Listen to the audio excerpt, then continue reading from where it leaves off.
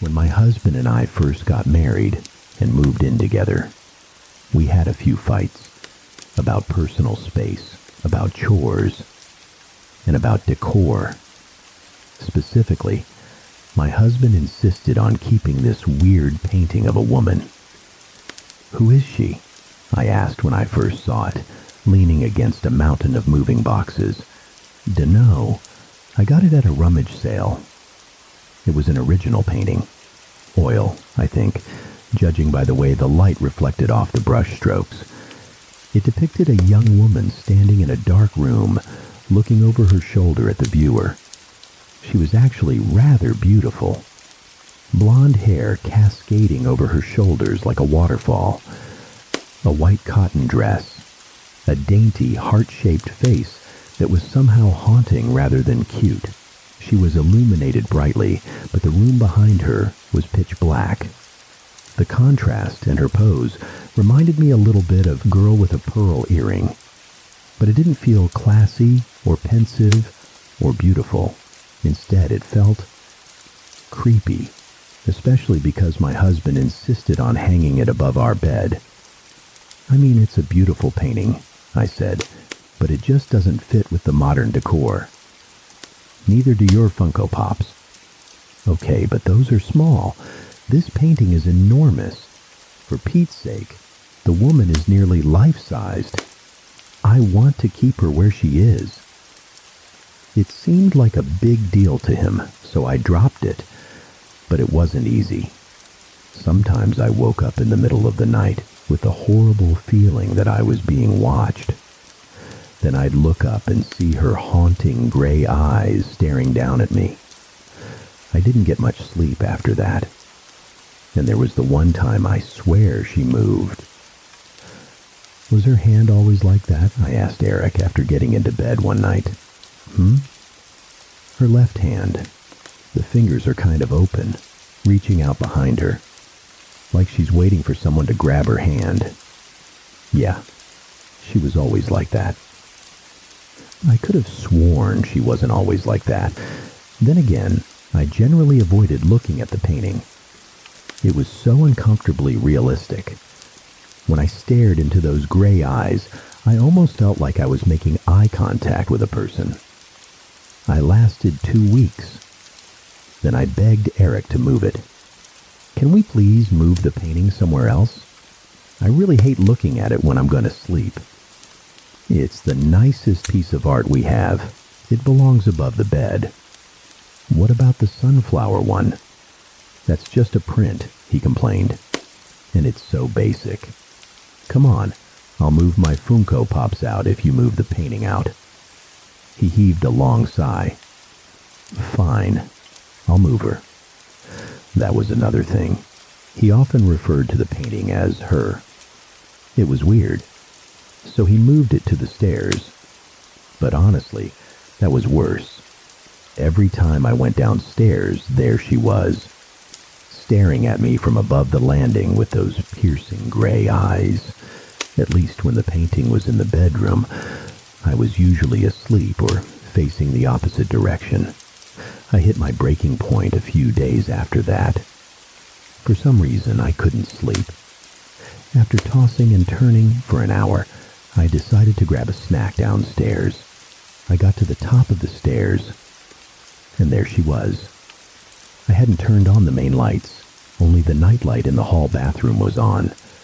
With everything so dark, the background of the painting melted into the shadows. But the woman still stood out, with her pale face and white dress, and my stupid, sleepy brain interpreted it as an actual person standing there. I jumped about a foot in the air, and I would have fallen all the way down the stairs had I not caught the banister at the last second. "Can we please get rid of that painting?" I asked the next morning. Eric turned away from the stove, set the spatula down. "Why?" "Last night, it scared the hell out of me. I nearly fell down the stairs." He stared at me. "She scared you?" he asked slowly. "Well, more like startled me. I thought it was actually a person standing there." He looked at me, Then he broke into laughter, and after a few seconds I started laughing too. It was pretty stupid now that I thought about it. I know I was sleepy, but still I thought the painting was a person. What did I think we were being burglarized by a young, beautiful blonde woman in a nightdress? For now, I'll move her into my office. Then you don't have to look at her at all. That sounds good. And for a while after that, things were okay.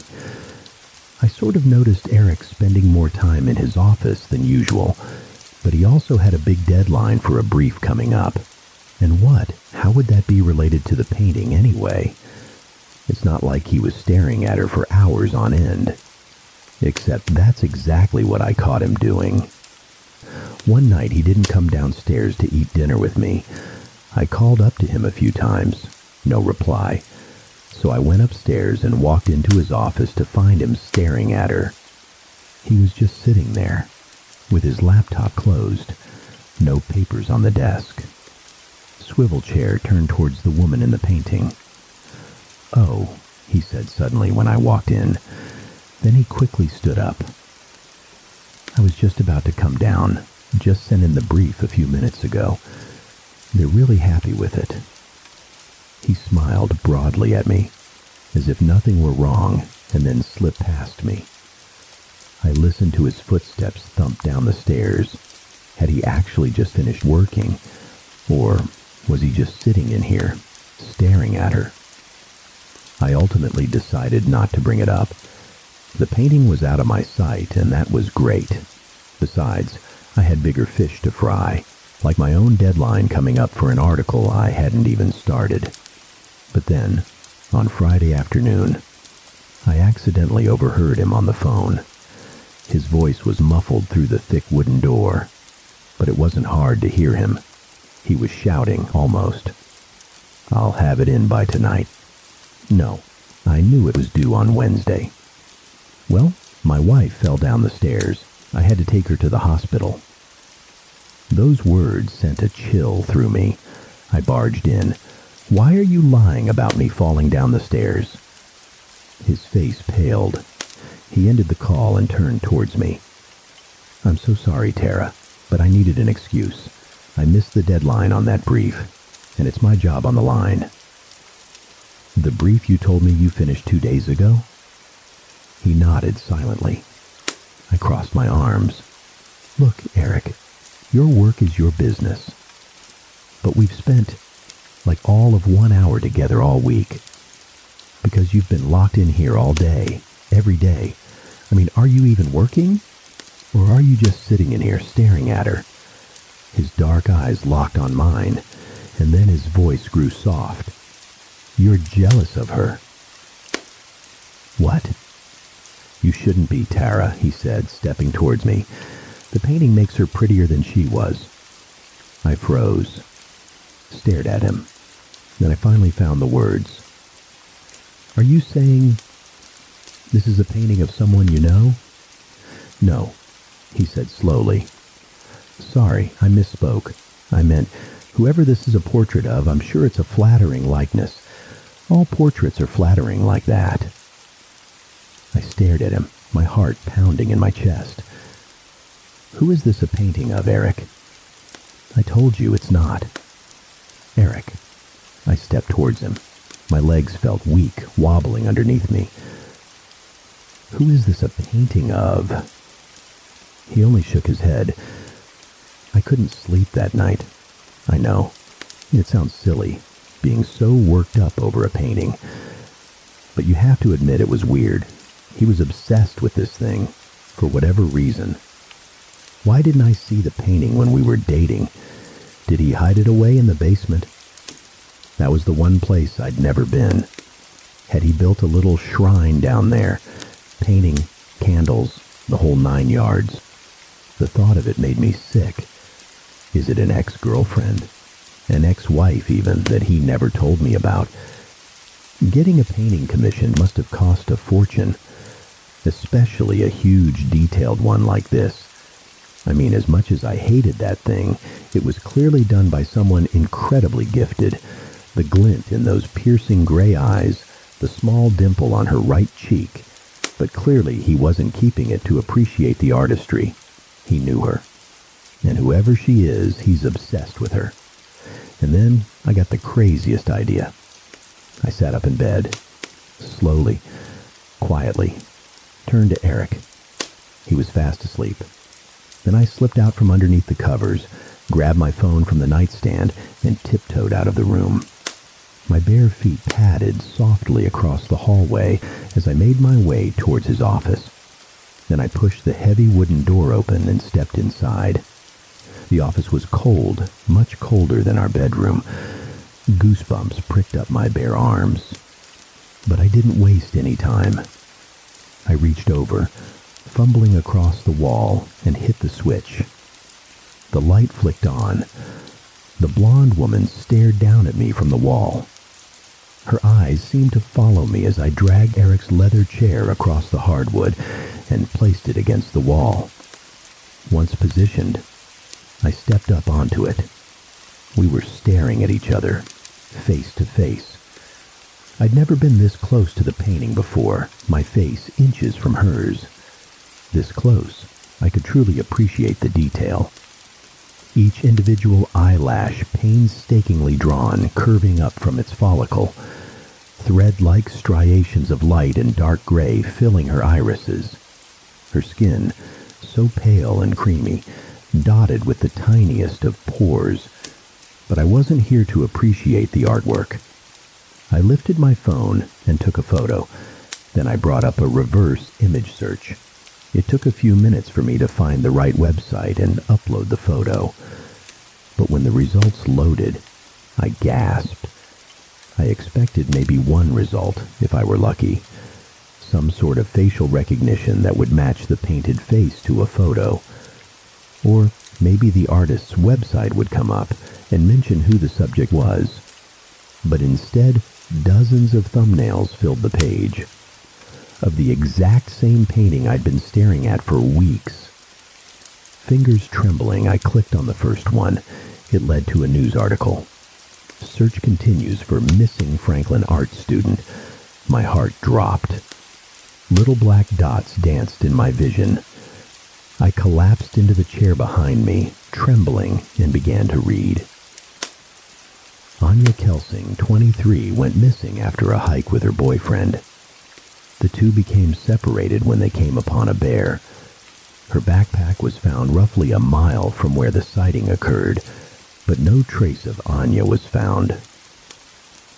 And the caption under the painting. Kelsing is a third-year student at Franklin College, majoring in fine arts. She recently completed a self-portrait that was exhibited at La Cour. I clicked on the next article, and the next, but they all said the same thing. Hike, bear, disappearance. All of them showed a photo along with her self-portrait. She looked strikingly identical to her painted likeness. None of them mentioned the boyfriend's name, but it had to be Eric. The most recent article from 5 years ago was a video clip of her parents begging for her search to continue. Sadly, judging by the news articles, it never did. I don't know how long I sat there. All I know is that I was suddenly jolted from my thoughts by a loud thump in the hallway. Footsteps coming towards the office. I shot up. He can't find me here. I glanced around the room, looking for someplace, any place that I could hide. But it was probably too late. Surely he'd seen the light on from under the door. I ducked under the desk just as he stepped into the room. Tara? I clapped my hand over my mouth, trying to silence my ragged breathing. He's going to see the chair out of place. He knows I'm here. He knows. Tara? You in here? Why did I hide? I could have just said I came in here because I heard a noise. Needed a pen. Couldn't sleep. Why the fuck did I hide? Now he's going to know that I know. Tara? But maybe it's fine. Maybe the bear got Anya. Maybe Eric had nothing to do with it. Isn't that more likely than Eric being a murderer? There you are. I looked up and screamed. Eric was crouched there in front of the desk, staring at me. "I was looking for a pen," I stuttered, lamely. "I wanted to write down. I remembered I have to pick up groceries tomorrow and I needed to add something." He tilted his head, a small smile on his lips. "I don't think that's the truth, Tara. Make a break for it." I started to lunge out from under the desk. His hand quickly shot out and grabbed my wrist. Hard. "You figured out who she is, didn't you? That's the only reason you'd be hiding from me." I trembled in his grasp. "What did you do to her?" I whispered. He let out a dry laugh. "So you think I'm a murderer? How nice. That's the first conclusion you jump to." "No, I don't think you're a murderer." I swallowed. Stupid, stupid, stupid. If he killed her and he knows you know, then you're dead too. "I'm sorry. I didn't mean that. Just, what happened? They didn't find a body. Did the bear get her?" He didn't reply, just stared at me silently with those cold, dark eyes. "I was jealous," I continued desperately, "but now I understand. I wish you'd just told me. To lose someone like that. Of course you'd want to keep the painting. It's all you have left of her." "You should have just left it alone," he said, his tone oddly emotionless. "I'm sorry you had to find out this way." I screamed as he lunged for me. "It's over." His hands were clenched tight on my wrists as he dragged me out from under the desk. I pulled back, trying to wrench myself free, but it was no use. Thump. A loud crash sounded behind us. Eric whipped around, and for a split second, his grip released. I acted instantly, pulled free from him and ran, pivoting around the desk and racing towards the door. As I glanced back, I saw Eric starting after me, but I also saw what had made the noise. The painting of Anya had fallen from the wall. It lay askew on the floor, her gray eyes staring emptily upwards. I was always a fast runner. Eric was only halfway down the stairs by the time I was at the bottom. Bursting out into the cold air, I began to scream. He grabbed me from behind and tried to pull me back inside, but it was too late. Lights were flicking on. Our neighbor rushed out of his house, dialing 911. It was over. The police arrested Eric for assault. And once I told them my story of his obsession with Anya's painting, they were able to search our house. And hidden in his office drawer, in a small box, was a pair of gold earrings. The same earrings Anya wore on the hike that day. The case is slowly mounting against him. I'm hoping, praying Anya gets justice and that a jury convicts him of her horrible murder. And would he have done the same to me if I hadn't escaped? If Anya's painting hadn't fallen off the wall? There was an explanation, of course. When Eric had moved the painting to his office, he'd mistakenly installed one of the hangers into pure drywall. The weight of the painting had caused it to rip out, and the painting fell. But sometimes I think Anya was watching over me, that her self-portrait carried a piece of her soul, and that night she'd protected me from falling victim to the monster who ended her life. The painting now hangs up in my foyer. Every day I walk by it, and new details pop out at me. The deep, shadowy green of the room behind her, a perfectly painted strand of blonde hair, the glint in her piercing gray eyes, and sometimes I think she's smiling back at me.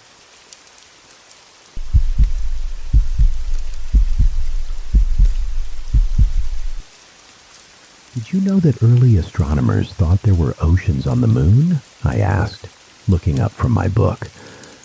Mom shifted in her hospital bed, tubes and wires moving with her.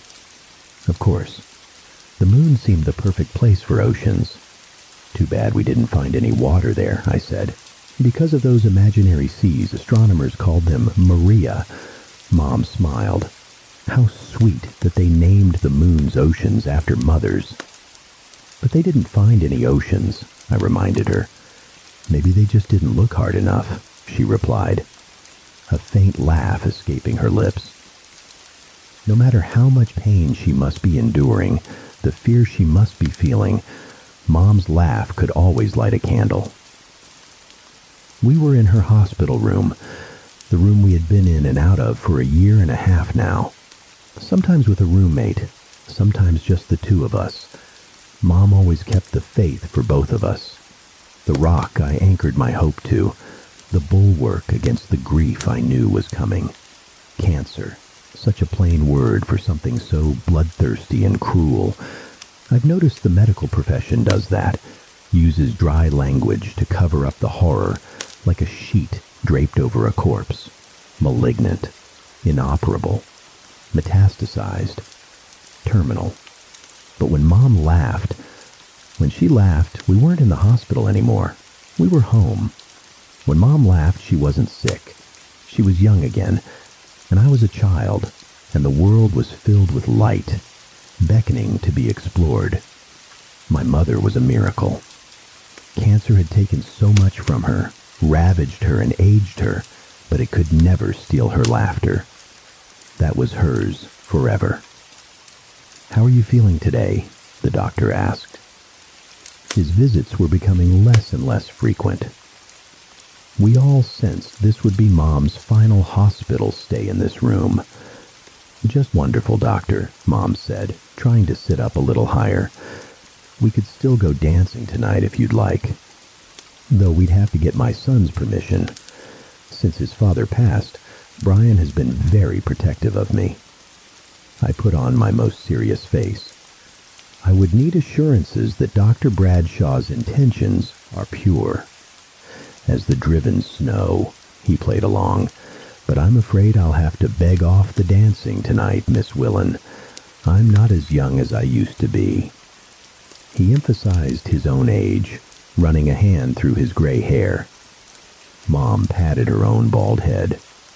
"You and me both, handsome," she said. Dr. Bradshaw smiled, but I could tell he was troubled. I saw him glance at the small statue I had placed on Mom's bedside table. That talisman was a miniature gray soapstone oak tree. There were 4 faces carved into the tree, like sentinels against sickness and dark spirits. I noticed the stone figure made the doctor uncomfortable. To be honest, I could barely look at the talisman myself for more than a few seconds.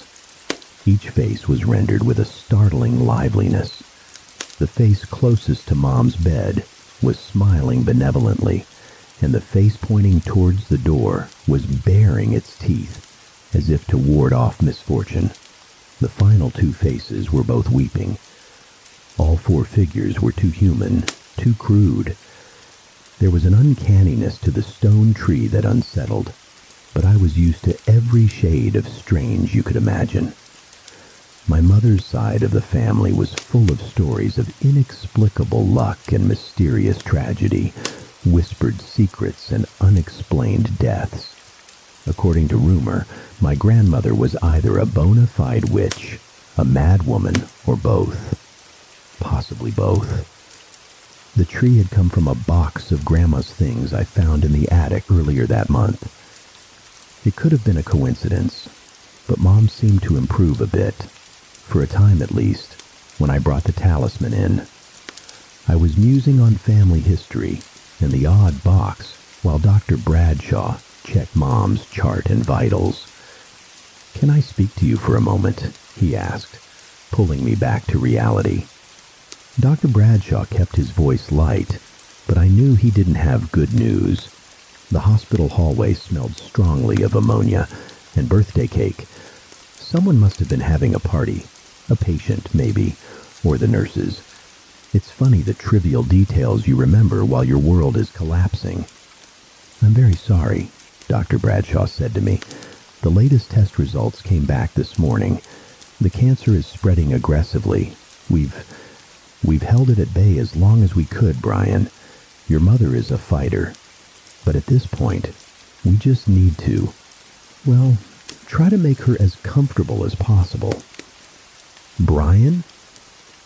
The dam was cracking, the grief waiting on the other side, heavy and cold like an empty house.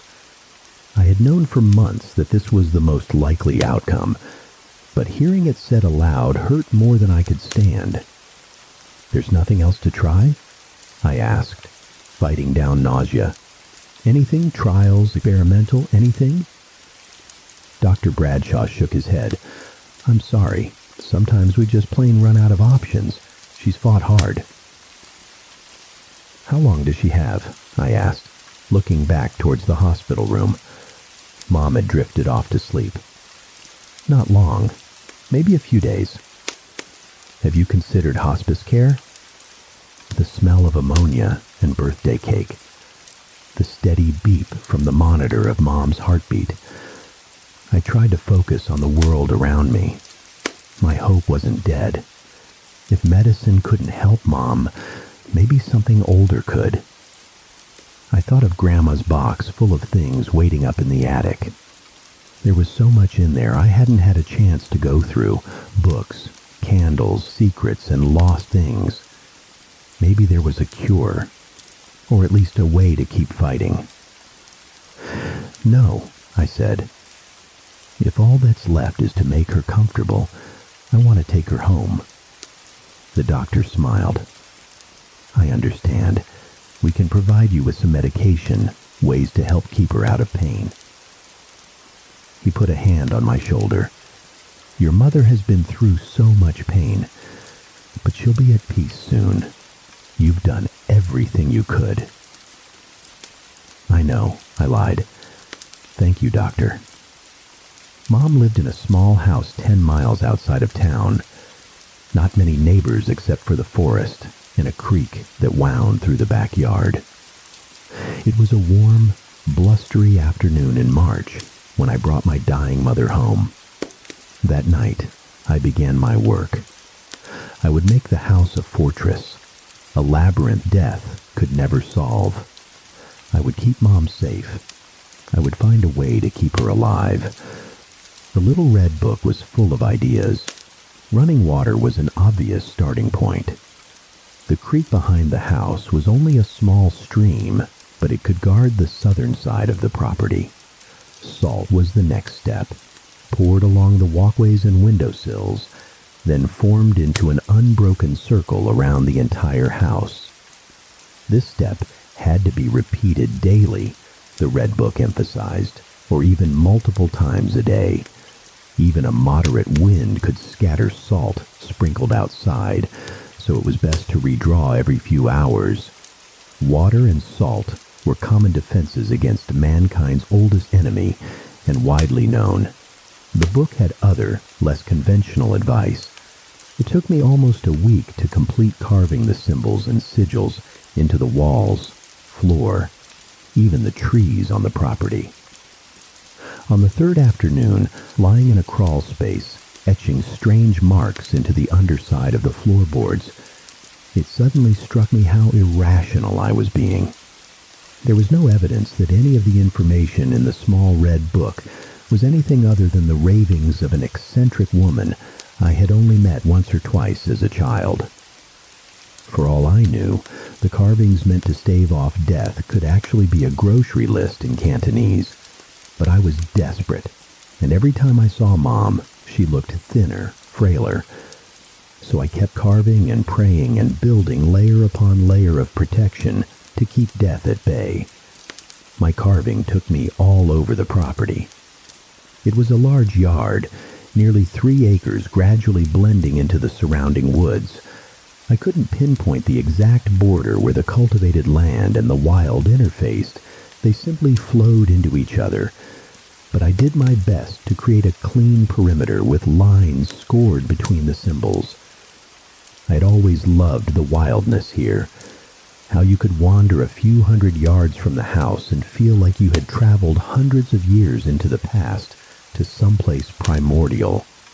It was the perfect playground for a child, whether I was exploring trails, catching tadpoles, or spending an entire summer building yet another treehouse, convinced this would be the final one. It never was. I was never satisfied. The house itself, while small, had always been plenty for Mom and I. My father had passed when I was 7. I didn't remember much about him, only how big he seemed, with a smile as bright as a campfire and hands that I thought could encircle the whole world. Mom often said that I took after Dad. I could see it in old pictures of him. We had the same eyes, green as moss in summer, and the same shock of red hair, the enemy of any comb on the planet. The sicker Mom got, the more frequently she called me by Dad's name. I worried when Mom drifted like that, but a part of me was proud to be mistaken for him. After all the symbols were carved, there were a few final steps in the book to keep death from visiting. There were dozens of talismans and holy objects at the bottom of Grandma's old box in the attic. I sat up there poring over everything Grandma had left behind, cross-referencing the red book, stacking the small charms into neat piles. None of the idols were larger than my thumb. Some were iron, and some were wood, some heavy, some light. All of them were unsettling to look at or touch. The attic was damp, but not enough to explain the deep chill as I sorted through the charms. I wasn't particularly tall, but the attic seemed designed for dolls, the rafters so low I couldn't even crawl. I moved on my knees, the rough floorboards threatening to bite through even my jeans. I could have brought the box downstairs for more room, but that idea filled me with a profound unease. Better to keep the box in the attic, only bringing down the objects as I needed them. Up here at least, Grandma's things, her legacy, was contained. The red book was very specific about the distribution of the holy objects around the house and property. I stepped carefully through Mom's backyard, my boots sinking into mud, a compass in my hand. It had rained nearly every day since I brought Mom home from the hospital.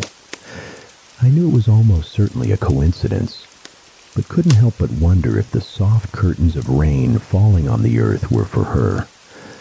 I placed the charms in a rose compass pattern with the house at the center. The most frightening objects were given places of honor at each of the cardinal directions. Water, salt, sigils, charms, all placed carefully, with intent. Grandma's book promised that these things would provide some level of protection against the inevitability of death. The symbols would confuse it, the charms would distract it, and the water and salt formed barriers to slow it down. But death might still find a crack to slip through.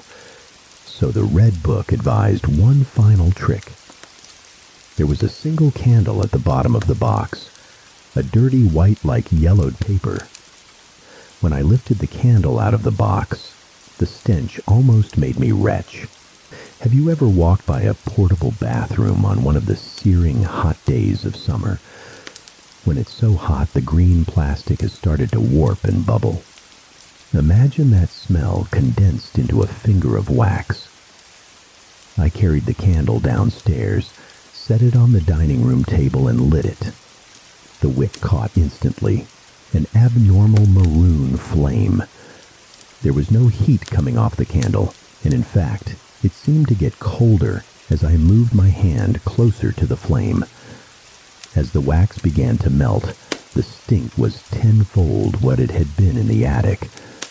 I swallowed down the bile rising in my throat and quickly left the room, shutting the door behind me as I went. It helped contain the smell to that room, but I couldn't shake the nausea. I went to check on Mom. "Do you remember the day you ran away?" Mom asked, sitting up in bed, her lunch still untouched on the bedside table. I didn't think Mom had any weight left to lose before she was only bone and memory. Her skin was thin as rice paper over a frame that seemed to shrink every day. But her eyes, no matter how frail the rest of her body became, were still two small lanterns against the darkness, green and bright and full of life. "I didn't get far," I replied. and I didn't really run away, just stretched my legs. Mom smiled. You told me you were going to join the circus.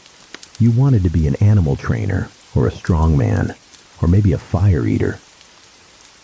I think I wanted to be all of those combined. Young me was very big on multitasking. Mom turned her head to look out the window towards the yard. I was so scared when I saw your note, the one that said you were leaving. My hands shook so much I could hardly believe it when I called the police and then Mr. Jonas down the road. It felt like we looked for you half the night, though it couldn't have been more than an hour before we found you out there, lost in the woods, wandering and shivering. You didn't even bring a jacket. I sat down on the bed beside Mom. Yeah, I didn't really plan ahead for my escape to the circus. I remember I lost my nerve for it pretty quickly, but couldn't find my way back. I was glad you found me. I was too, Mom said, and I noticed her wipe away a tear. I really was. That hour you were missing Brian was the most scared I've ever been. Scared we wouldn't find you. Scared you might be hurt or worse. I could hardly breathe for the fear. Then suddenly you were there, and the relief almost made me collapse. I think we stayed up together all night that night looking at the stars. I wanted to make sure you could find the North Star in case you ever got lost again. Mom turned back to me, held out a thin hand, and placed it on mine.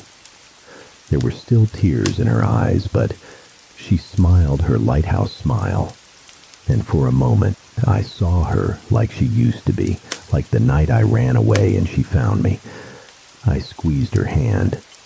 I was scared too. I was scared I'd be stuck out there. What made you think of that? Oh well, I've been thinking a lot about death lately, and don't. I cut her off. Don't talk like that. You're not going anywhere. Not for a long time. It's okay, Mom said, squeezing my hand. It's okay. I've known real fear and what I'm feeling now. It's not like that. I'm scared, I suppose, but I'm at peace with it. I've had a beautiful life. I'm so glad I got to meet you. Got to be your mom.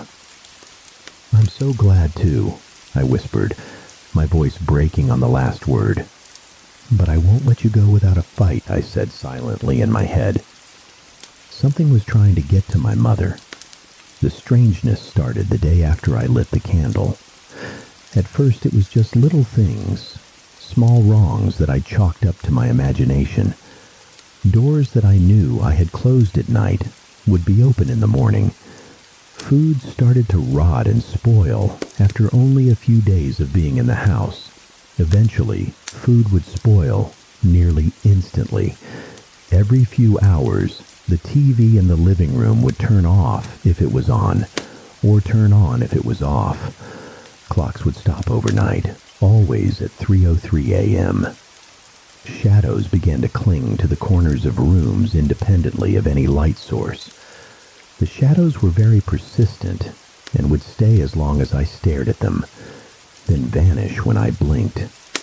I began to hear noises and knocks at all hours, and sometimes when I entered an empty room, I had the sharp, fleeting sense that it had only just been occupied.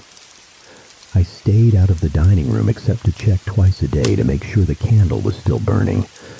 The stench was horrific and would crawl into my throat and nose the moment it had an opening. I always kept that room's door shut and had air fresheners going 24/7 in the surrounding rooms. The strange thing was, the candle never went out, never even seemed to get shorter. I could see the wax melt, but day after day, the candle remained unchanged. The days went by, and the wrongness only deepened. Both Mom and I stopped being able to sleep for the vivid nightmares we couldn't remember upon waking. Only the aftertaste remained, but that was enough to keep my heart racing until morning. I started sleeping in the chair in Mom's room. I did this to comfort her if she woke up at night in a confused state, but also because, if I'm being honest, I was too scared to sleep alone. I felt like a child running to their parents' room, convinced there were monsters under the bed. Only, maybe there really were. By the third week, I couldn't keep doors shut anymore. They would fly open the moment I left the room. The terrible scratching began inside the walls. I told Mom it might be squirrels or mice, but the sound was too persistent, not rodent-like, more like a dog wanting in. I stopped leaving the house for supplies. Instead, I had the little food we ate delivered. I kept the curtains drawn. Every night there was tapping on the window glass. About a month after leaving the hospital, we were living like ghosts. The dining room could no longer contain the candle's stench. The entire house reeked. The small noises gradually shifted to laughter, screams, and whispers from the rooms around us. Something kicked the bathroom door so hard the hinges warped. I covered every mirror in the house. I began to see things in the corners of rooms looking back at me, half-hidden faces, shapes that darted away the moment I turned my head. Mom was drifting further and further away. She had long stretches of confusion, forgetting my name, forgetting where we were. Sometimes she thought I was Dad. Other times, she just stared at the wall for hours, more faded each day like a sun-bleached Polaroid. But she was still alive. We were clearly under siege by something. My world narrowed to a single room, and every trip to the bathroom or opening the door for food felt like crossing no man's land. The noises got worse, the shadows got closer, the sense of movement around the house got sharper. Occasionally I felt hot breath on the back of my neck or passed through a pocket of cold air. I stopped redrawing the lines of salt around the house. I knew deep down that as long as that ugly candle burned, death wouldn't be able to take Mom. On day 33 after leaving the hospital, I woke up from a nightmare to find Mom's bed empty. She hadn't been mobile in a week, so my first feeling was hope that she might have recovered, at least a little. Then I realized the stench we had been living with for weeks was gone. "Mom!" I cried out, running from the room barefoot. I found her in the dining room, the door wide open. She was standing by the table, as frail as a neglected scarecrow, swaying back and forth. Her hand was hovering over the candle. The flame was out. "Why did you do that?" I whispered. "Mom? Are you okay?" I stumbled into the room, the wooden floor icy cold. Mom didn't react to my presence. She just kept swaying from side to side. I realized she was still asleep. "Mom?" I gently shook her shoulder. "Wake up." Her head snapped back, and she nearly fell. I caught her. She was as light as dandelion fluff. "What's happening?" she asked, looking around the dark room. "It's okay," I told her. "You were sleepwalking." "I just had the strangest dream," she mumbled. "There were so many stars and—" She began to shiver uncontrollably. The cold hit me a moment later. I let out a gasp. The house had been chilly before, but the dining room was nearly freezing. My breath bloomed into a thin cloud in front of me. I started to become acutely aware of the complete silence that filled the house. Then I heard the scratching. It came from all the rooms, raking sounds deep in the walls surrounding the dining room. Footsteps followed immediately after, heavy and quick. Somewhere in the house, a pane of glass shattered. "Brian," my mother said, clinging to me. "It's okay," I said. "Everything is going to be—" My voice abandoned me as a massive black shape materialized in the corner of the room. It was the shape of a man, but tall, impossibly tall. and it moved fast. Before I could scream, the darkness had swept over us, enveloping Mom. In the space of a single heartbeat, she was gone. "No," I whispered, clawing at the fading darkness where Mom had stood. "No, no, no, no, no." The shadow was disappearing like a pool of water soaking into the floor. There was a texture to it, oily and too slick to hold. I thought of my mother on the night she found me lost in the woods, the night I ran away. The memory flooded with her face, her lighthouse smile. I remembered the relief I felt when she found me, the all-encompassing love. I held on to that feeling, gripped it tight. "You can't have her," I whispered. I closed my fist around the last tendrils of shadow. There was a terrible feeling of resistance, like I had grabbed the tail of a horse and it was trying to throw me off, but I held on. It felt like being torn and dragged. It was a maelstrom with a will of its own, but I held on. It couldn't shake me loose. The temperature was dropping by the second, and I could feel my vision darkening. The last thought that skittered through my head before I passed out was a promise to myself that even if I died, my grip would hold. I wouldn't let go of my mother's life. All sound and light faded, narrowing to a point, and then winking out. I woke up under a sky full of stars. I was lying on soft grass, still in my pajamas and old t-shirt. It was cool wherever I was, but pleasantly so. I stood up. Trees surrounded me, tall and close together, interlaced with shadows. Just to my right, there was a road running straight as an arrow into the distance, blurring into the horizon. But the stars, they were unlike anything I had ever seen before. Brilliant ribbons of aurora undulated overhead in shades of green, cyan, and purple. The stars lit the sky like millions of floating lanterns on a still ocean. The moon shone brightest of all, like a spotlight hanging from the treetops. So close I thought I could reach up and touch its face. "You are persistent," a voice came from the woods behind me. I spun around but couldn't see anyone. Then a streak of black began to materialize against the gloom. The shadow detached itself from the woods and moved towards me. I recognized it instantly as the darkness from the dining room. As it got closer, the thing grew until it touched the sky and filled my vision. A deep horror seeped into me, but I stood my ground. "Give her back," I shouted. The shadow detached from the sky, then stood before me, the shape and size of a tall man. But instead of a void, the thing had cloaked itself in starlight. Miniature constellations drifted across its body, floating slowly like a time-lapse of the night sky. Brightest of all was the North Star, blue and warm. The space between the stars was a complete absence of light. Not darkness, but the total absence of light. It was the most beautiful and terrifying thing I had ever seen. "What are you?" I whispered. "You know," it replied. "Give her back," I pleaded. "Please, give her back." "I cannot.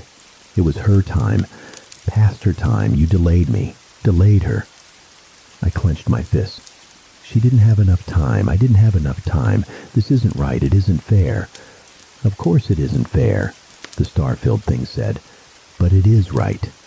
Each person has their time, and when it is over, I am there. And there is a road, and we walk it together."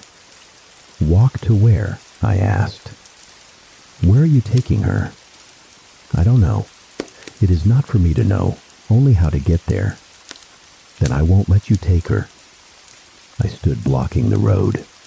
The world was still and solemn around us. The constellations drifted like clouds, and a gentle breeze stirred the branches. The star-filled thing didn't reply for a moment. "Your mother was very kind and caring. Wherever she goes, she will be at peace," it promised, but the creature held up a hand. "Have you ever stopped to think that death is not the enemy? Death simply is. It is the natural companion to life. It holds no prejudice or malice, no schemes or ambition. Your mother has suffered too long, felt too much pain. Instead of letting her rest, you willfully prolonged her life beyond its given arc. You kept her alive, but at the cost of exhausting her, extending her illness, diluting her. Did you keep her alive for her sake or your own? I couldn't answer. Extending life is unnatural, dangerous, it told me. In the weeks you kept me at bay, you attracted the attention of ancient, hungry things, forces that would delight in devouring even the memory of your mother, rending and gnawing until there was nothing left but pain, fear, and a perfect emptiness. I shuddered, remembering the raking sounds, the broken window, and laughter from empty rooms. "I'm sorry," I whispered. Can they hurt her here? Is she safe?" The stars within the darkness burned brighter for a moment. "Your mother will not walk her road alone. None of you walk alone. I am with you to the very end."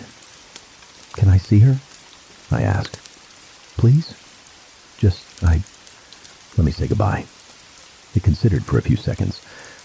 "You are persistent." And then the star-filled thing vanished. I stood alone on the empty road. "Brian?" I turned and saw my mother behind me on the road. She looked younger, healthier than I had seen her in years.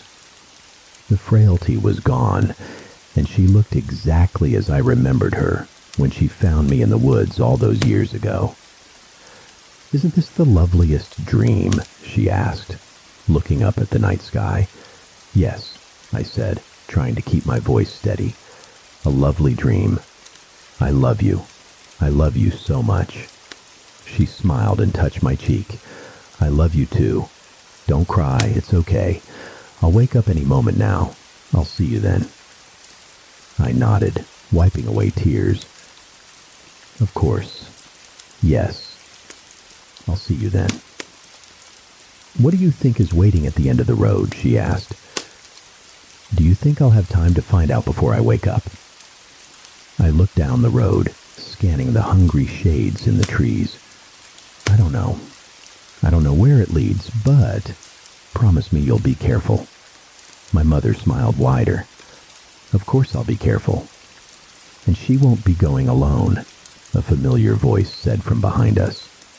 I turned, expecting to see the star-filled thing, but the man standing on the road was completely ordinary. The moonlight was bright enough for me to recognize that he had moss-green eyes and a shock of red hair. "What a lovely dream," my mother said. The man walked towards us and took my mother's hand. We looked so similar. I could understand why she confused us when she was sick. "Take care of her," I said to the man. Just please take care of her.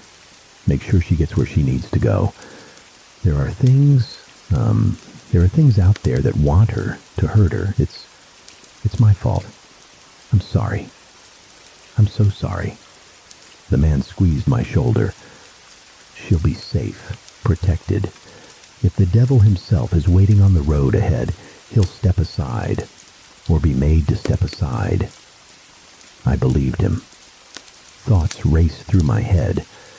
There was so much I wanted to say, questions, a million ways to say goodbye. I wanted to hold on to this moment as long as I could, but I realized I had delayed Mom long enough. "I love you," I said to them both. "Goodbye." I woke up back in the dining room, sitting at the table, the unlit candle in front of me. The house was quiet and still. No more scratching, no sounds or sense of life.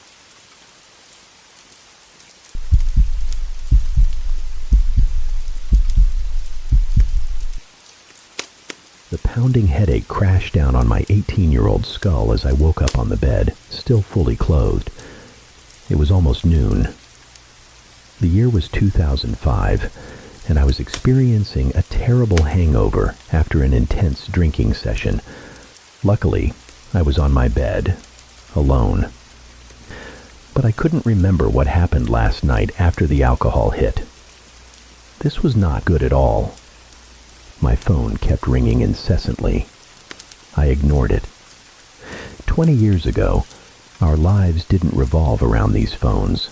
My God, has it really been 20 years? Lucy, my best friend, was passed out on the sofa amid the empty bottles. The house looked like a battlefield.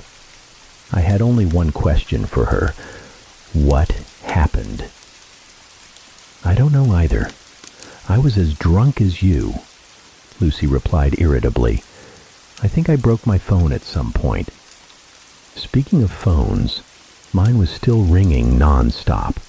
Call after call. What the heck? I ignored it. It must be some mess I made last night, and now I wasn't ready to face it. But I glanced at the call log and saw dozens of missed calls from the same number. Either it was a spam number or some psycho I met last night that I now wanted to avoid. Brr. Brr. Brr. My phone rang again. Leave me alone, I snapped and threw the phone down. Is your phone also ringing nonstop? Lucy asked. She showed me her phone. The screen was cracked, but it seemed to be working, and she showed me it was also receiving a call. I can't even answer it if I wanted to, Lucy said, before announcing she would go to the phone store to get it fixed and left. Brr. I was so angry I threw up. Brr, brr, brr. The phone kept ringing persistently. Maybe it was because my body had just expelled everything inside, but I suddenly felt a chill down my spine when I saw the incoming call this time. It was still that damn number. My instinct told me not to answer. I suddenly remembered I had called this number last night, but that didn't mean I would answer it. It was time to Google this number. Writing this now seems crazy, but Googling something at that time wasn't as obvious as it is now. I found the result. A forum site, like a college revenge porn site, where people posted pictures of others and talked behind their backs. There was some information about the number on my college's section of the site. The title of the post made my skin crawl. Do not ever call this number. Do not answer if it calls you. The rest of the post went on to explain, the poster didn't know why, but the number was cursed. If you called it, it would call you back until you answered, and you would die if you answered it. How? Why? Who? What? No further answers. Just a warning. Did I believe it? Enough to realize something terrifying. I had to find Lucy and stop her, in case she planned to answer the call from that number. She had just returned from the phone store with her repaired phone and vanished into her room to sleep off her hangover. Brr. Brr. Brr. I could hear the phone ringing as I got back home. Lucy's room. It was coming from Lucy's room. I burst through her bedroom door. Do not answer. I couldn't see Lucy anywhere, just her messy bedroom. I yelled for her, my voice drowned out by the sound. Brrr, brrr. I followed the sound of the phone. Oh no, she was in the bathroom. The ringing was interrupted by the sound of the toilet flushing. Do not answer, I screamed again, as the bathroom door began to open. Too late. I saw Lucy pressing the answer button just as the door opened before me. Dylan, she answered sleepily. We looked at each other. She looked at me like I was crazy. For a brief moment, I thought everything would be fine. Then a piercing scream emanated from Lucy's phone, right by her ear. The scream was so high-pitched, so shrill, so penetrating, that I thought my eardrums would burst. Then Lucy's ear exploded. Blood gushed from her ear, the ear closest to the phone. She dropped the phone, and I watched it fall to the ground and burst into flames. She screamed in the most excruciating pain I had ever heard and collapsed to the floor, clutching her head. I rushed to help her. The phone burned fiercely, scorching me. I could only helplessly watch as she writhed in agony, and her other ear also exploded, blood splattering everywhere. Then her mouth, nose, and eyes. Soon, my best friend was a bloody corpse at my feet. I had no clues other than the mysterious internet warning and the phone calls.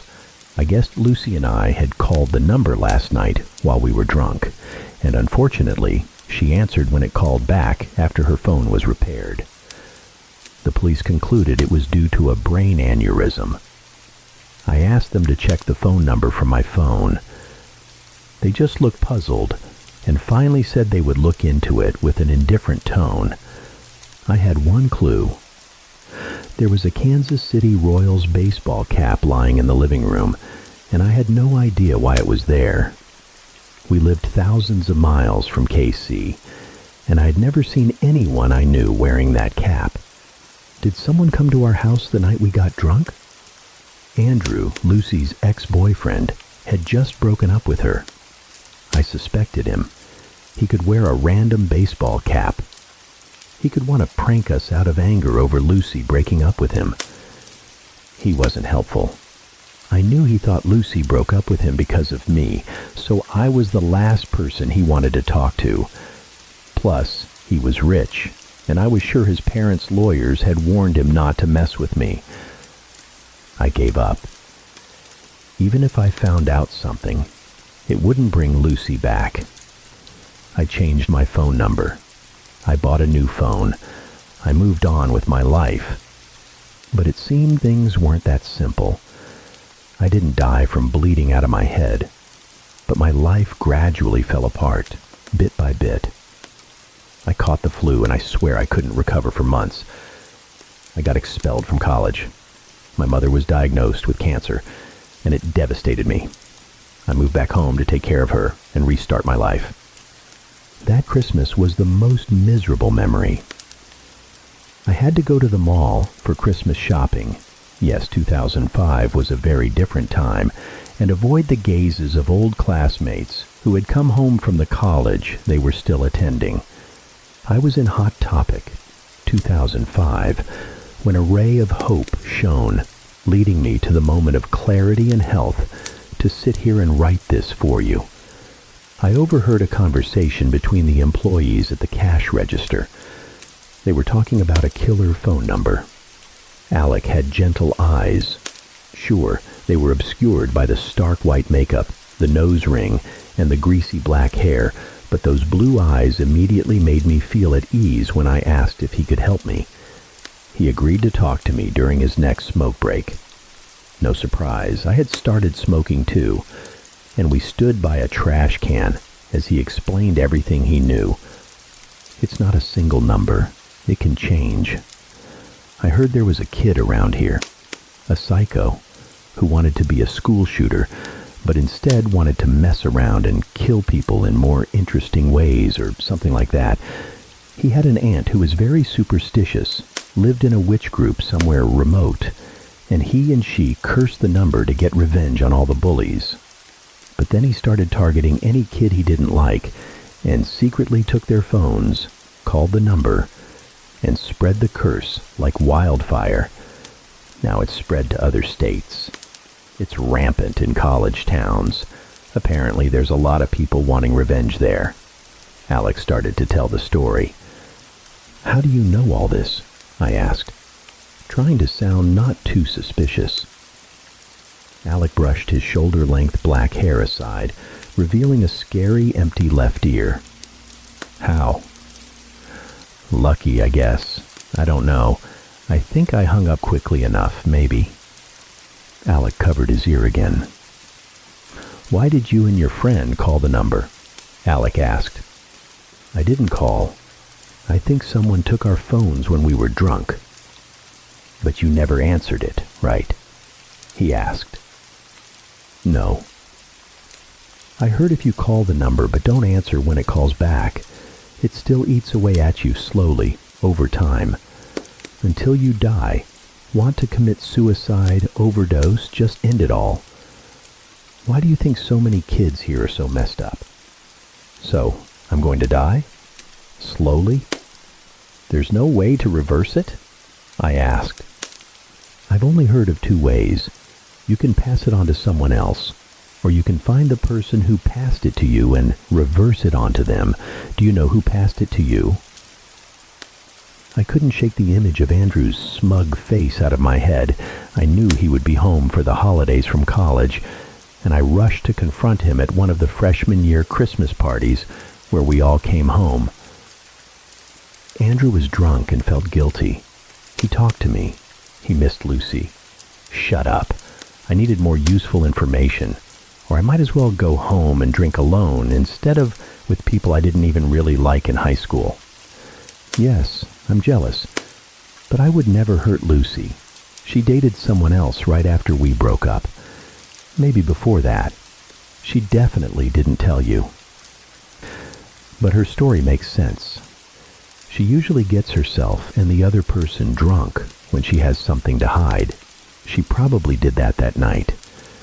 Then she probably invited him come home. Andrew finally gave me a little clue. He took a long swig of the beer. He's also doing it Lucy's way, getting himself drunk when he wants to share something difficult to say. You should check her Facebook. That's always where she talks to guys she wants to hide from. It's a lot easier to hide than a phone call. I couldn't believe I hadn't thought of what Andrew suggested. It was 2005 and everyone's Facebook would still be there like ghosts after they died. I knew Lucy's email. I knew the password she might have used. I accessed her inbox within 30 seconds of returning home from the party. There was a message from an account with no profile picture. Dylan Lanning, University of Oregon. It seemed the profile had been deleted, but the skeleton of the account and messages remained. Reading through the conversation between Lucy and Dylan, I saw he had randomly stumbled upon her profile on Facebook and reached out. Gross. It was clear Lucy had started dating or hooking up with him, but he was at a fairly distant school, so it was weird. And it started while she was still dating Andrew, so she hid it, even from me. He was visiting friends that weekend, and she planned to introduce me to him after we got drunk. That night started flooding back into my mind bit by bit, like how blackout drunk nights had played out for me over the years. I vaguely remembered the image of some white dude looking like a college student in my kitchen that night. He looked very much like Andrew. Lucy liked that type. Facebook at that time was still quite basic, so searching for people in college was easy. I found Dylan's real or new account pretty quickly. There it was. University of Oregon. Hometown. Kansas City. Sigma Chi fraternity. His profile pic was a photo of him grinning widely with a Kansas City Royals cap. Oh, and he was dating a girl. What a jerk. Now I had to play the moral game. Was I 110% sure that Dylan was the one who had touched Lucy's phone or my phone that night and called the curse number? Or was he simply trying to escape the curse and passed it to us? It had to be him. No one else. Alec had mentioned that he had heard many times people would take it to other colleges if they got it there. And how could you trust a frat boy? Especially in 2005. That was enough for me. Nice to meet you, Dylan. I went to Oregon the first weekend after winter break. I found Dylan's frat house. There was a party on Saturday night. Perfect. As a reasonably attractive girl, I slipped in and blended with the crowd quite easily. But I disguised myself so Dylan wouldn't recognize me. A wig, thick makeup, glasses. Not too difficult. The party was wild, filled with booze and debauchery. I spotted him on the dance floor with his friends. I reached into his pocket and found his mobile phone. I withdrew to the bathroom. I quickly scrolled through his contacts until I found his girlfriend's name. I switched her number to the cursed phone number. Then I called the number. I went back to the party and slipped the phone back into Dylan's pocket. He didn't seem to notice. Too busy having fun with his friends and snorting cocaine. Oh my God, I hadn't even planned for that, but it would be the perfect excuse for his head exploding that night. The next step was tough. I wanted to witness it all. I befriended the most beautiful girl I could find. I asked if she could help me out a bit.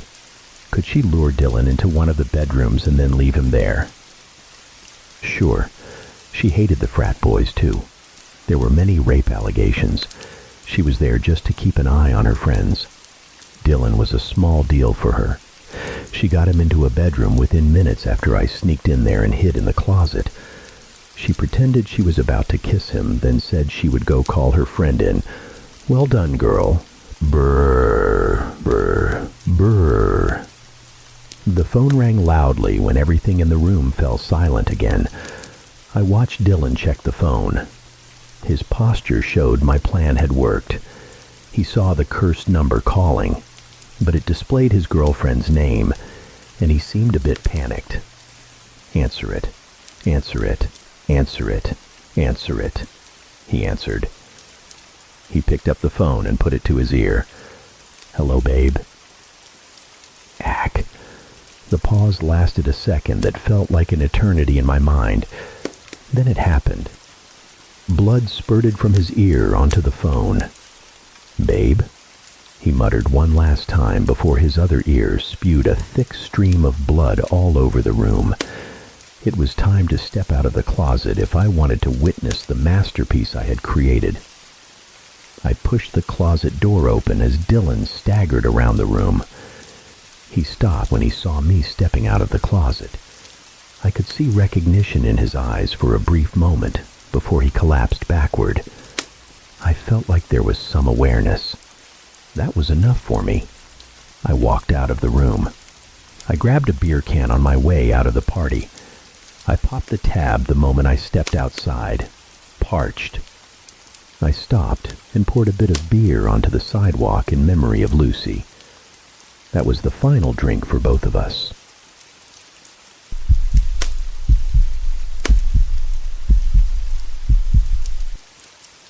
I run a little diner off the highway, smack dab in the middle of nowhere, Kansas.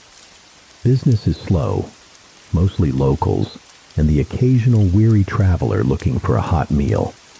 And whenever one of those weary travelers step through my door, I introduce myself, get them their food, and then I sit down and tell them all about my little game. See, I inherited this diner from my parents. And aside from the occasional trip to a nearby town for an event like a fair or festival, I've lived in this sleepy little town my whole life. But I don't mind it, really. I like the peace and quiet that comes with it. And I can't deny that I have a pretty good life, all things considered. I have amazing friends, a husband who loves me to death, and a beautiful little girl named Kate. However, all that being said, I also can't deny that my life has been pretty uneventful. Not a lot of excitement happens to me, if you know what I mean. So, whenever I get a new face in the diner, I ask them if they have a story they'd be willing to tell me. And if they do, I'm always happy to give them a discount on their meal. I've been doing it since I was 22, so that's about 10 years now. I'm a little embarrassed to admit this, but the reason I started this whole game was that I had just learned about the concept of cryptids and thought it was the coolest thing ever. More specifically, I thought it would be really cool if people thought I was a cryptid. You know, the diner girl in the middle of nowhere who you tell your darkest secret to and then never see again. Isn't that kind of a unique way to be remembered? Well, that was my edgy, horror-obsessed teenage self's thought process anyway, and it kind of just stuck. Usually people are pretty hesitant at first. However, they tend to open up more after I remind them that we'll probably never see each other again, and that I honestly don't care what kind of story they tell. Anything they want to get off their chest, I'm happy to listen. I just want to break from the monotony of small-town life, you know. And man, have I heard it all. Secret love affairs, childhood traumas, deathbed confessions overheard by nurses, the story of one patron's passionate, 2-month-long secret affair with another woman during college, right before she died in a freak accident that he never breathed a word of to anyone, especially not his very devout husband now. But aside from all that, there's one type of story I hear more than any other. Horror. I get it, though. Ghost stories, the supernatural, whatever you want to call it. Those are the things people are afraid to talk about. And I think part of that is because they're afraid to believe in it. But who cares if you tell me? You're never going to see me again. So what's the harm in finally letting someone hear it? Heck, even if I believe you or not doesn't really matter. They still get the discount. But I do believe them. The people who tell me these stories. It's just something in their eyes, you know? When I look into them, I can see that they're haunted by something awful. And I think it helps them to talk about it. To walk away feeling like they don't have to carry that weight alone anymore. And sharing that weight with them is something I'm grateful I can do for them. I listen to their story, get them a sweet tea and a slice of pie to comfort them afterward. I'll hold their hand if they let me. Just generally try to be there for them. It's a small way that I can have a positive impact on those who are truly suffering. Be that kind stranger they can confide in and know that they'll be believed. Anyway, I've told my husband some of these stories over the years, and he recently started browsing this subreddit and suggested I share some of them with all of you. So here I am, curled up in my favorite armchair after finally getting my little girl down for the night, my laptop, and my adorable cat, Cinnamon. I really hope you guys enjoy the story I've decided to share today, and I might just post some more soon. This happened about 5 years ago. I think it was early July, right after my 27th birthday. This young woman walked into the diner. I'd guess she was a few years younger than me, maybe 23. She looked like she hadn't had a good night's sleep in weeks, with dark circles under her eyes that took me a moment to realize weren't bruises. She sat down at a booth, and I went over to pour her a cup of coffee, which she accepted gratefully. I took down her order waffles with powdered sugar and a side of fruit, and went ahead and took a seat across from her.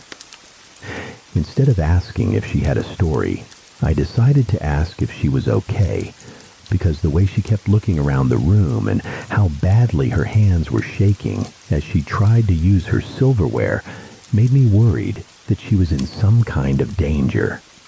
She looked at me, eyes welling up, and in the smallest voice you can imagine, she simply said that I wouldn't believe her.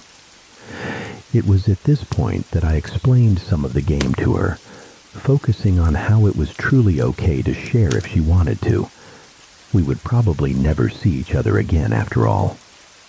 I still remember how she looked down at the table, her hands starting to pick at the skin on her arms until long red welts began to form. It broke my heart to see it, but I stayed silent for the moment, although it took everything in me not to reach out and pull her hands away and hold them in my own. Finally, she sighed and looked me dead in the eyes as she gave a small nod. She told me that something was stalking her and that it wasn't human. The first time she saw it was a few months ago when she was walking back to her dorm alone late one night, back when she still lived up near the Appalachian Mountains. She had been hanging out with some friends and hadn't realized how late it had gotten, and by the time she had started heading home, it was already close to 2 in the morning. The fastest way back home meant she had to cut through a small wooded trail, and she told me that she had just been so worried about the big test she had the next day and needing to get home to study that she hadn't really thought about the dangers of walking through there at night. As she was walking, she said that she got this awful feeling like she was being watched and a wave of horrible anxiety suddenly washed over her. Her heart started pounding like it was trying to break out of her chest, and she broke out into a cold sweat. And that's when she saw it, watching her from the tree line. It was tall and vaguely human-shaped, although she said she would hesitate to actually call it human. And it was freakishly tall, as she described it, probably around 7 feet. It had sickly pale skin and these bloodshot eyes and this grotesque, almost comical grin that showed off way too many teeth. From what she could see, it was completely hairless, and it was wearing a camouflage outfit, the kind hunters in the military tend to wear. She said that she froze when she saw it, staring at it in abject terror, and it just stood there, grinning at her. Finally, she snapped out of it and ran, but it didn't chase after her. All it did was turn to face her and keep grinning as she ran away. She told me that when she got back to her dorm, she suddenly felt incredibly nauseous, and this was weird for her because she had only ever thrown up twice in her life. Once when she had a bad case of the flu when she was 10, and once when she drank way too much at a high school party. And yet she spent the next 10 minutes emptying the contents of her stomach and the next 20 dry, heaving into the toilet. Her roommate rushed in, finding her drenched in sweat and sobbing uncontrollably, while violently throwing up for seemingly no reason. She tried to tell her roommate about what she saw in the woods, but her roommate just said that she was probably just sick, and that her mind was playing tricks on her. She said that night she had horrible nightmares, and her roommate recounted how she had woken up to her screaming in terror at least 4 separate times. That was the first time she encountered it, but it certainly wasn't the last. The young woman's breathing started to get really ragged at this point, tears streaming down her face, and a choked sob escaped her throat. I quickly ran to the counter and got her some napkins and a glass of water before I couldn't help myself any longer and reached out to take her trembling hand in my own. I asked her if she wanted to stop there, but she just shook her head. So I kept holding her hand and waited for her to continue her story. She said that she quickly realized that it always came with the darkness. At first, she honestly believed that she had contracted some kind of freak virus, but when she woke up the next morning, still shaky and exhausted, but generally fine, she was confused but didn't know what else to do besides email her professor to explain the situation, curl up on the couch with her favorite comfort shows, and cling to her roommate like she was her only lifeline, until night came again, and she saw it again, this time from the window of her living room. Instead of freezing like last time, she screamed. When her roommate rushed in to see what was wrong, she looked out the window, her face draining of all color. She asked her roommate if she saw it, and her roommate could only nod before pulling her away from the window and calling the cops. Her symptoms immediately returned. The nausea, the panic, the cold sweats. It was all exactly the same as the night before. However, for some reason, her roommate was completely unaffected. Sure, she was scared, but she didn't get sick. No nightmares, no nothing. Just like a few other people afterward who had seen it while they were with her. Although no one could ever see it unless she was there too. And then the cops showed up, and things somehow managed to get even worse. They couldn't dismiss her concerns, not when they saw the state she was in, and her perfectly healthy roommate had seen it too. So they started an investigation, and what they found was absolutely nothing. It didn't show up on the security camera right next to where it had been standing, and they couldn't find any information about anyone matching her description in their database. No matter how many times she called them over the next 3 months, no matter the situation, no matter if someone else was there to corroborate that they had seen it too, they could never find a single shred of evidence that it existed. She went to a psychiatrist who concluded that she didn't appear to be suffering from any kind of mental illness, and the other doctors at the local hospital ran every test imaginable to try and explain her symptoms. CT scans, MRIs, all came back completely normal. There was no head trauma, no tumors, no kind of brain injury that could be causing hallucinations. Blood tests showed no autoimmune diseases that could explain the symptoms either. She had an endoscopy and other similar tests done, which ultimately confirmed that there were no disorders that could explain the vomiting. The symptoms never happened during the day, during testing, or in any other situation. She never got sick otherwise, no other kind of nightmares or hallucinations, just kept seeing that damn thing and getting violently ill. Eventually, she decided to just try her best to stay inside after dark, and that worked for a while, until the night everything went to hell. She had gone to a local coffee shop to work on some homework, and had accidentally fallen asleep at her computer. When she woke up, one of the baristas was gently shaking her awake, telling her that they were closing up. The coffee shop closed at 10. The sun had set over an hour ago. Her hands started to shake even worse than before, which I didn't even think was possible, and she let out another choked sob before continuing her story. She dug through her backpack for her pocket knife and tucked it into her jacket sleeve before she bravely stepped out into the darkness to head home. The coffee shop was only about a 10-minute walk away if she took the shortcut, 20 minutes if she took the main road. She weighed her options for a moment, trying to decide which path was more dangerous. Eventually, she decided that while the main road would take longer, it was better lit, and there might still be a few people out and about. It wasn't that late, but it also wasn't exactly a college town, so there wasn't a lot of nightlife besides a bar or two. She could probably make it all the way there without seeing more than a dozen people. She had been walking for about 10 minutes when she got that familiar feeling again, that unmistakable feeling of being watched, along with the cold sweats and the crushing anxiety. She pulled her knife out of her sleeve, holding it tightly in her hand, and turned to face the alleyway nearby. And there it was, tall and pale as death, with the same bloodshot eyes and smile with too many teeth, and that same damn camouflage outfit it always seemed to wear. Only this time, it also held something else. A bouquet of wilting flowers. When it held them out to her, she turned and ran for her life, all thoughts of defending herself completely forgotten. However, this time, it dropped the flowers and gave chase.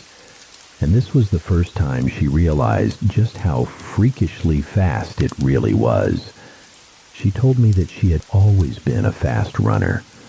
She had been on her high school track team and had even made it to state finals. And this was definitely the fastest she had ever run in her life. But somehow, it managed to catch up to her in a matter of seconds. And then it reached out and grabbed her shoulder. At this, she let go of my hand and pulled down the sleeve of her yellow sweater, revealing a bare shoulder that made me gasp. On her shoulder was a large, hand-shaped scar. The palm was imprinted on her shoulder, the fingers long and twisted like the bodies of snakes, leaving a horrifying brand on her arm. My first thought was of when I was 17, watching a show on TV about a woman who had acid thrown in her face. This scar looked just like that, only like it had been caused by someone holding her shoulder in a hand that was impossibly large, with a grip so tight that it had burned away her skin and muscle. Or maybe it was like a third-degree burn, but one caused by a hand that was on fire. A small whimper from the young woman snapped me out of my thoughts. In a shaky voice, she told me that the doctors had told her that whatever had caused the injury had burned away all the fat and some of the muscle in her shoulder. She could barely lift her arm now. Tears streamed down her face as she told me that the pain she had felt in that moment was the worst thing she had ever experienced. She couldn't even describe it. All she remembered was falling to the ground, screaming in agony, and right before she passed out, she saw it leaning over her. That grotesque smile still plastered on its face as it whispered a single word to her. Soon. She woke up in the hospital 2 days later. Even though the wound had healed, the pain never truly went away. And that was the final straw for her. She dropped out of college, packed her things, and moved to a different state to live with her parents. For a week, everything seemed fine. She allowed herself to believe that maybe, just maybe, it hadn't followed her, until an identical bouquet of wilting flowers, along with an empty box of chocolates that had been refilled with human teeth and bloody fingernails, showed up on her parents' doorstep. It kept getting closer, bolder, until one night it actually knocked on her bedroom window, pounding on the glass with a terrifying ferocity until the cops showed up. And of course, by then, it was gone. Not a single trace. Since then, she had been on the move, traveling all over the country, her parents sending her money to cover food and motels. She figured if it took it a week to get from her old town to her parents' house, and it only came out at night, then maybe she could outrun it if she just kept moving. After a moment of stunned silence, I asked if I could hug her, and at her small nod, I rushed over to her and held the poor, trembling girl in my arms. I spent the next half hour gently stroking her hair as she sobbed into my shoulder. I wanted so badly to help this poor girl, but deep down, we both knew there was nothing I could do to keep her safe. I told her the meal was on me, and drove her back to my place since it was still daylight and I figured it would be safe. I let her take a hot shower, helped her bandage up the wounds on her arms, made us dinner, and introduced her to my cat.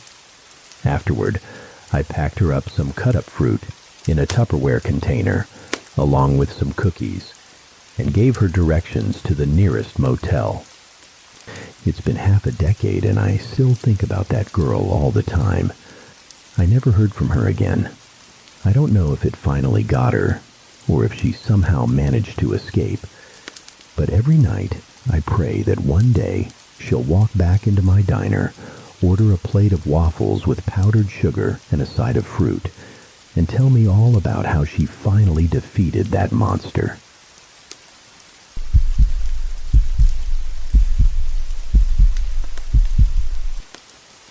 The oppressive, musty air of the desert clung to the truck as we rumbled down the dusty track. The setting sun painted the desolate landscape in hues of decay, a silent harbinger of the horror that awaited us. "Do you think he's all right?" Eveline's voice was a shaky whisper, laced with anxiety. "He's not well, Josh. You know that." "Maybe the radio's just busted," I offered, attempting to reassure her, but a cold fist of dread had already begun to clench around my own heart.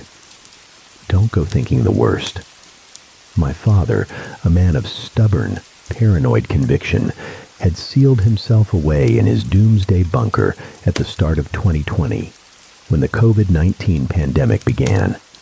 He'd always believed the world was on the brink of collapse, that anyone who didn't share his views was brainwashed. We tried to reason with him, but it was no use. My memories of him were confined to tense weekends spent in the stifling confines of the bunker, where he tirelessly reinforced walls, stockpiled supplies, prepared for the end. He hadn't been a good father, or even much of one at all, but the thought of him dying alone in his delusion filled me with a hollow sadness. The last contact we'd had was 3 months ago, a garbled message crackling over the old ham radio. He'd found a hidden door, he said, and he was going to see what lay beyond. There was an unsettling fervor in his voice that had left me deeply uneasy. Now, as that unease curdled into a chilling certainty, I wished I'd done more to stop him. Night had fallen, swallowing the vast expanse of the desert in its inky maw. My father's truck sat under a tattered tarp, a desiccated carcass in the barren wasteland. We grabbed our flashlights and trudged towards the bunker entrance, concealed beneath a rocky outcrop. "Dad? Dad, are you in there? It's Josh. Evelyn's here too." My voice echoed unanswered into the stillness, met only by the mournful sigh of the wind. The heavy steel door was built to withstand a nuclear blast. It was a stroke of luck that I'd held onto the only spare key. Before using it, I pounded on the metal, shouting for my father, hoping he wouldn't mistake us for raiders and start shooting. "Dad, we're coming in." The stench hit us the moment the bunker door creaked open. The smell of death. It brought back memories of my father's ill-fated attempt at deer hunting, the carcass left to rot for weeks. Evelyn covered her nose with her shirt, her face pale. Darkness swallowed us as we descended the spiral staircase. Rusted metal groaned ominously with each step, as if threatening to collapse beneath our weight. I fumbled for the light switch, but it was no use. The batteries, charged by a clunky bicycle-powered generator, were long dead, which meant the generator must be out, I said, trying to keep my voice steady, but the tremor was unmistakable. "Maybe. Why don't you wait here, just in case?" I shone my flashlight ahead. The weak beam barely penetrated the oppressive darkness of the long corridor that led to the living area. A primal fear, the kind that lurked in the shadowy corners of childhood nightmares, began to stir within me. "I'm not letting you go in there alone." Evelyn's grip on my arm tightened, her voice tight with fear. "We stick together." We stepped into the darkness. The stench intensified, mingling with the frantic thud of my heartbeat. The bunker, so much larger in my childhood memories, now seemed to press in on us, a distorted echo of its former self. A faded Confederate flag, its colors leached by time, materialized in the gloom at the end of the corridor. It hung on the bare concrete wall like a specter from a bygone era, or perhaps a corpse resurrected. The irony of a man who preached so much about freedom, hanging a symbol of oppression on his wall, Evelyn muttered, her voice laced with disbelief. "He wanted his freedom so bad he built himself a prison," I said, averting my gaze from the unsettling banner. "He was delusional." The main living area opened before us, a tableau of squalor and decay. Empty cans and bottles littered the sticky floor, the air thick with the stench of rot. "That's strange." Evelyn shone her flashlight on the small dining table. "Look." The hair on the back of my neck prickled before I even registered what she was talking about. The table was set for 3. "Who else was here with him?" Evelyn breathed, her voice barely a whisper. "We don't know that." I tried to sound rational, but my voice sounded thin even to my own ears. Maybe he just left the old plates out and... A loud crash from one of the rooms deeper in the bunker cut me off. I swung the flashlight in that direction, but the beam was swallowed by the impenetrable darkness. "Dad," I called out, "it's Josh. Are you in there?" Only silence answered. "I'm scared, Josh," Evelyn whispered, her grip on my arm tightening. "Something's not right." My attention was drawn to something on the far wall. "That shouldn't be there," I murmured, moving towards it. This has to be what he was talking about on the radio." A section of the concrete wall had been smashed open, revealing a rusted metal door. It hung ajar, a cold, musty draft emanating from the black void beyond. I could feel my heart hammering against my ribs. Eveline tugged at my arm, begging me to leave, but I had to know what lay beyond that threshold. "Oh God," Eveline breathed, peering over my shoulder. "What is that?" Beyond the door was a small room, no bigger than a closet. It was bare except for a circular opening in the floor. I shone my flashlight down, but the beam was swallowed by the abyss, unable to find the bottom. "Do you think he fell in?" Eveline shuddered. A bead of sweat trickled down my temple, disappearing into the unseen depths. I felt a wave of dizziness, stumbled back, afraid I might be pulled in myself. Eveline picked up a dented can of beans, tossed it into the hole. It clanged against the stone, the sound echoing down, fading into an unsettling silence. It never seemed to hit the bottom. "It's warm," I said. "The air. The air coming up." "Maybe he did fall." Eveline stepped back, her voice tight. "Can we go now? We can come back with the police. Please, Josh." "It was daylight when he found this place," I said. "He would have seen the hole." "Josh, please. Just let me think for a second." I walked towards the corridor leading to the other rooms, hoping to find my father. For some reason, seeing him, confirming it, felt vitally important. "You're just..." My words died in my throat. My flashlight beam had landed on something in the middle of the hallway, a pair of legs sticking out from the shadows. "I think I found him." I ran towards the body. "Wait!" Eveline cried out, reluctantly trailing behind. It wasn't my father. The scream tore from my throat before I could stifle it, my mind unable to process what my eyes were seeing. I turned to run, but collided with Eveline. She clung to me, and as she saw what stood behind me, she started to sob uncontrollably. "Oh God," she choked out, her voice ragged. How is that possible? It's you." The decaying face staring back at me. It was mine. A bullet hole gaped between the eyes. We scrambled back, knocking over chairs, sending cans clattering across the floor in our haste to escape. As we were about to break free from the nightmare, a familiar voice echoed from the back of the bunker. "Josh, my father."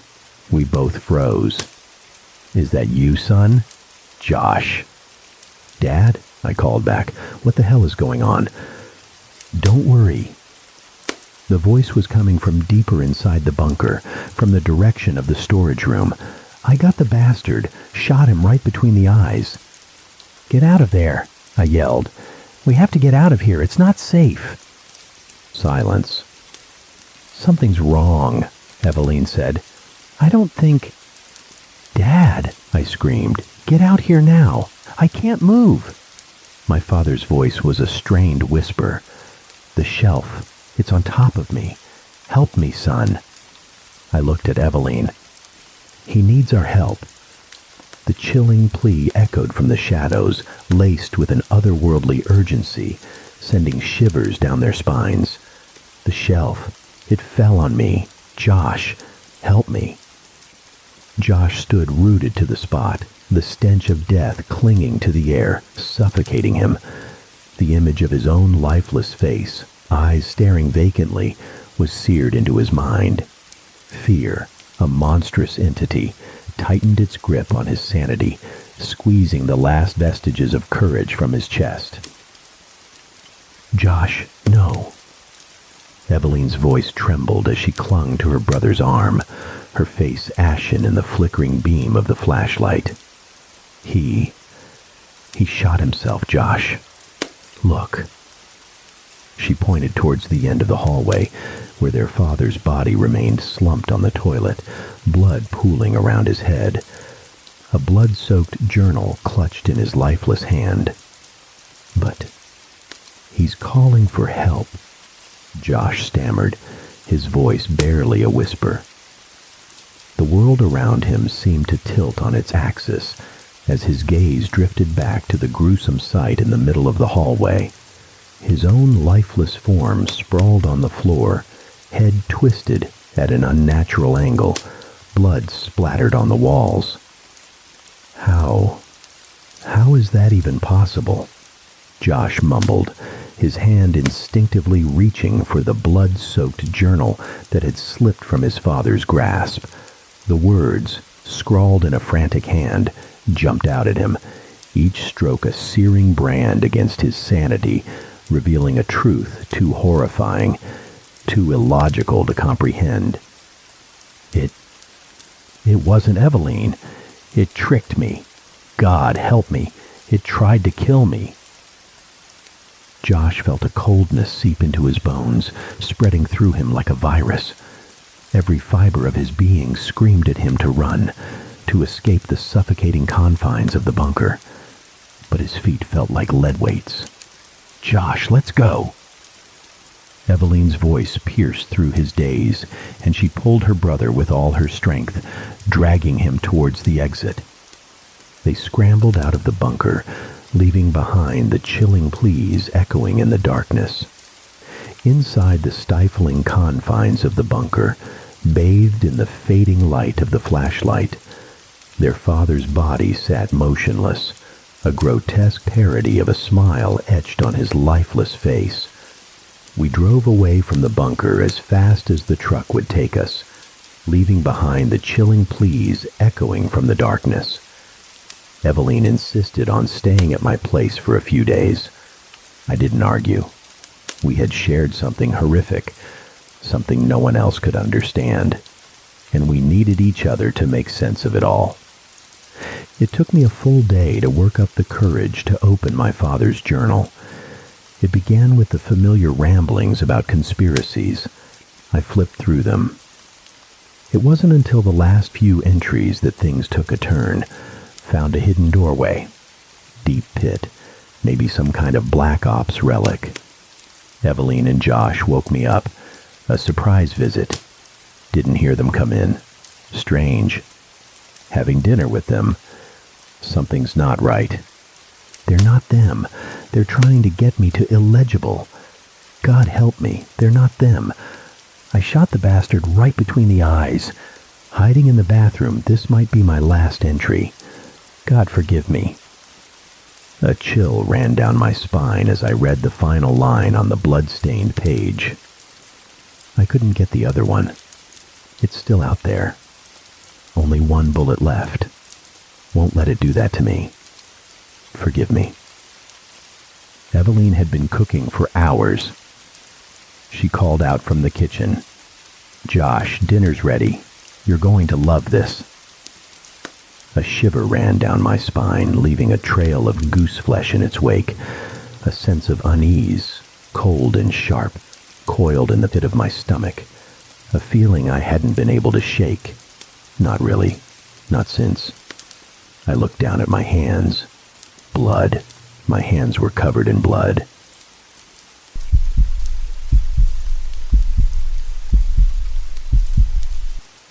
When I was in high school, my friends and I had a rather peculiar hobby. Like any mischievous teenagers, we loved to cause trouble. We didn't vandalize, deal drugs, and certainly didn't bully our classmates. No, we enjoyed terrorizing new parents by hacking their baby monitors. We were obnoxious brats who thought we were too clever to get caught, and our little pranks would go unpunished. However, one night, I paid the price and realized I wasn't as invincible as my overinflated adolescent ego believed. Dimitri, Kurt, and I attended the same school, shared many classes, and hung out nearly every evening after dinner. We watched prank shows, played video games, and gossiped about which girl at school had the best rack. One night, while swapping scary stories at the park, Kurt told the classic tale of the single mother who heard a sinister voice through her baby monitor. Like most scary stories, it sounded completely made up. But Dimitri said it had happened to his mom once. She had heard the neighbor singing to the baby through her own monitor. At the time, it seemed like it could feasibly pick up someone else's frequency by accident. Immediately, we had a brilliant idea. We would buy a baby monitor and mess with people. Sorry for the flippant language, but hacking a baby monitor is child's play. All you need to do is find a device on the same frequency as yours. Not wanting to do anything half-assed, I bought a high-end one with a frequency dial so we could terrorize multiple targets. The next night, we biked around the neighborhood and found our first victim. We could see the baby's room from the second-story window of the suburban home. Dimitri grabbed the monitor and started cycling through different frequencies until we heard breathing. I remember the rush of excitement as our plan was finally coming to fruition. Dimitri pressed the button and started breathing heavily into the receiver. "Your baby looks delicious," he muttered, using his best demonic voice. The lights in the master bedroom flipped on immediately, and we heard a piercing scream. Laughing hysterically, we quickly pedaled away to avoid getting caught. We repeated this prank over the next few weeks, taking turns speaking into the monitor. Not wanting anyone to catch on to our game, we chose different houses each time. The reactions were priceless. Some mothers would respond in a panicked state. Others seemed to know it was a prank and told us to shut up. And one hulking woman even started sobbing, begging us not to hurt her baby. Now that I'm older, I feel terrible about it, but at the time it was hilarious to me. My friends and I would mimic her shrill crying and desperate pleas for weeks afterwards. Yeah, we were pretty awful little shits. What goes around comes around, and I got my just desserts one night. Kurt and Dimitri were busy studying for their midterms, so I went out on my own. By then, we had messed with most people in the surrounding area, so I decided to go across town and into unfamiliar neighborhoods. Finding a target wasn't difficult. You just looked for cars with baby seats, houses with cartoonishly colorful curtains, or toys left out in the yard. I found a house that fit all the above criteria and parked my bike out of sight. Adjusting the dial, I eventually found the right frequency.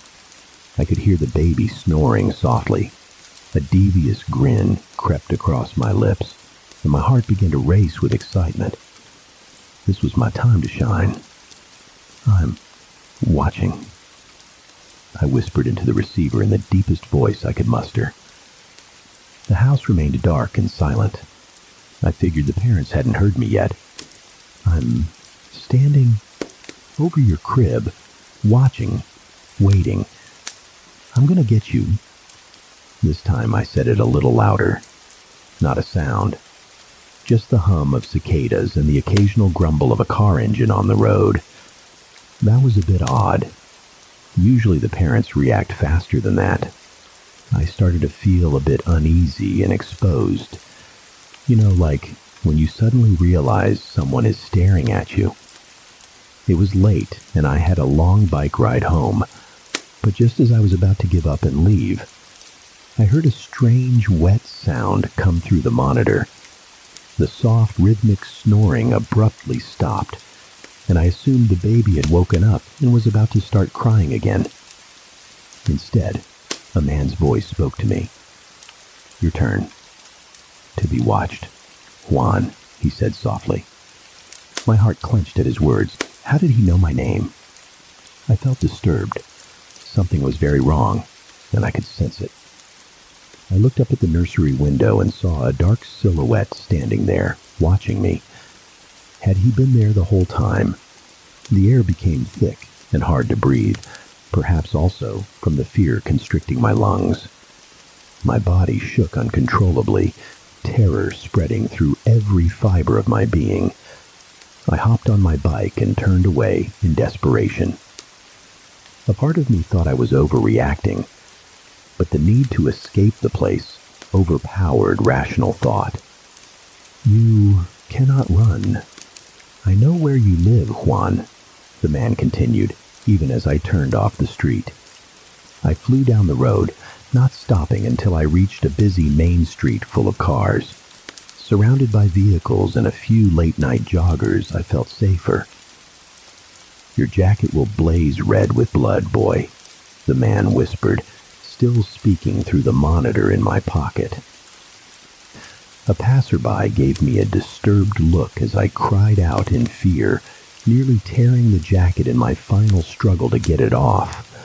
To a stranger, I must have looked like a dramatic kid freaking out over nothing. He didn't know I was in real danger, so I can't blame him for turning away with a disgusted look on his face, though I wish he had reached out to help me. After stuffing the jacket in my backpack, I noticed my name faintly written on the back of it. It was my school letterman jacket. No wonder the man knew my name. That's when I realized baby monitors only have a short range, so I was clearly being watched. I looked around nervously to see if I could spot my stalker. Was it the truck parked on the street? The man walking his dog? Or the car that just zoomed by? Either way, the last thing I wanted was to hear that voice again, so I turned the monitor off and pedaled home. The fear made my senses hypersensitive. I noticed every sway of tree branches in the wind, every crunch of dry twigs under my tires, and each car that passed by. I flinched whenever someone walked by, terrified that the man who spoke to me through the monitor would catch up to me. Luckily, I made it home safely. I parked my bike in the garage and trudged up to my bedroom. With a careless gesture, I threw my backpack and monitor into the corner of the room, then dove under the covers like an Olympic swimmer. It doesn't matter how old you are. Nothing is safer than being under the covers. I closed my eyes, hoping to calm down enough to sleep for a few hours before class. But then I heard the static coming from the baby monitor in the corner. The device was supposed to be turned off. "Sweet dreams, Juan." That voice still haunts me in my nightmares. I couldn't close my eyes that night. I was too terrified to leave my bed until morning. When I woke up, the first thing I did was remove the batteries from the monitor and toss it into the trash can. I wanted nothing more to do with the thing. I came up with an excuse to tell my friends, so they wouldn't think I was a coward. With deep bags under my eyes, I got dressed, ate breakfast, then went to school. It wasn't until a few days later that I saw that house on the news. In an interview, a police officer explained the small family living in the home had been found in their beds with their throats slit. I had been outside when it happened. The murderer had heard me through the baby monitor and decided to taunt me. It was certainly a wake-up call, and I felt incredibly lucky not to be a victim. I was too busy feeling grateful to be alive to feel sorry for the family's fate. Empathy, like wisdom, comes with age. Now that I'm an adult with a wife and child of my own, I understand the full consequences of my actions and the gravity of the situation I put myself in as a foolish teenager. That terrifying night, I thought I had reached the pinnacle of fear, but it was really just the tip of the iceberg. As a father, I understand that fear is ever present and magnified exponentially when something more precious than your own life is threatened. I can't be sure if the killer found me after all these years, or if it's simply another idiot with the same idea my friends and I had back then. But I can tell you that I now understand what true terror is. Last night, I heard something through my daughter's baby monitor that chilled my soul, awakening a paralyzing dread that I suspect will never go away. I'm still watching.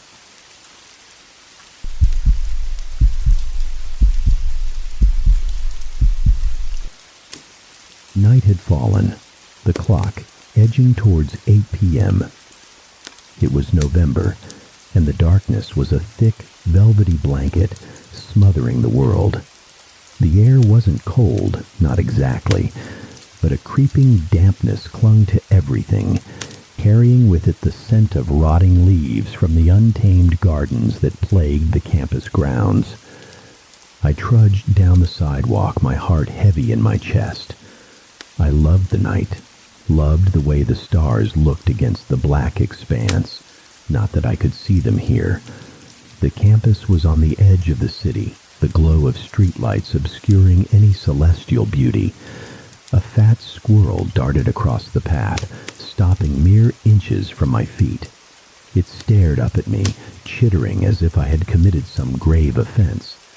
It didn't seem afraid, which irritated me. I stomped my foot, expecting it to flee. It didn't. It just lay there, unmoving. I had the unsettling feeling that if I reached down, I could pick it up. But I'd been at this school long enough to know that if I touched it, it would probably disappear. Vanish. Like it was never really there at all. So I continued on my way. I had things to do and couldn't afford to be delayed by anything. At the end of the path, tucked behind a cluster of trees, was the only women's restroom still open at this hour. The school tended to lock up early on Friday nights, so I considered myself lucky that there was still somewhere I could relieve myself, especially since I had an hour's drive ahead of me. The thought of having to stop at a gas station at this time of night sent shivers down my spine. Rounding the last building, I finally reached my destination. It was a small, solitary structure that looked more like a concrete outhouse than anything else. I wasn't an architect, but it was clear that this building was designed for one purpose, and one purpose only. A sudden gust of cold wind whipped past, making me spin around. The parking lot was deserted, shrouded in shadows, just a few feet away, surrounded by a field of flat, dead grass. The campus buildings themselves were dark, most classes long dismissed. Seeing no one, I exhaled, my grip on my keys loosening slightly. The door creaked open with a tortured groan as I pushed it, flakes of rust raining down onto the floor. The sound echoed unnaturally loud in the small, confined space. The floor was tiled, the walls painted a sterile white, illuminated by a single, flickering fluorescent light above the row of 6 stalls. There were only 2 sinks and a lone roll of toilet paper hanging precariously from the trash can. I bypassed them both, heading for the handicapped stall out of habit. I always felt a pang of guilt, using it when I knew it was designed for those who actually had difficulty using a regular stall. As a kid, I had loved the extra space, but now, not so much. Contrary to popular belief, women's restrooms were not more fragrant than men's. For whatever reason, they always seemed to smell worse, and I knew. In high school, I'd made a bet with some friends that I could use every men's restroom on campus. And I did, because I was an adventurous soul. But this was different. This was worse. Like something had died and was slowly decomposing inside the sanitary disposal unit mounted on the wall. Knowing what was routinely deposited in there, I decided not to investigate further and focused on the task at hand. As I finished up, I heard it. A low wheezing sound, like someone struggling to breathe, coming from the stall next to me. Curiosity got the better of me, and I couldn't resist taking a peek. I leaned forward, craning my neck until I could see under the stall divider, my gaze sweeping across the remaining 4 stalls. At first, I saw nothing. They were all empty. The sound must have been coming from the handicapped stall next to mine, but just as I was about to turn back, I noticed a pair of feet dangling from the last stall in the row. That's when I realized someone was standing on the toilet seat in the first stall, bare feet, so she must have been wearing a dress or shorts. Where were her shoes? I wasn't sure. No one just wandered around the city without shoes. At least I'd never seen that. Relieved to have found the source of the noise, I closed my eyes with a sigh, about to stand up and make my exit when something else happened. A head popped up from the last stall, clearly belonging to the same person with the dangling feet. But there was something about this girl that made me uneasy. She had a disheveled appearance with messy, dark hair. Her skin was an unnatural shade of white, as if she hadn't seen the sun in years. Her face was gaunt, with sharp, delicate features that were lost in the shadows. She looked too young to be in college, maybe high school.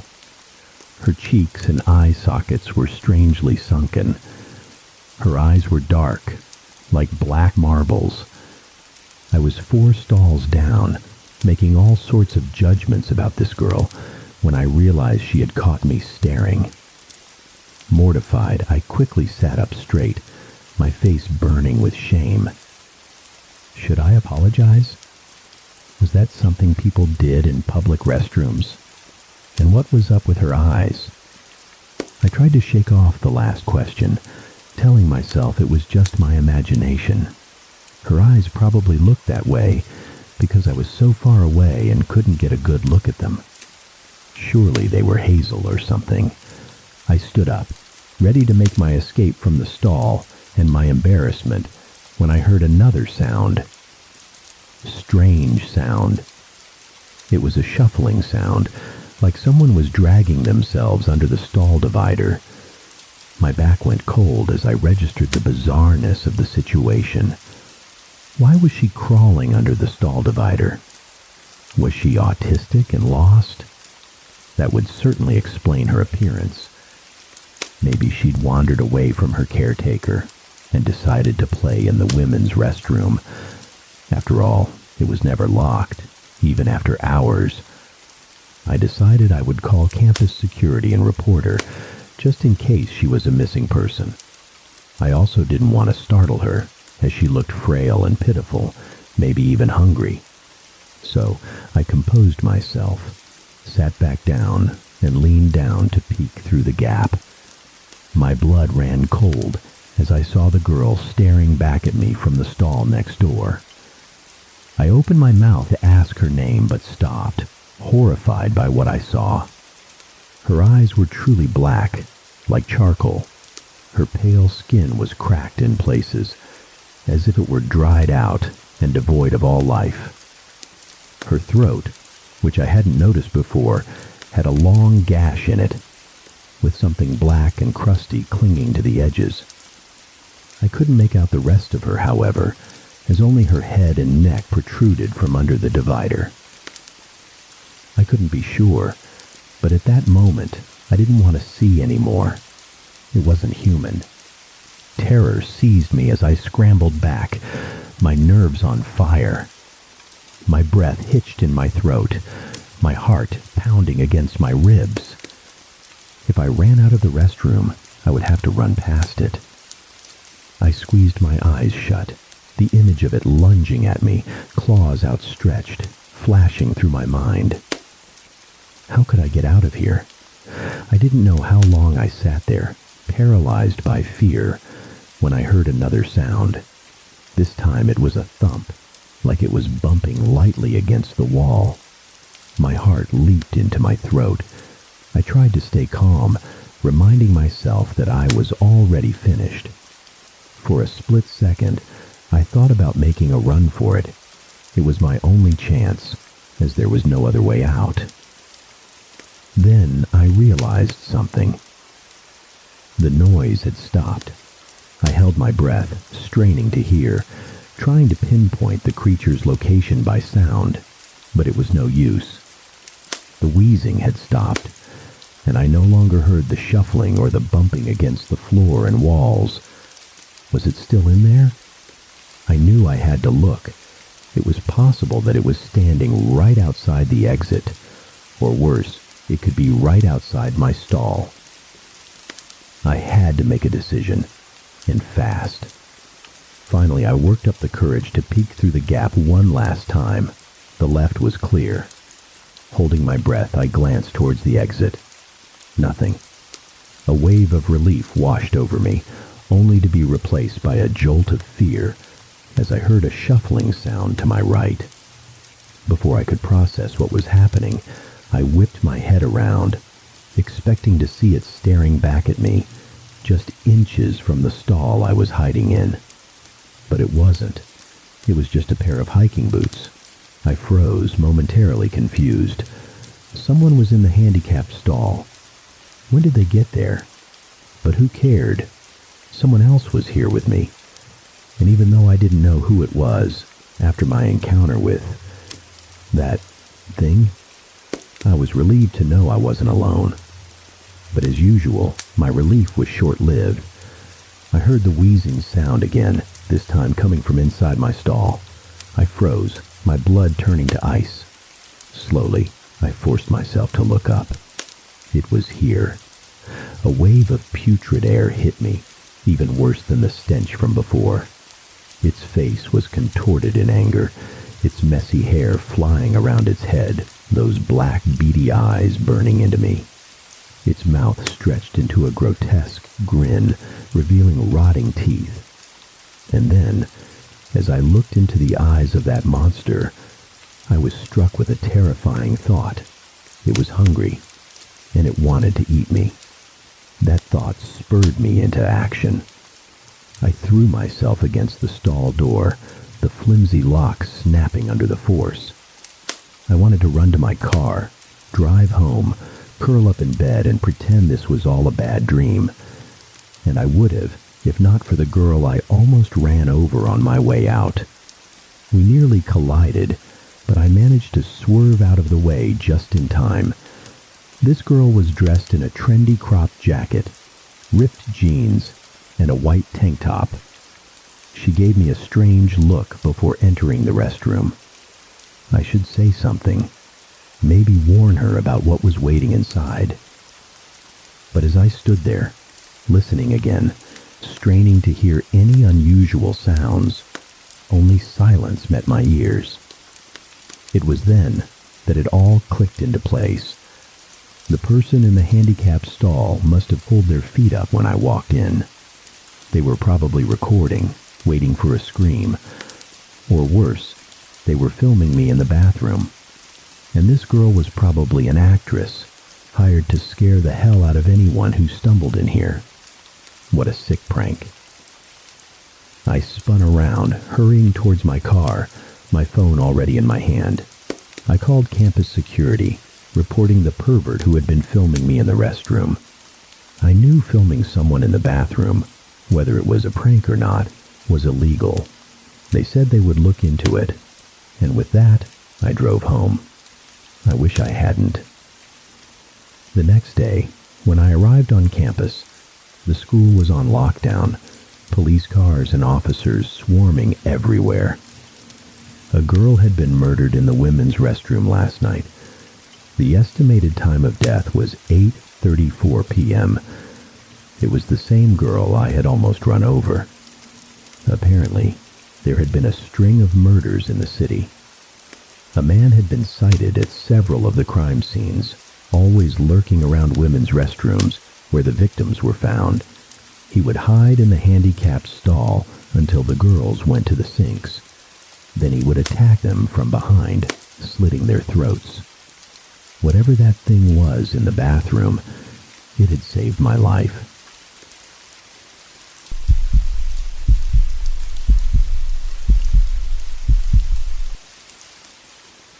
"12 years of hauling bodies from the depths had inured me to the heartbreak, even the unexplainable. But this was different. This job, it breeds a special kind of despair. A missing person in the woods might be found alive after days, but when we get the call, it's almost always a recovery. People don't last long in the water, especially not here in the north, a land of brutal winters and rivers that run as cold and unforgiving as its people. We pulled more deer carcasses from the river than living souls, and a missing kid. That was just a preemptive condolence call to the family. Our little town had the highest per capita drowning rate in the country, but we still searched, and we usually found them. I'd thought about quitting plenty of times. Most guys did after their first recovery. They warned us in training about the grotesque distortion of waterlogged corpses, but nothing prepares you for the abject horror of it. Many a diver never touched the water again after seeing that. But I kept at it, year after year. Figured if I didn't, no one would. What I saw last week, though, made me rethink everything. A father took his 10-year-old son fishing. He snagged his finger on a hook and went back to the car for the first aid kit. When he returned minutes later, the boy was gone. My heart sank as I listened to the story. It had been raining relentlessly for the better part of a month, swelling the river to a raging torrent. The weather had taken an unseasonably cold turn. There had been a string of disappearances in recent weeks, most still unaccounted for. I held out little hope of finding the boy alive. We reached the scene within the hour, a larger search and rescue team already on its way. We spoke to the father, scoured the woods for a bit, hoping against hope the boy had merely wandered off. But eventually, we were forced to begin searching the river. The moment I touched the water, I knew the boy was gone. The current was the strongest I'd ever felt. Even I struggled to keep my footing in the frigid river. We searched for hours, expanding our perimeter as the larger team arrived. Still no sign of the boy. I was surprised. I hadn't expected to find the boy alive, but I'd at least expected to find a body. The sun began to set, the air growing colder. We were discussing calling it a night and resuming the search in the morning when I noticed something. There were numerous creek beds that crisscrossed around the river. Many had long since dried up, overtaken by vegetation or diverted by man. We usually didn't pay them much mind. However, with all the recent rain, I noticed that one of the larger ones had begun flowing again. It was dumping enough water to easily sweep a young boy away. The creek cut across a bend in the river, connecting at 2 points. I followed it, realizing that the boy could be outside our initial search area. As I neared where the creek rejoined the main river, a sense of unease settled over me. There was a stretch of the river that even the rescue divers weren't allowed to go near. We called it bad water. This section ran along one bank of the river, about 100 yards long. It was near a particularly dense patch of vegetation, so we didn't usually have to worry about people swimming there.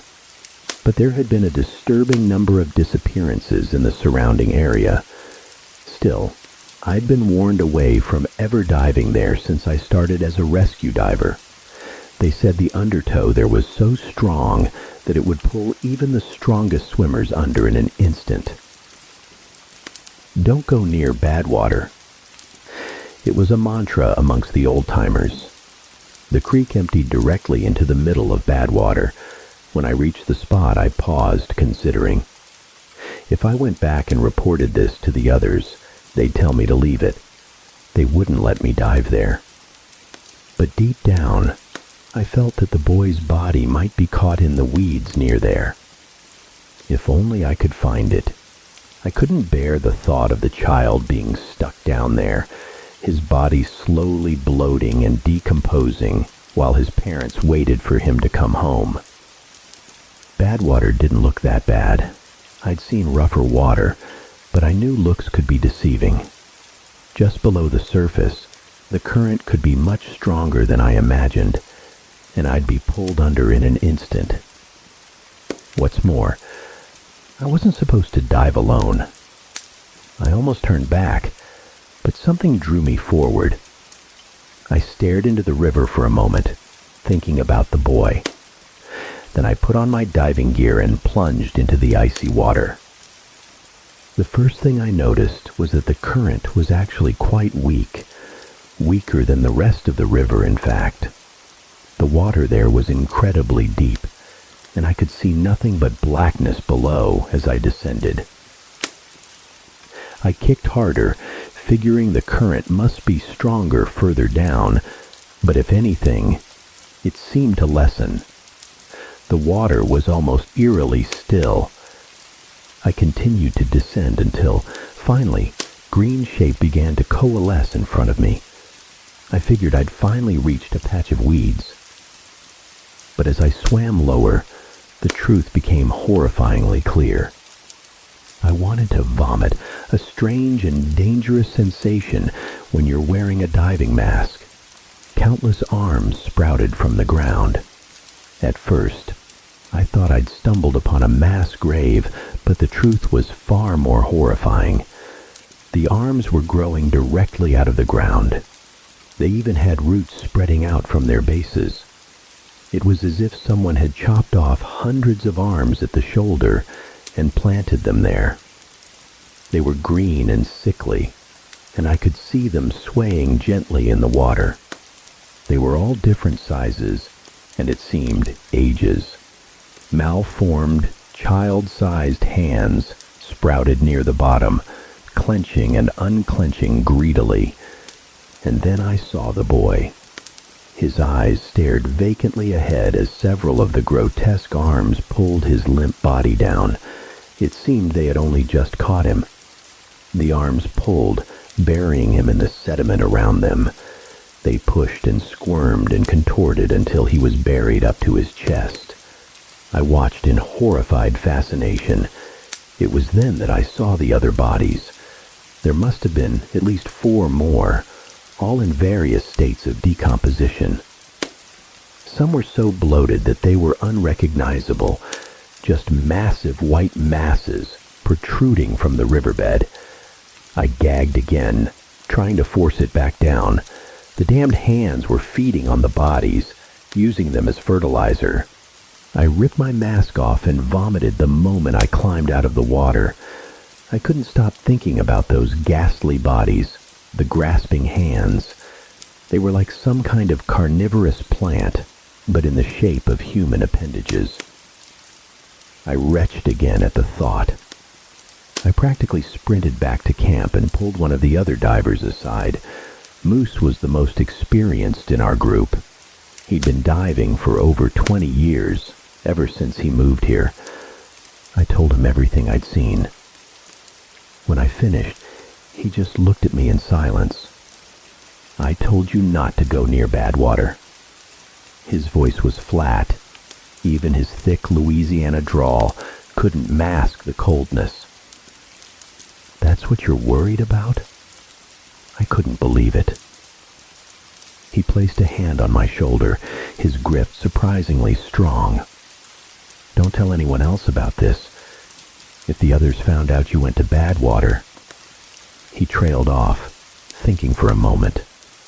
Well, it wouldn't be good. He shook his head like a disappointed father. But what about those things? I tried to keep my voice down, hoping no one else could hear us. How many people have died because of those damn things? Quiet down, Moose said. We have an agreement. There's a reason why they only grow in Badwater. Don't go messing this up. I started to say something, but my throat closed up. He was keeping something from me. He sighed, and I saw a flicker of sadness in his eyes. Sometimes you gotta choose the lesser of two evils. Even the best decisions can keep you up at night. He was silent for a moment, just looking at me. Don't tell anyone about this. Maybe someday you'll understand. He walked off after that, and they called off the search for the day. Despite what I told him, we continued searching for the next 2 days. By the third day, we gave up completely and sent our condolences to the family. I didn't know what the hell was going on. Moose had been acting differently around me ever since. He was cold and distant, but every now and then he'd give me this knowing look, like we were sharing some dark secret. I'd caught the other senior divers acting strangely too. What did he mean when he said agreement? What were those arm things? I was considering quitting my job and leaving. I couldn't live with the thought of those things being down there, slowly feasting on the corpse of a young boy and countless others. I wanted to forget what I'd seen, but no matter how hard I tried, I couldn't erase those images from my mind. I like to think I was a good man, but there's a point where abject horror overwhelms a person's conscience, no matter how good you are. I think I'd reached that point.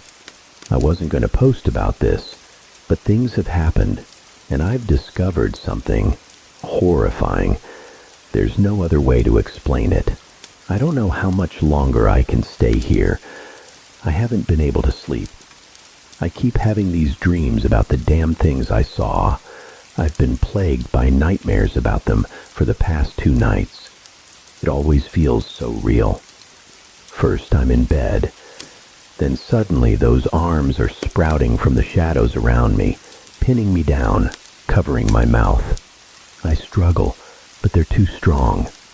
I remember that god-awful smell in particular. It was like cut grass and rotting fish all mixed together. The next thing I know, I'm waking up, gasping for air with tears streaming down my face. However, even those horrible dreams are nothing compared to what's happened the last 2 days, especially not compared to what I saw last night. I don't know what to make of it. I've already packed my things. I think I'm leaving soon. I need to get out of this god-forsaken town.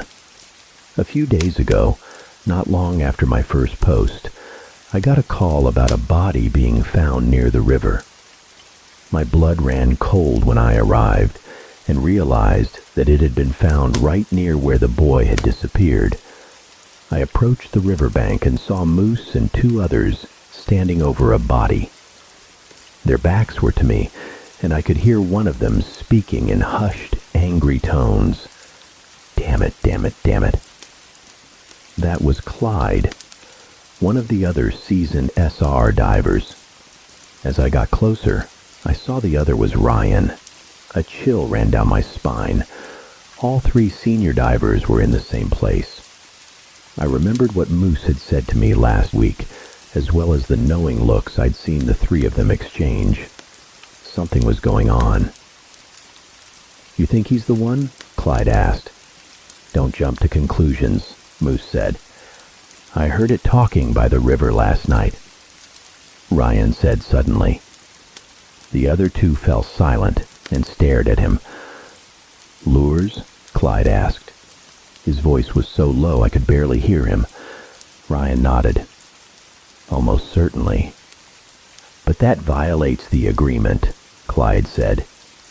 He isn't supposed to use those anymore. Well, he is, so what's that tell you? Ryan turned to Moose. You know what's going on, right? Moose started to respond when a twig snapped under my foot. The 3 older men whirled around to face me. The coldness was still there in Moose's eyes, but I also detected a hint of fear. You're late, Clyde said from beside him, seemingly unaware that I'd been standing there for a moment. We got bad news. He stepped aside so I could get a better look at the body. My blood turned to ice the moment I saw it. I was still reeling from the conversation I'd just eavesdropped on, and the sight of the body only added to my confusion. It was Michael, one of the newer search and rescue divers.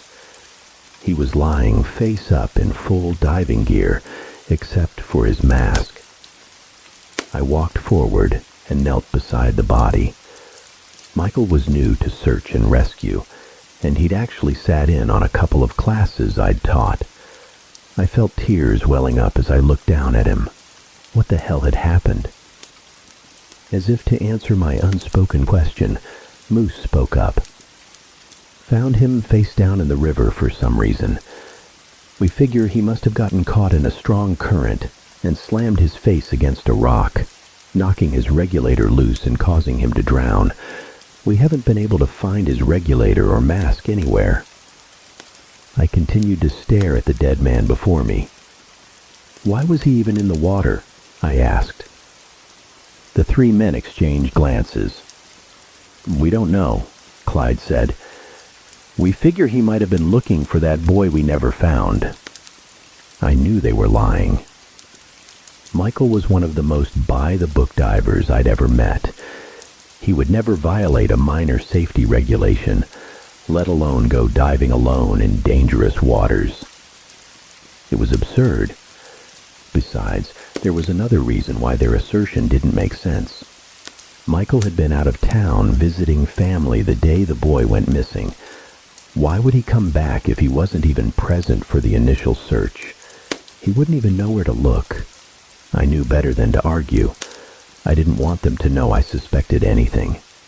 Clyde and Ryan had no idea I'd been to Badwater, assuming Moose kept his secret.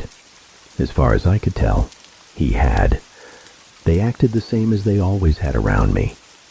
Just then, an ambulance pulled up. The others left me alone with Michael's body while they spoke with the driver. As I looked at the body, I realized something was off. There weren't any bruises on his face. If the current had really slammed him into a rock, there should have been at least some bruising. But there was nothing. His face was completely unmarked. It was then that I noticed something odd. A single purple bruise protruded from beneath his diving collar. I pulled the rubber down to reveal a massive black and purple bruise that encircled his entire neck. It looked as if he had been strangled. My mind immediately went to the strange, hand-like things I'd seen in Badwater. But if that was what had killed him, why release his body? Was this a warning? A deep, primal fear welled up in the pit of my stomach at that moment, and it's only gotten worse since then. After the ambulance took Michael's body away, I went home feeling drained. I couldn't bring myself to do anything that day and just sat in chilly silence. I didn't sleep well that night, plagued by the nightmares I mentioned before. Most of yesterday was spent in the same cold silence as the day before. I felt numb. The conversation I'd overheard between the senior divers played over and over in my head. What did they mean when they said lures? Who was the he they kept referring to? I remembered what Ryan had said about hearing it talking near the river. Those were almost certainly the lures they had mentioned. As I sat there, my numbness evaporated and was replaced by anger. Michael was dead, and it had something to do with Moose and his secrets. It probably had something to do with those lures as well. I grabbed my jacket and headed out the door. I was going to see what Ryan meant when he said he heard it talking. I wish I hadn't gone. I should have just stayed home and let it go. There are some things in this world that are better left buried in the darkness. I wandered along the riverbank for 30 minutes, hearing nothing but the sounds of nocturnal animals. I was about to turn back when I heard something in the distance. It sounded like someone's voice. The sound grew louder as I made my way up the bank until I could finally make out what it was saying. "Help me. Please, I can't swim." Instinct took over, and I broke into a run, following the sound downstream. I eventually strayed from the path and found myself stumbling through the underbrush, barely using my flashlight and relying only on my hearing. Eventually, the voice was coming from just over the water beside me. It sounded like a child. I was about to wade into the river when something stopped me. I listened closely to the voice. "Help me. Please. I can't swim." They were the exact same words, repeated over and over again, as if it were being played on repeat. The inflection was even the same each time. It sounded wrong. They were screaming, but it wasn't like someone who was actually afraid. There was no urgency in their voice. My heart pounding in my chest, I shined my flashlight along the river. That's when I saw it. A face protruded from the mud along the riverbank. Like the hands I'd seen, it was a sickly green color, with roots sprouting from its jawline and anchoring into the surrounding earth. It was as if someone had crafted a human head from algae or moss. The mouth opened and closed, repeating the same plea for help, while the rest of the face remained slack and emotionless. I trembled as I stared at the thing. Just behind it, beneath the water, I saw two of those hands reaching up from the shallows, grasping at nothing. A chilling thought occurred to me. Michael must have heard the thing's cries for help and immediately suited up in his diving gear, only to wade in and be pulled down by those hands. This was what Ryan meant when he said he heard it talking. I felt sick to my stomach as I watched the grotesque face continue to call out. The cries grew fainter and further between until the face was completely silent. Then, without warning, it retreated into the earth, burying itself in a thin layer of mud. I shuddered, thinking about how it was right there, just beneath the surface. Then I realized that there might be more of them. Who knew how many of them were lurking just beneath me? I sprinted back to my car, disgust fueling me more than fear. When I got home, I sat up all night, thinking about what I'd seen. I finally got a few hours of sleep right before the sun rose, but was awoken by the nightmares once again. I don't know what to do anymore. There are twisted, unnatural things happening here, and even if I had the power to stop them, I don't think I want to face this darkness alone. It feels like a giant puzzle, and I'm missing a crucial piece or two to connect everything together. I've packed my essentials into my bag, now sitting by the front door. I think I'm leaving. The problem is, I don't know where I'd go. I have no family outside of this town, and I haven't exactly been frugal with my savings.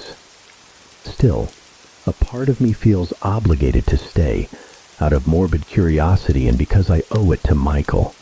Hell, not just Michael. I owe it to countless people who may have fallen victim to those things in the river. Isn't that why I took this job in the first place? I have a lot to think about. If this is my last post, know that I moved on and never looked back. If I continue this investigation, I'll try to keep you all updated. As long as those damned hands don't get me first, despite everything that's happened, I've decided to stay. To be honest, I fully intended to leave as soon as possible after my last post. But that changed when I went to Michael's funeral. It was a somber experience. He was only 22. His girlfriend cried the entire time, and I couldn't help but feel a pang of guilt as I watched his young friends carry the casket to its final resting place. His death never should have happened. I had the dream again last night. This time was the worst. Like before, the hands reached up from the darkness, grabbing me, covering my mouth, pinning my arms down to the bed. That putrid smell filled my nostrils, and my eyes began to water as I struggled against them. Then, 2 more hands sprouted and pried my eyes open. I watched in terror as a face slowly emerged from the ceiling above me. It was just like the face I'd seen beneath the water, all green and mossy. Tears began to stream down my face as I recognized the features. It was Michael. "Why would you do this?" he said, a cold, black liquid dripping from his mouth. I tried to respond, but couldn't get past the hands clamped over my face. Why? Michael said over and over again, his voice growing more and more distorted with each repetition. I lay there for what felt like hours as he stared down at me, demanding to know why I would do this to him. I woke up in a cold sweat and could have sworn that the same disgusting smell still lingered in my room. I'm beginning to think this is all my fault. I should have heeded the warnings about bad water. I don't think I was the first one to ever go there, but I was the first one to see the truth of it and return alive. Bad water wasn't only famous among the divers. There were plenty of local legends about that stretch of the river, and thinking back, I vaguely remember hearing something about hands that pull people down to a watery grave. Growing up, kids would spread rumors and folk tales about bad water and the river as a whole. As I got older, I assumed they were just stories adults made up to keep us away from dangerous rapids. I started looking into the history of our town. The legends were incredibly old, and even the indigenous people told stories about the river, regarding it with a certain fearful reverence. I found a strangely familiar description in a Native American creation myth about the river. It was in the library archives as part of a thesis by a local university professor regarding allegorical folklore. The myth told the story of a young man who lived by the river. He had everything he could ever want: a beautiful wife, a son, bountiful harvests, and a warm place to sleep. However, this all changed when he contracted a terrible illness. The illness spread to his wife and child. He recovered, but his family did not, and he was left alone. He still had a warm bed at night and healthy crops, but he fell into a deep depression. Not knowing what to do with himself, he wandered along the riverbank for hours on end, silently wishing that he would one day fall in and be swept away from his troubles. One day, while walking along the banks, he heard his wife and child calling his name. Panicked, he searched everywhere for the source of the voices. They began to tell him that they were happy, living beneath the river. His family urged him to jump in and join them so that he too could be happy. Without thinking, he jumped in and drowned, cold and alone. The man who studied that myth believed it was a warning against yearning for what we've lost and getting caught up in the past. Now, I know this isn't true. The myth was a true story and a warning to all people against the dangers of the things that lived in the river. Upon further research, I discovered that there were actually numerous indigenous legends about the river. Many of them were similar to the one I just told you about. But there were others that made the entire situation seem much more complex. Many of them mentioned some kind of river spirit or entity that the indigenous people worshipped. There were a few different translations, but the most common one I saw was Moss King. Some stories made it sound like they sacrificed people to him to quell his wrath, while others described a situation where he was to be left alone in exchange for not actively harming people. I couldn't help but think about the agreement that Moose and the others had mentioned. Could they be referring to a similar agreement like this one? I didn't know about this whole Moss King mythology, but after everything I'd seen, I was almost ready to believe anything. Later, I got the idea to chart out all the disappearances and deaths that had occurred over the past several decades. What I found was fairly typical. Most of the reports were clustered around the most dangerous areas of the river, as well as places where people tended to congregate. However, I noticed a disturbing trend. The reports with no body recovered happened almost exclusively in the areas surrounding Badwater from when the report started. In those areas, only about 15% of cases ever recovered a body. This was usually attributed to the strong currents there, which supposedly swept them too far away to be found. But now, I knew the truth. The hands had taken those people and pulled them down to be consumed. However, while doing this, I noticed something even more intriguing. I had been using several different maps to chart the disappearances when I realized that there was a discrepancy between two of the maps. Curious, I looked over a few more maps and saw even more discrepancies. They were all relatively similar, except for a few changes due to dried-up creeks and urbanization. However, there was an area deep in the woods west of Badwater that didn't seem to match up on any of the maps. Some of them just showed woods there, while others showed a small lake. A few of the older maps even depicted a cave system. I used Google Earth to look at the area, but something strange happened. The image was incredibly blurry. Everything around it was clear, but it became pixelated the moment I moved over the area where the maps were inconsistent. It was still somewhat visible, but I could barely make out anything other than trees. I was surprised, as I'd never been there before. I spent a lot of time wandering those woods, and how had I never stumbled upon this place? I was going to check it out soon. I had a feeling this mystery went much deeper than Moose and his group. There was more to this, and I was determined to get to the bottom of it. Wish me luck, and if I don't come back, well, just wish me luck. Damn it, I screwed up. After discovering that strange area on the maps, I decided to head out there. I packed everything I thought I might need: hiking gear, a camera to document my findings, emergency flares, and a gun. I wasn't going to be caught off guard. By then, I was determined to get to the bottom of our town's strange mystery. I set out around mid-morning, figuring it would be best to explore during the day.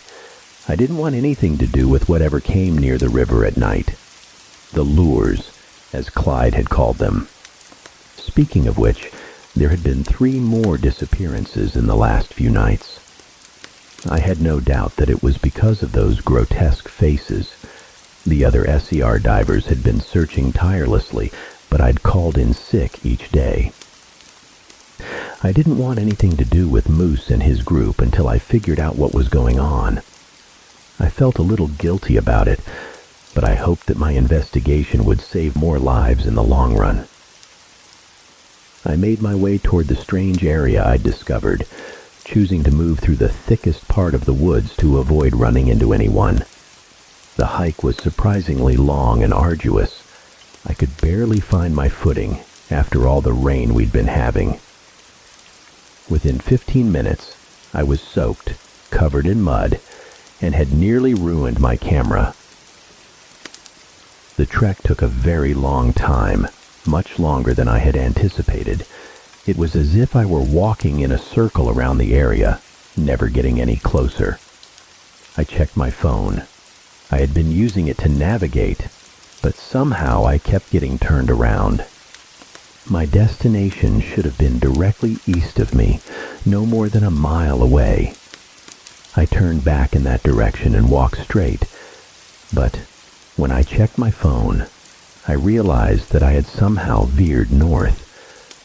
I was getting closer to my destination, but also moving further away at the same time. I didn't know how to explain it. I just kept getting turned around without consciously trying to. This went on for hours, and I worried that the sun would set before I got there. But I was getting closer, bit by bit, until finally I came to a clearing. The sight that greeted me stopped me in my tracks. A towering stone structure stood in the middle of a large clearing. It was difficult to explain the structure. Imagine you cut off the top 500 feet of a mountain peak and placed it down in the middle of a field. It looked just like that, a disconnected stone structure that rose to a jagged, uneven peak. It gave a distinct impression of a pyramid, although it lacked the smoothness and straight edges one would expect. A crevice in the front seemed to lead inside to a passage. Strangest of all, a small river was flowing out of the mouth of the cave. It was only about 10 feet wide and snaked through the clearing until it split off into the woods. The water was clear and surprisingly fast-moving. I followed the river until I reached the mouth of the cave. I peered inside and saw only darkness, the passage so deep I couldn't see the end. It seemed relatively straight, with no branching tunnels. I stepped inside the cave and noticed that the air immediately became colder. The temperature must have dropped at least 10 degrees from the outside. I shivered and zipped my jacket up. The river continued as far as the passage went, and I followed it as I delved deeper into the strange mountain. I noticed that there were no stalactites or stalagmites in the cave. While it lacked the smoothness or markings that would suggest it was a man-made tunnel, it didn't seem natural either. The entire place gave off a strange vibe. I continued deeper until I was certain that I was in the center of the structure. It was then that I noticed a strange, faint green glow in the distance.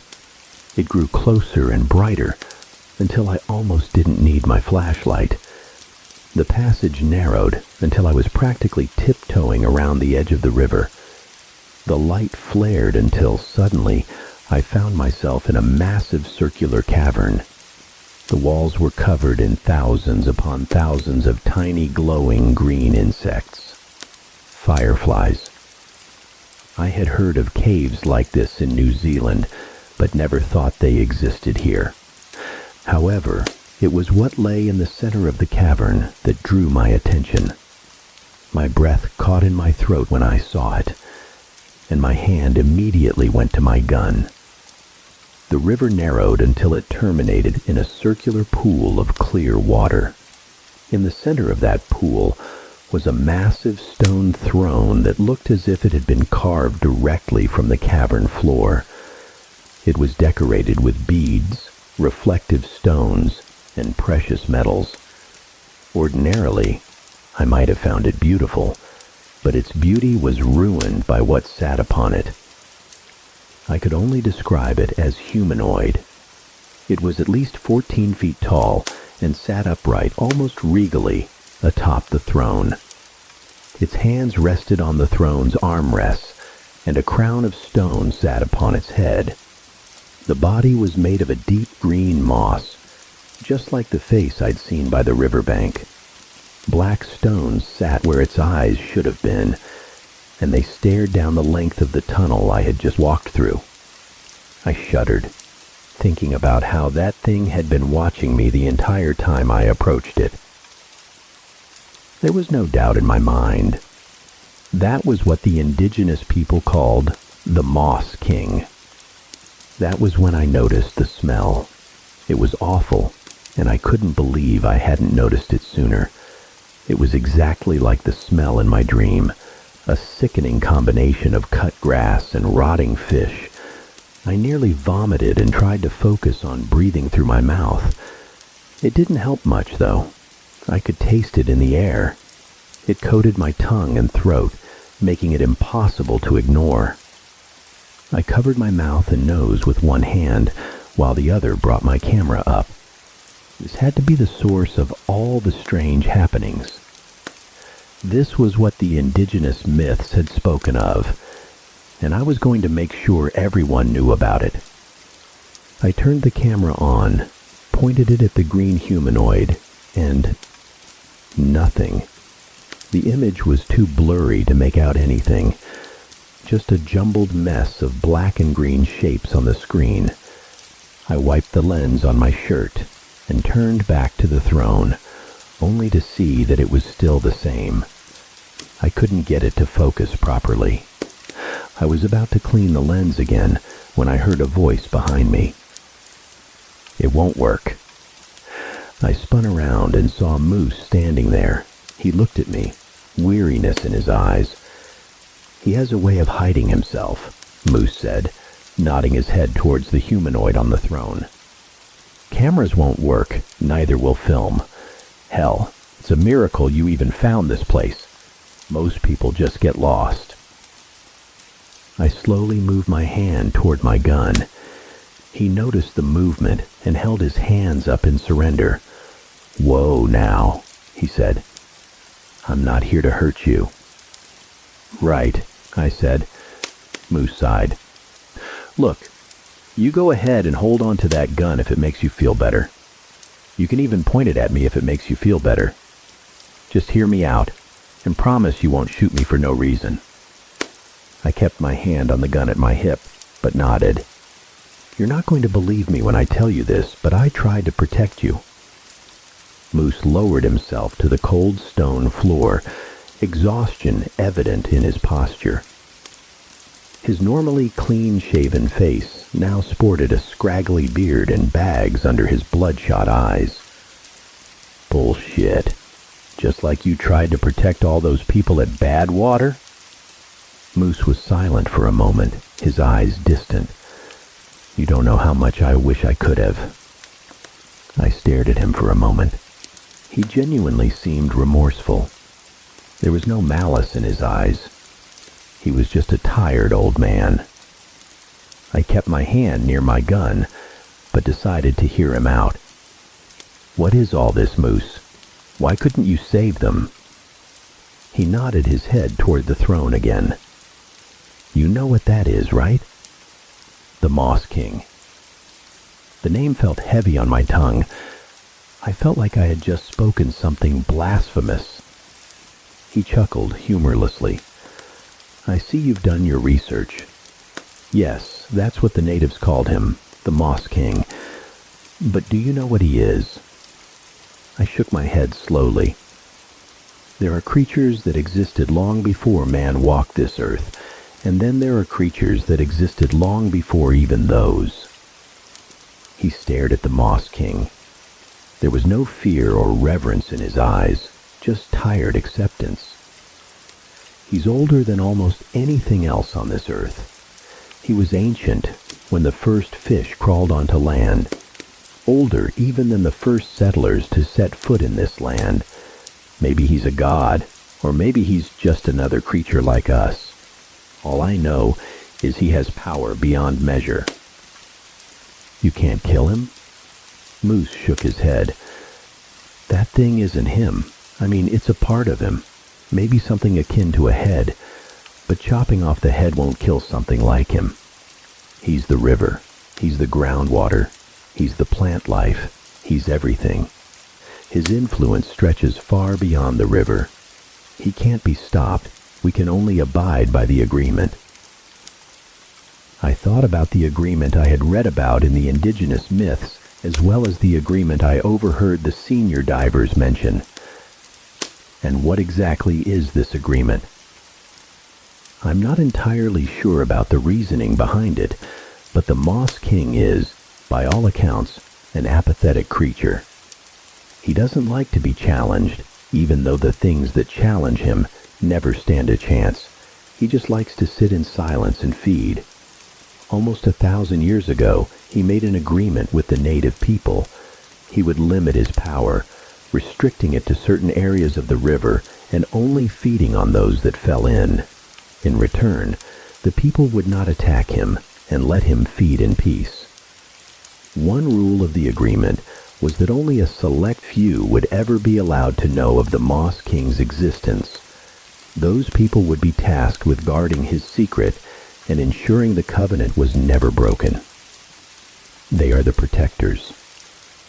This mantle was passed down from generation to generation, and when the natives left, it was passed down to the settlers. Clyde and Ryan are the current protectors, just like their fathers and grandfathers before them. I was having trouble processing everything he had said. This had been going on for much longer than I had ever imagined. "What about you?" I asked. I knew Moose had moved here when he was in his late 20s. He couldn't be passed down like Clyde and Ryan's. Not long after I moved here, I was hunting in the woods nearby. A storm snuck up on me, the likes of which I'd never seen before or since. Couldn't see a damn thing through the downpour. I was stumbling through those woods, looking for any kind of shelter when I stumbled upon this place. That's when I saw him. He stared at the humanoid figure with revulsion. I told Ryan about it the next day. He and Clyde were going to kill me that night. But then the thing, it spoke to them. It wanted me to be a protector. Apparently something about me caught its eye. He looked at me suddenly. "You broke the agreement when you came back from Badwater alive. I didn't tell Clyde or Ryan because I knew they would kill you, but the Moss King knows, and he's pissed. That's why he started using lures again. It's a warning." "What can we do?" I asked. Moose looked at me and sighed. "You really don't get it, do you?" "Get what?" It took me a while to realize it too. He pointed back towards the throne.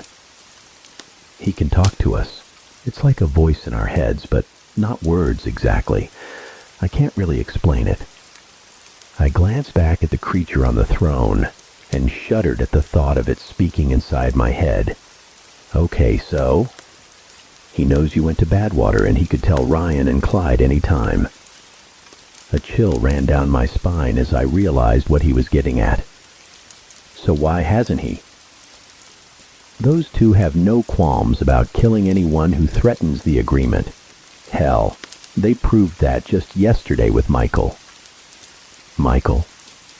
"I'm sure you figured out that the hands got him, or maybe the lures drew him in. That's what the others have insinuated to me, although I doubt it. He overheard us talking about the missing boy a few nights ago. Needless to say, some of what he heard was incriminating. I have no doubt that Ryan or Clyde killed him and made it look like a drowning. If Badwater took him, his body would have never been found. They killed him." I was in shock. I knew there was something sinister going on, and the older divers were willfully ignorant of the threat posed by Badwater, but I couldn't believe they would actually murder another diver. "Yes," Moose said, "and they'd kill you too if they knew you'd seen Badwater. So the question is, why hasn't the Moss King told them about you?" I thought back to what he told me about how he started working to uphold the agreement, how Clyde and Ryan tried to kill him, but the Moss King stopped them. "He wants me," I said. Moose nodded. "He wants you to uphold the agreement." He smirked. "I think he has a thing for divers." Suddenly I felt like the massive green humanoid on the throne was staring directly at me. It hadn't moved, but I still felt like I was being watched. That thing wanted me. My fists clenched. I would never work for it. "Help me kill it," I said to Moose, "or at least help me escape." Moose shook his head. "I can't." "Yes, you can. There's still good in you." "You don't understand." He stood up and looked at me with an expression of utter defeat. "I literally can't." He began taking off his shirt. Confused by his actions, I tightened my grip on my gun. However, my hand fell limp when I saw what lay beneath his shirt. A green mass sat in the middle of his chest. Mossy green veins radiated out from it in all directions, fading into his skin. It pulsed rhythmically, like a second heart, and my stomach churned as I saw his skin stretch around it. "What the hell is that?" "It's his mark," Moose said. "It's how he shows that I'm his, and it's how he controls me. I can't act against his will. It burns if I do, and it'll kill me if I defy him outright. It's been throbbing in pain ever since I found out you went to Badwater, and I can't even leave town. It'll kill me if I go too far." What the hell, what the hell, what the hell? I backed away from Moose, mumbling to myself. Things had just gotten so much weirder. I pulled out my gun and pointed it at him. "Go ahead," he said. "I don't care anymore." My hand trembled as I placed my finger on the trigger. I stared at him for what felt like an eternity before finally lowering the gun. I couldn't do it. "I'm leaving right now." The words sounded hollow. I had been shaken to my core at that point. Moose shrugged. "Suit yourself. You can't escape, though. This all ends one way or another." I ran out of that cave after that, and when I got outside, I kept running. I tripped and stumbled through the woods in a panic. It's a miracle I didn't seriously hurt myself. I ran until I reached my car and sped home. This will probably be my last post for a while. I'm getting out of here tonight. I've got my essentials packed, and I don't care where I go. Anywhere is better than this. I don't know what the Moss King has planned for me. If he's as powerful as Moose says, he might have some way of stopping me from leaving. I don't know anymore. God, I'm scared. Wish me luck. Goodbye, everyone. This will be my last post. Things have gotten to be too much. I'm so sorry. After posting the last entry, I grabbed my bags and threw them in my car. I was leaving. I didn't really have anywhere to go. No family, few friends, and a dwindling bank account. I had nothing but this town. But anywhere was better than what I witnessed in that cave. I didn't care if I had to be homeless or sleep in my car. I was sure I could find work somewhere. Anywhere but here. I immediately got into the driver's seat and headed south. I drove straight, no real destination in mind. I just wanted to get away from here as quickly as possible. However, as I neared the city limits, I began to feel a sharp pain in my chest. The further away from town I got, the more the pain increased in intensity. It was as if something heavy was sitting on my chest and lungs. My breathing became labored, and the pain even traveled down my arms. For a moment, I thought I was having a heart attack. But then I remembered the thing that was inside Moose's chest. I pulled over to the side of the road. By that point, it wasn't just a sharp pain anymore. It felt like someone was repeatedly hitting my chest with a sledgehammer, and my entire body burned with an excruciating, all-consuming pain. I could barely breathe, and my legs were shaking uncontrollably. I pulled up my shirt and looked at my chest. The skin in the center bulged and turned green, dark veins radiating out from it. I watched it pulse slightly, just enough to notice. It was the source of the pain. My breath caught in my throat, and I began to cry. I don't know how long I cried. I must have been on the side of the road for at least 30 minutes, just a trembling, sobbing mess. It was all too much. The sudden appearance of that thing in my chest combined with debilitating pain I was experiencing. After a while, I regained my composure and got back into my car, determined to get away from this thing. But the pain only increased until my vision began to fade. I kept driving even though I could barely see. However, after a while, I couldn't see at all. I couldn't even drive anymore. I got out of my car and started walking, determined to just blindly stumble south. But my legs gave out soon after, and I collapsed on the hard asphalt in a pathetic heap.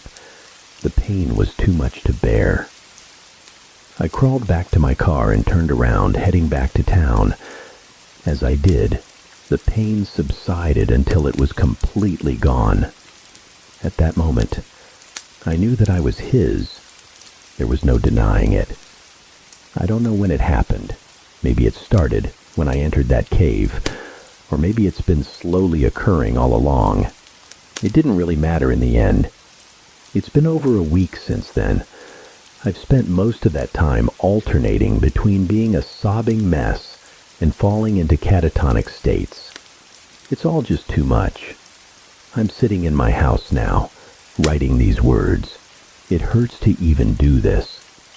Acting against him, even writing about him, brings back the pain, but his hold over me isn't as strong as the others. At least, not yet. I'm writing this because I feel like I have to. The truth needs to be known, even though I feel like nothing can be done about it. I've come to realize a few things these past few days. I can feel myself getting closer to him, becoming one with his mind. Maybe the agreement wasn't so bad, but I know now that he wouldn't be satisfied with the agreement. Moose was wrong about all that, although I'm sure he must be feeling the truth by now. The king was never complacent. He was merely resting, and the agreement was a method to sustain himself with ease until it was time for him to rise. That time is now. I can feel his cold rage and his unfathomable hunger. I fear for what will happen to this town and the surrounding areas. I don't know how far his influence spreads, but if Moose was telling the truth, he might be unstoppable. As he awakens, I can feel him becoming more and more sentient in my mind. It's strange, like a second thought process constantly lurking beneath the first. I fear he will soon take me over entirely. I don't intend to let that happen. I will not let myself become a mindless slave to this monstrous being. The thing on my chest has started to look just like the one that was on Moose. I've tried cutting it out, but he won't let me. The knife stops a few inches from my skin, and no matter how hard I try, I can't bring my hand any closer. He's a part of me now, forever. I fear there's nothing I can do to remove myself from him. It won't be long before we are one. I have my gun beside me. I'm going to end it.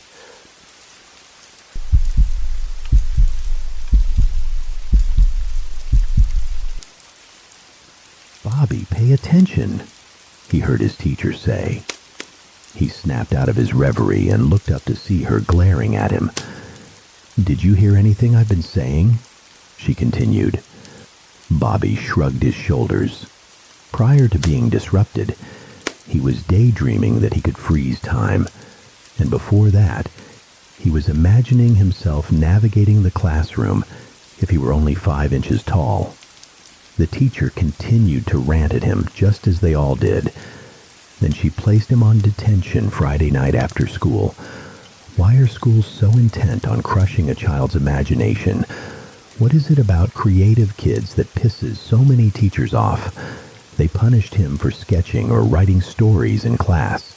They punished him whenever he slipped into a daydream. His artwork wasn't the right style for his art teacher. His music was too modern for his music teacher, and he was even forbidden from using mnemonic techniques to revise for exams. Whenever he strayed from their formula and their methods, he was punished and told he would never amount to anything. At the end of the school day, the kids rushed towards the gates, saying goodbye to all their friends and classmates. Nobody said goodbye to Bobby, though. They barely noticed him unchaining his bike for the lonely ride home. As he approached his teens, he was finding it hard to connect with other kids and was used to being excluded. Bobby's only companion was his diary, in which he confided his thoughts and feelings. Every night before bed, he would make an entry. Dear Diary, another shit day at school.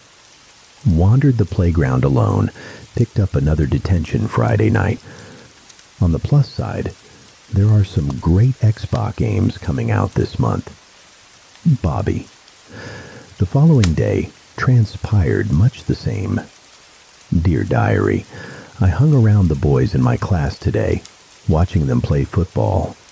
I thought they were going to ask me to join in, but they just wanted me to fetch the ball. I decided to spend my break time in the library instead. Got into an argument with Mom and Dad again. I told them I'm on detention tomorrow night, and they threatened to take away my books and Xbox. If they did that, my life wouldn't have much point. Bobby.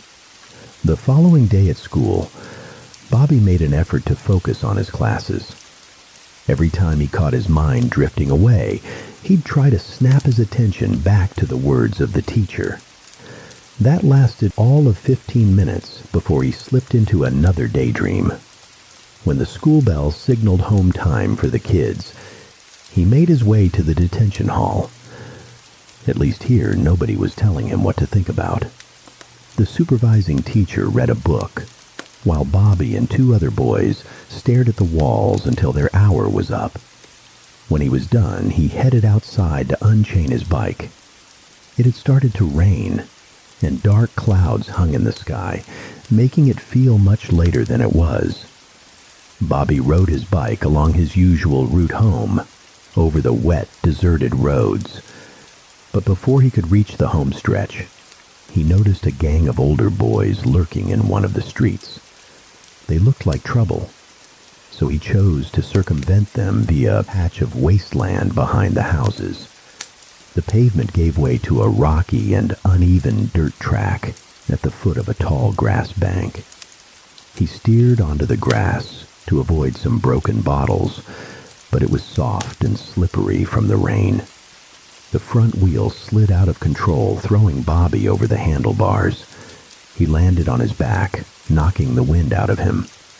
He appeared not to be seriously hurt, but sat on the ground for a while as he attempted to catch his breath. He was wet, and his bike lay in a heap in front of him. "Are you okay?" Bobby looked round, trying to locate the source of the voice. It sounded like a young girl. "Is your bike damaged?" she asked. It was coming from the top of the bank, but he couldn't see who was speaking.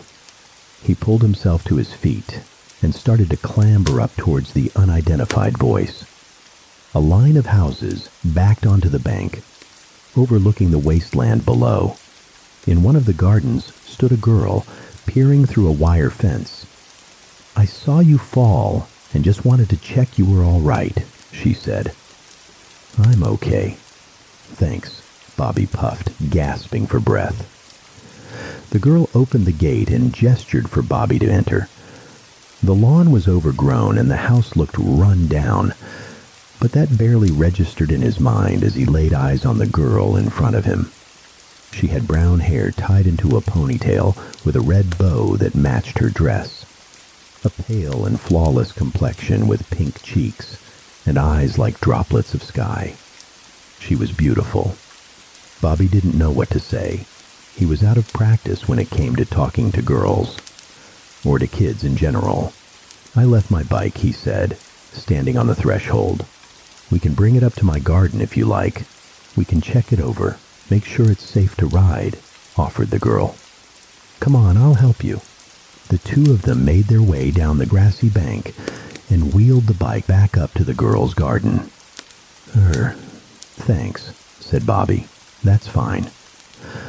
They checked over the bike, though Bobby was thinking only of the girl he was with. He'd never experienced such kindness from a stranger before. "I'm Lucy," she said. "I'm Bobby." "So are we meant to shake hands or something?" she said, reaching out. Bobby smiled and gently shook her delicate hand. "Do you have to rush home, or do you want to hang out for a while?" she asked. "I can't invite you in because Mother's asleep. but I know somewhere we can shelter from the rain. Bobby checked his watch. Okay, I have to be home by 8, though. Great, follow me. Bobby picked up his bike and wheeled it along as Lucy led the way. They exchanged small talk, and he found himself more at ease than he had felt in a long time. They came across a small cove of trees where the branches intertwined to form an overhead canopy. It's not much, but it'll keep the rain off us. We can sit here, said Lucy, taking a seat on a log and motioning for Bobby to join her. He leaned his bike against a tree and sat next to her. So, do you hang out here a lot?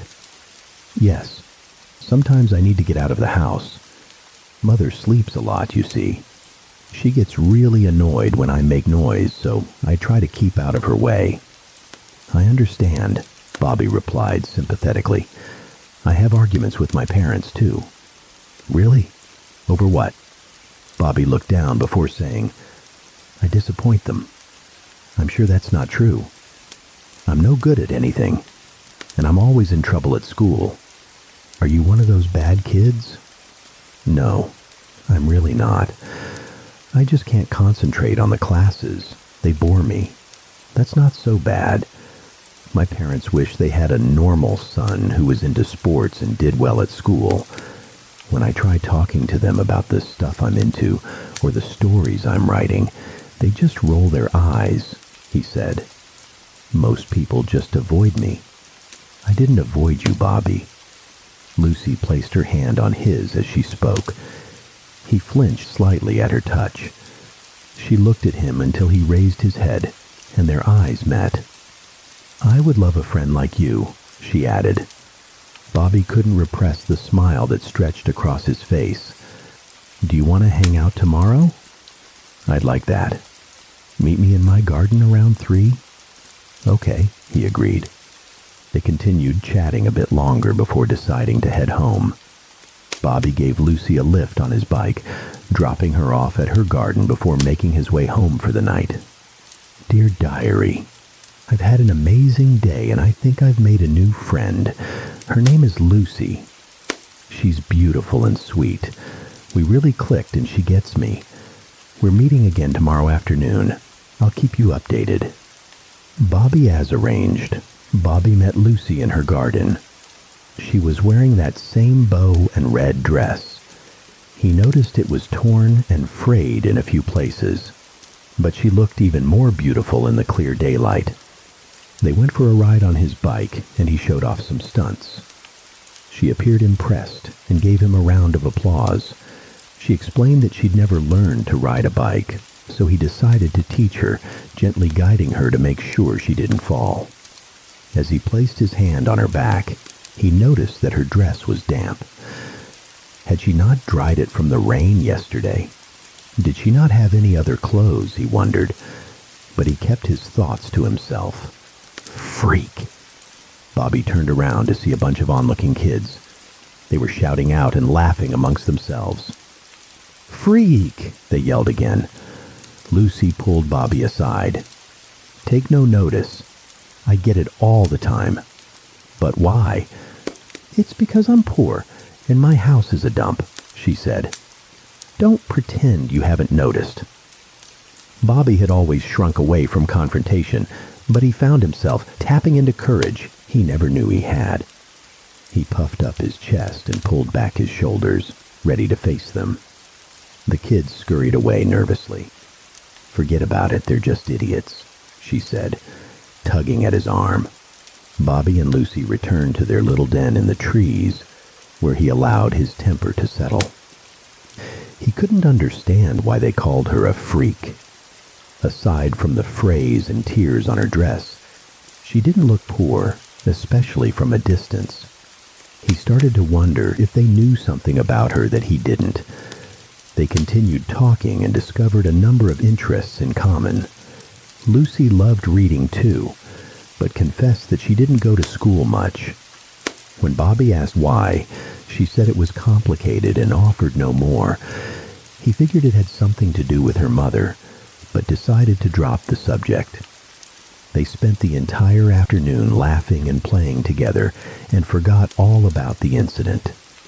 Bobby dropped her off at her garden. He looked up at the house. She was right. It was a dump. He felt so sorry for her. Despite the arguments with his parents, he was always well-fed and well-dressed and had nice presents at Christmas and birthdays. Maybe one day he could whisk her away. They stood facing each other for a moment. Their eyes met, but Bobby broke his gaze to check his watch. "Well, it's getting late. I guess I should get going." Lucy leaned in and wrapped her arms around him. "This has been one of the best days of my life," she whispered into his ear. "Mine too," he replied sincerely. Bobby pedaled his bike home. A smile stretched across his face and a fluttering in his chest. He met with Lucy again the following day and every night after school. "Dear Diary, I'm sorry I've not written any updates this week. I have been spending a lot of time with my new friend Lucy. I've never met anyone like her before, and I can't stop thinking about her. She's so caring, and when I talk, she actually listens to me. I stop myself sometimes when I think I'm rambling, but she always asks me to carry on and says she finds me fascinating. I think about her as more than just a friend sometimes. She hugs me and compliments me a lot, and it makes me wonder.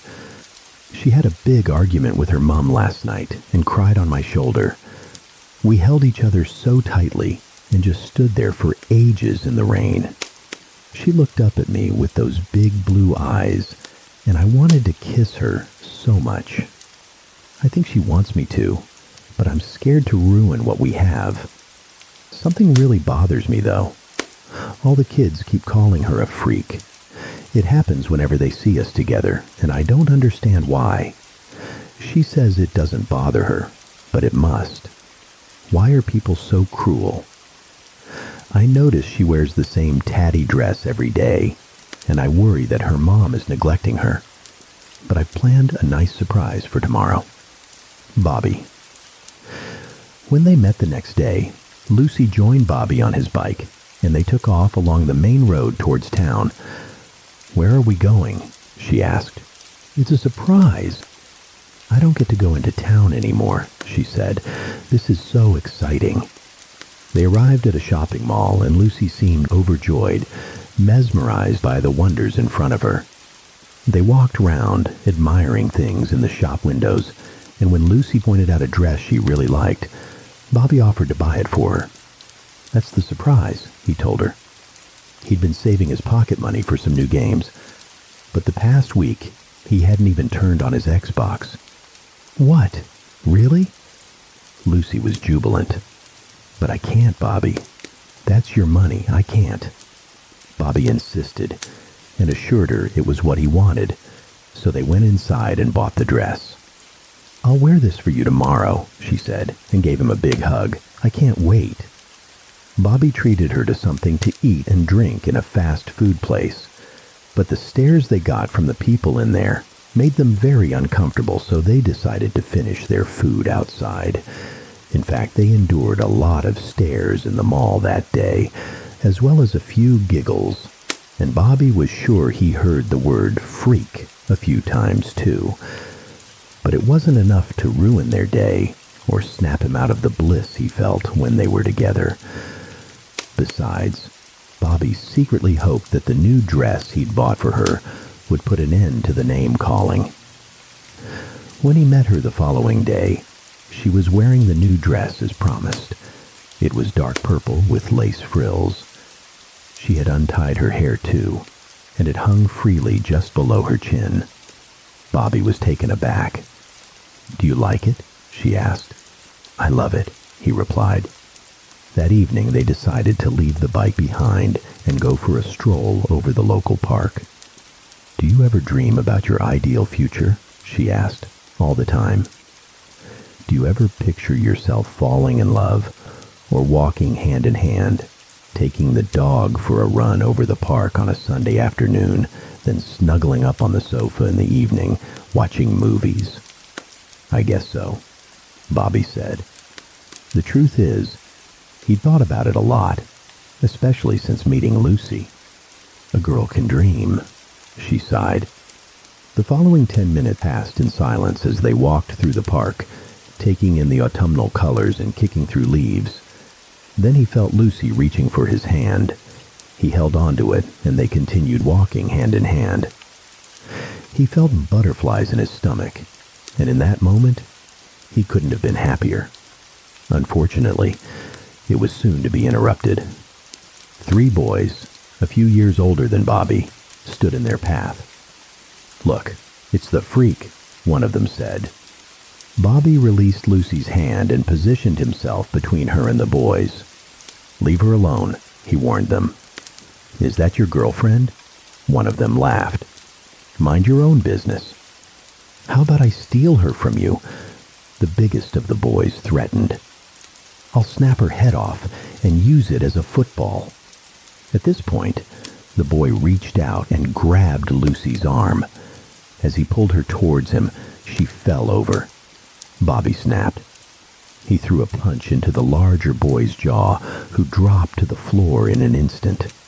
He then swung at the other boy, catching him on the nose. He felt it crunch on impact, and blood spurted out. The remaining boy saw his opportunity and punched Bobby under his eye, but it wasn't enough to knock him down. Adrenaline rushed through Bobby's veins as he grabbed him in a headlock and tightened his grip until he screamed for mercy. "Bobby, stop," he heard Lucy say. He looked down to see she was still lying on the floor. He released his grip, and all 3 boys staggered away, defeated and humiliated. "Fucking freak," one of them muttered. Bobby ignored the parting shot and attended to Lucy. "Are you hurt?" he asked her as he lifted her onto her feet. "No, I'm fine," she said. "But your eye, it's all swollen." She ran her fingers lightly over Bobby's face, where he'd caught a punch. Lucy leaned in and kissed him on the cheek. "Thank you, Bobby. Nobody has ever done anything like that for me. You were so brave." He blushed. "By the way, you dropped something," she said, handing Bobby his watch. "It must have come off in the fight. It's a good thing you found it. My granddad left it to me when he died, and my parents would go crazy if I lost it." "It's beautiful," she said. "I've never had a watch before." "Want to try it on?" he offered. "You can wear it until we get back." He adjusted the strap and fastened it onto her narrow wrist. She held it in the air and flaunted it as though it was some valuable treasure. It was endearing how much she appreciated the little things. Everything about Bobby seemed to impress her. They continued walking, and he noticed she was limping. "I just twisted my ankle a bit, that's all." "I'll give you a piggyback," said Bobby, crouching slightly so she could jump on his back. He was surprised at how light she was. He walked her all the way home right to her door. "You'll have a black eye tomorrow," said Lucy, touching his face again. "What will you tell your mom and dad?" "I'll make something up. I'm good at that." They lingered for a moment. Their eyes met. Only this time, neither of them turned away. Bobby glanced down at her tender lips, brushed back her hair, and leaned in closely. He kissed her, and she reciprocated. He felt his heart pounding. They gently pulled apart and gazed into each other's eyes. She started to giggle nervously. "I've been waiting for you to do that," she told him.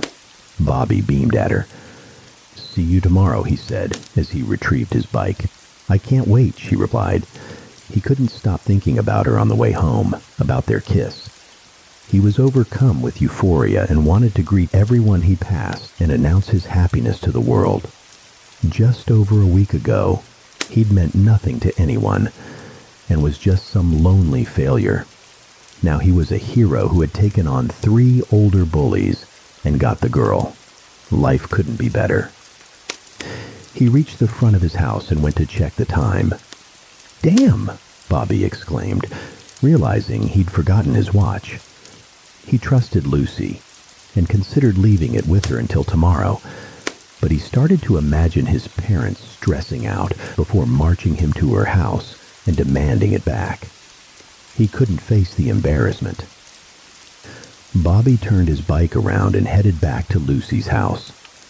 By the time he got there, the sun was going down and darkness was falling over the streets. He noticed there were no lights on at the front of the house. Afraid of aggravating her mother, he decided to head round to the back garden where they usually met, hoping he could attract her attention. No lights were on in the back of the house either. "Lucy," he called out in a half-whisper.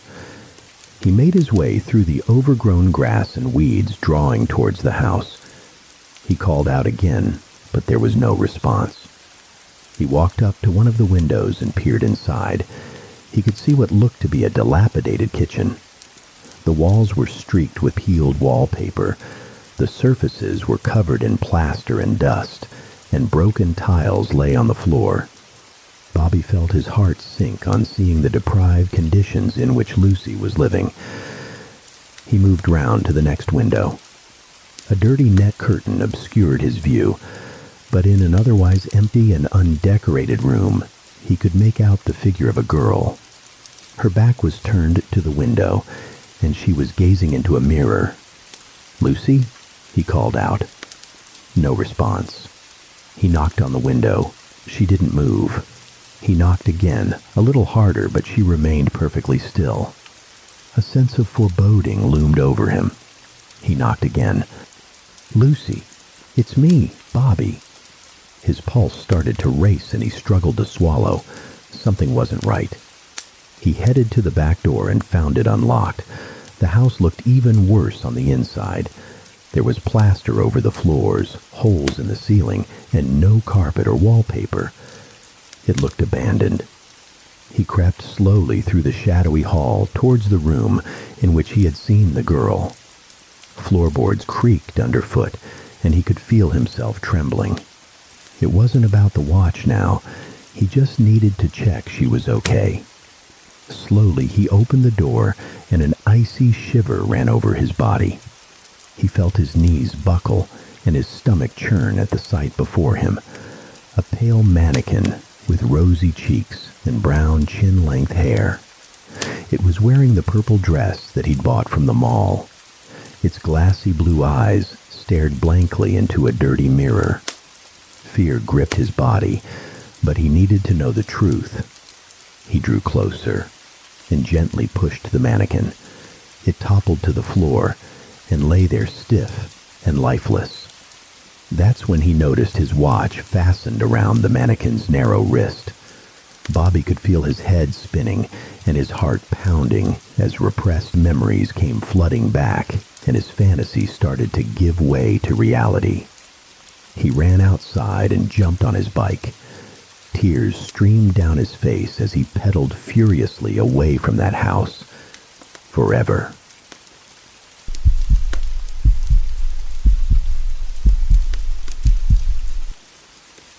"30 hours ago, I boarded a late-night flight from New York to Los Angeles. Finding my seat, I was relieved to discover I had the entire row to myself.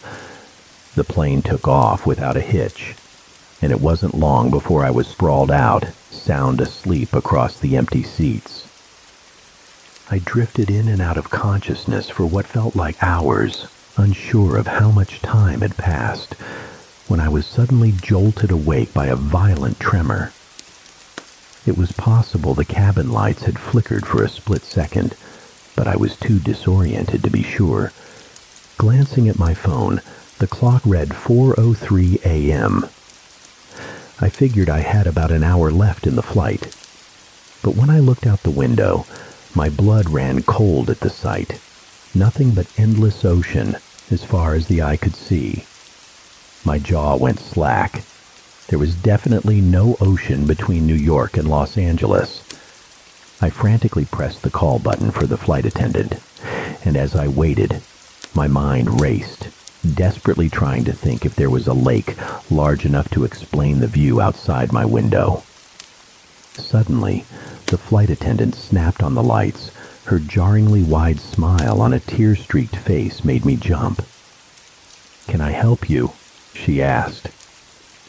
I was speechless for a moment at her bizarre demeanor, but I managed to collect myself enough to ask, "Where are we? Why does it look like we're flying over the ocean?" Her smile never faltered as she wiped a tear from her cheek. "Sir, we'll be landing in about an hour." Okay, thank you." After she left, I checked the time on my phone again. 4:03 a.m. Still, it hadn't changed. I had been sitting here with the call light on for at least 5 minutes. How was that possible? Pulling out my laptop, I was even more baffled to see the clock there read 4:03 a.m. as well. I opened the timer app on my phone, and for 2 excruciating hours, I stared at the damn numbers, willing them to change. Nothing. Time was standing still. In a desperate attempt to make sense of things, I tapped the shoulder of the elderly woman in the seat in front of me. She turned around, a look of annoyance etched on her face. "What?" "Excuse me, but do you know how much longer until we land?" She narrowed her eyes at me. "The flight attendant said about an hour." I shook my head in disbelief. "What flight attendant? We spoke nearly 2 hours ago. We should have landed by now." She looked at me like I was crazy. As I tried to explain further, I felt a hand on my shoulder. Turning around, I found a male flight attendant looking down at me. A ghastly grin plastered on his face, tears streaming down his cheeks and dripping onto my shirt. "Sir, I'm going to have to ask you to calm down, or I'll be forced to notify the captain." I quickly told him it wouldn't be necessary and sat back down. He removed his hand and walked away. Every few hours, the attendants would come by and offer me a meal, always with those unnerving, unwavering smiles. My timer continued to run, now telling me I'd been on this plane for over 30 hours. I'd walked up and down the aisle, trying to talk to the other passengers, but all of them said they expected to land in about an hour. About 3 hours ago, I tried to sneak into first class, but as soon as I passed the curtain, I was met by 2 flight attendants with those same horrific grins. Their hands were like vices as they gripped my arms. "Sir, the fasten seatbelt sign is illuminated," one said. "Please return to your seat and fasten your seatbelt. We'll be landing in about an hour." Just as all hope seemed lost, a woman in a business suit walked down the aisle. She didn't look at me, didn't even slow down, but as she passed, she quickly placed a piece of paper on my tray table before entering the lavatory at the back of the plane. I glanced around before unfolding it. Scrawled across it were the words, "Are you stuck too?" I quickly grabbed my pen and wrote back, "Yes, 30 hours now." Folding the paper back up, I placed it on the tray closest to the aisle. She exited the bathroom and snatched it as she passed. 20 minutes have passed. I don't know why, but I have a feeling those attendants wouldn't like this if they knew we were talking, but I don't have any other options. I have to do something. I'll update you on what happens next. A few hours after the woman took the note, she came back and took the seat next to me. She leaned in close, trying not to attract attention. "So you're stuck too?" she asked. "Yeah," I whispered back. "I'm Jack, by the way. Nice to meet you. She nodded. "Mary, you said it. Getting your note was the best part of my day. I've been going on a day and a half now thinking I was the only one who realized." She paused, glancing up the aisle. When she spoke again, her voice was barely a whisper. "So, Jack, any theories on what the hell is going on?" I thought about lying, then decided the truth was better. "I think we might be dead." Mary shook her head. Maybe if it was just me, or just you. But if this is the soul train to hell, why are there two of us who realize what's happening? I don't know. Mary pulled out her phone and showed it to me. It was the Wikipedia article on Flight MH370, the plane that disappeared in 2014. I skimmed the article. There were dozens of theories trying to explain what happened. Everything from oxygen deprivation to suicide to aliens. Not very helpful, I said. Except that this might have happened before, she said. What about you? Any theories on why no one else seems to realize? We talked more, finding one commonality. We had both been sound asleep at 4:03 a.m. But there's no way we were the only two asleep at that time. Maybe the others were just dozing. I don't know about you, but I was out cold. The lights in the cabin suddenly cut out, replaced by dozens of red emergency lights on the floor that flickered to life, bathing the plane's interior in an eerie crimson glow. A staticky voice came over the intercom. Please remain calm and return to your seats. The fasten seatbelt sign has been illuminated, and we may experience some turbulence. We'll be landing in about an hour. Mary froze. Should I go back? She asked. Maybe they won't notice if you go, but maybe they know and are trying to separate us. Mary nodded. We should stay together.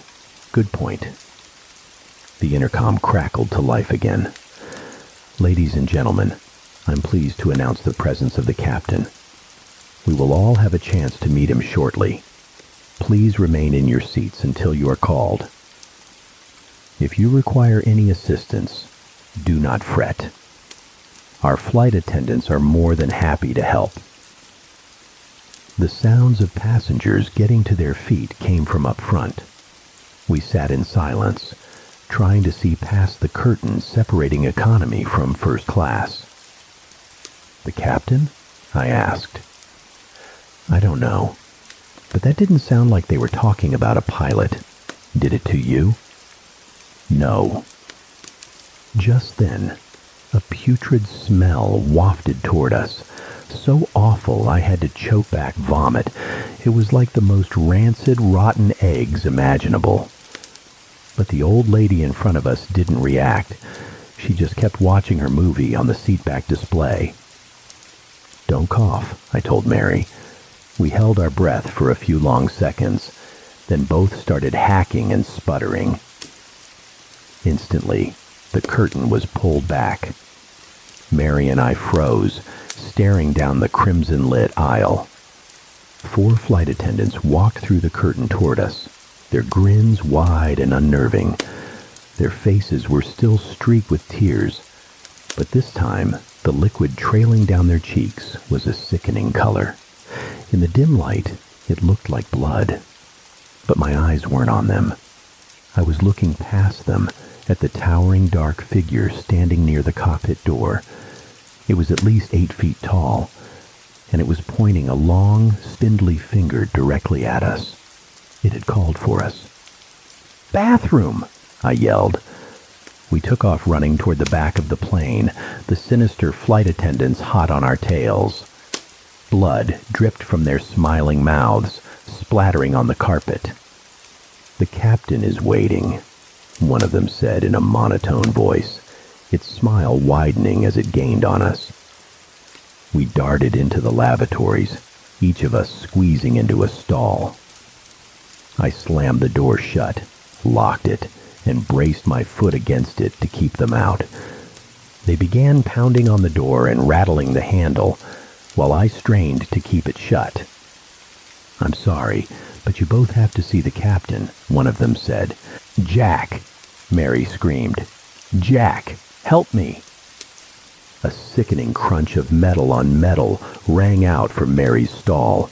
She continued to scream in terror, her blood-curdling cries echoing through the plane, moving towards the horrifying shadow I'd seen. I wish I could say that I burst out of there and fought them off, that I distracted them or did something heroic. But I didn't. She was taken, and only seconds later, her screams stopped. That was hours ago, and I'm still barricaded in this bathroom stall. I'm trying not to think about what they did to her. The creature at the front of the plane didn't look human. I hope it didn't kill her. Not after she screamed for me like that. I can't handle that. I haven't heard anything outside for a few hours now, but I'm too scared to open the door. I'm too far from an outlet to charge my phone. My battery is almost dead, and I'm starving. If I go out there, will those flight attendants remember me? What if that thing is still waiting? I don't have much time to decide, but I'll update you on what happens next. After 12 hours or so, I decided to open the bathroom door.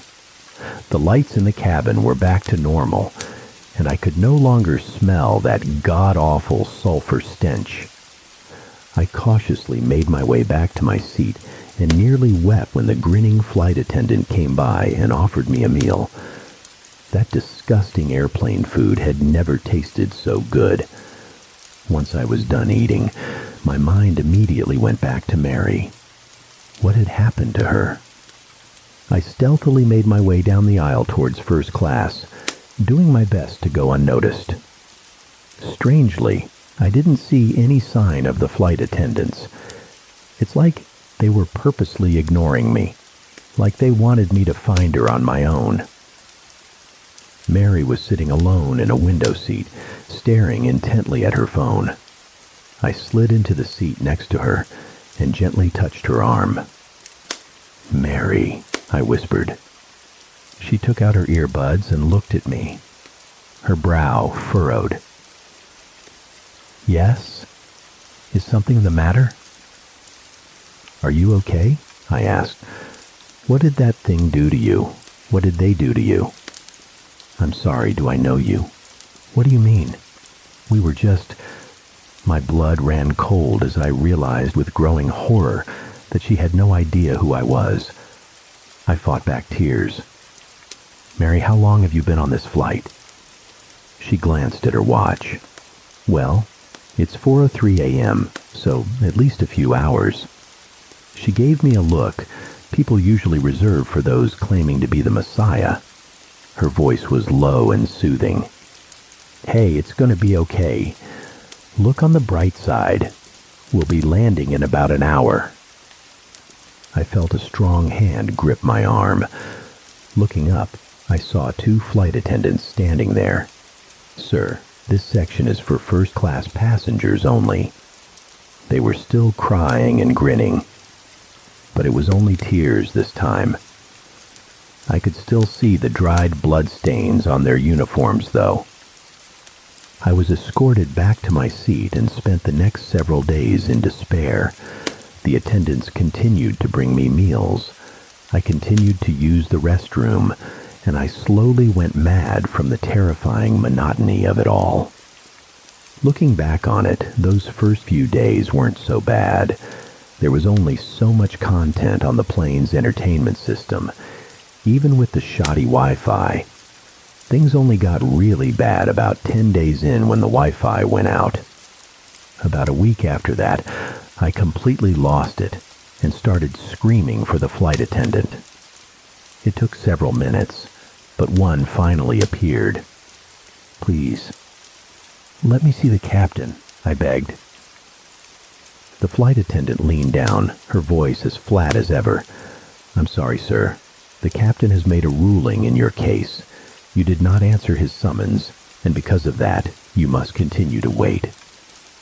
"Wait for how long?" "I'm afraid it will be quite some time. But fret not, sir. We'll be landing in about an hour." With that, she stood up straight and walked away. I started carving tick marks into the wall of the plane to keep track of things. One for every time I used the restroom, one for every meal, one for every time I watched a particular movie. It was hell. I watched every movie on the plane system dozens of times, Anytime I acted out, I would be restrained by the flight attendants and placed back in my seat. Any attempt to speak to other passengers was met with blank stares, followed by me being dragged back to my seat. I think it was around day 30 when, in a fit of panicked insanity, I smashed my laptop and phone against the wall and screamed until I was hoarse. No one around me reacted. 2 months in, my body was rank and foul. My leg muscles had atrophied to the point where it was painful to walk, and I had cramps constantly. Finally, after watching Thor Ragnarok for the 128th time, I came to the conclusion that suicide was my only option. I stood up and shuffled toward the emergency exit door. I knew that normally the pressure inside the plane would keep the door sealed tight, but I figured nothing about my situation was normal. If it didn't work, I'd find a more painful way to end things. I gripped the handle and pulled. To my surprise, the door swung open easily, but there was no rush of air into the cabin. The temperature remained as frigid as it had been for what felt like an eternity. The open door was a tempting invitation, an escape from the nightmarish plane. I stared at it for a long moment, too long perhaps. Suddenly, a hand gripped my shoulder, yanking me back. In a blind rage, I lashed out and jumped out of the plane. The wind hit my face like a blessing, a new sensation after months of stale, recycled air. The ocean rushed up to meet me, growing larger and larger, and I realized with a start that I didn't want to die anymore. It grew larger still, until all I could see was black and the churning waves. I slammed into the water with a force that felt like it shattered every bone in my body. I threw my arms up, crying out in pain as I hit the seat in front of me. "No," I whispered, then louder. "No, no, no." A flight attendant rushed down the aisle and crouched beside me. "Sir, are you all right?" My fists clenched, and I almost punched her in the face. Then I realized she wasn't grinning. She wasn't crying. In fact, she looked almost afraid of me. I reached into my pocket, where I could feel the now uncracked screen of my phone. 4:04 a.m. "Sir, if you'll just calm down, we should be landing in about an hour." My mouth felt like it was full of ashes. "Thank you," I managed to say. "I'll be fine." I stared down at my phone. It now read 4:05 a.m. Then I looked out the window and wept when I saw the city light below. We landed about an hour later. I can't explain why or how, but I'm currently sitting in an airport coffee shop, typing this all out. I'm free. I got out, and I'm never flying again.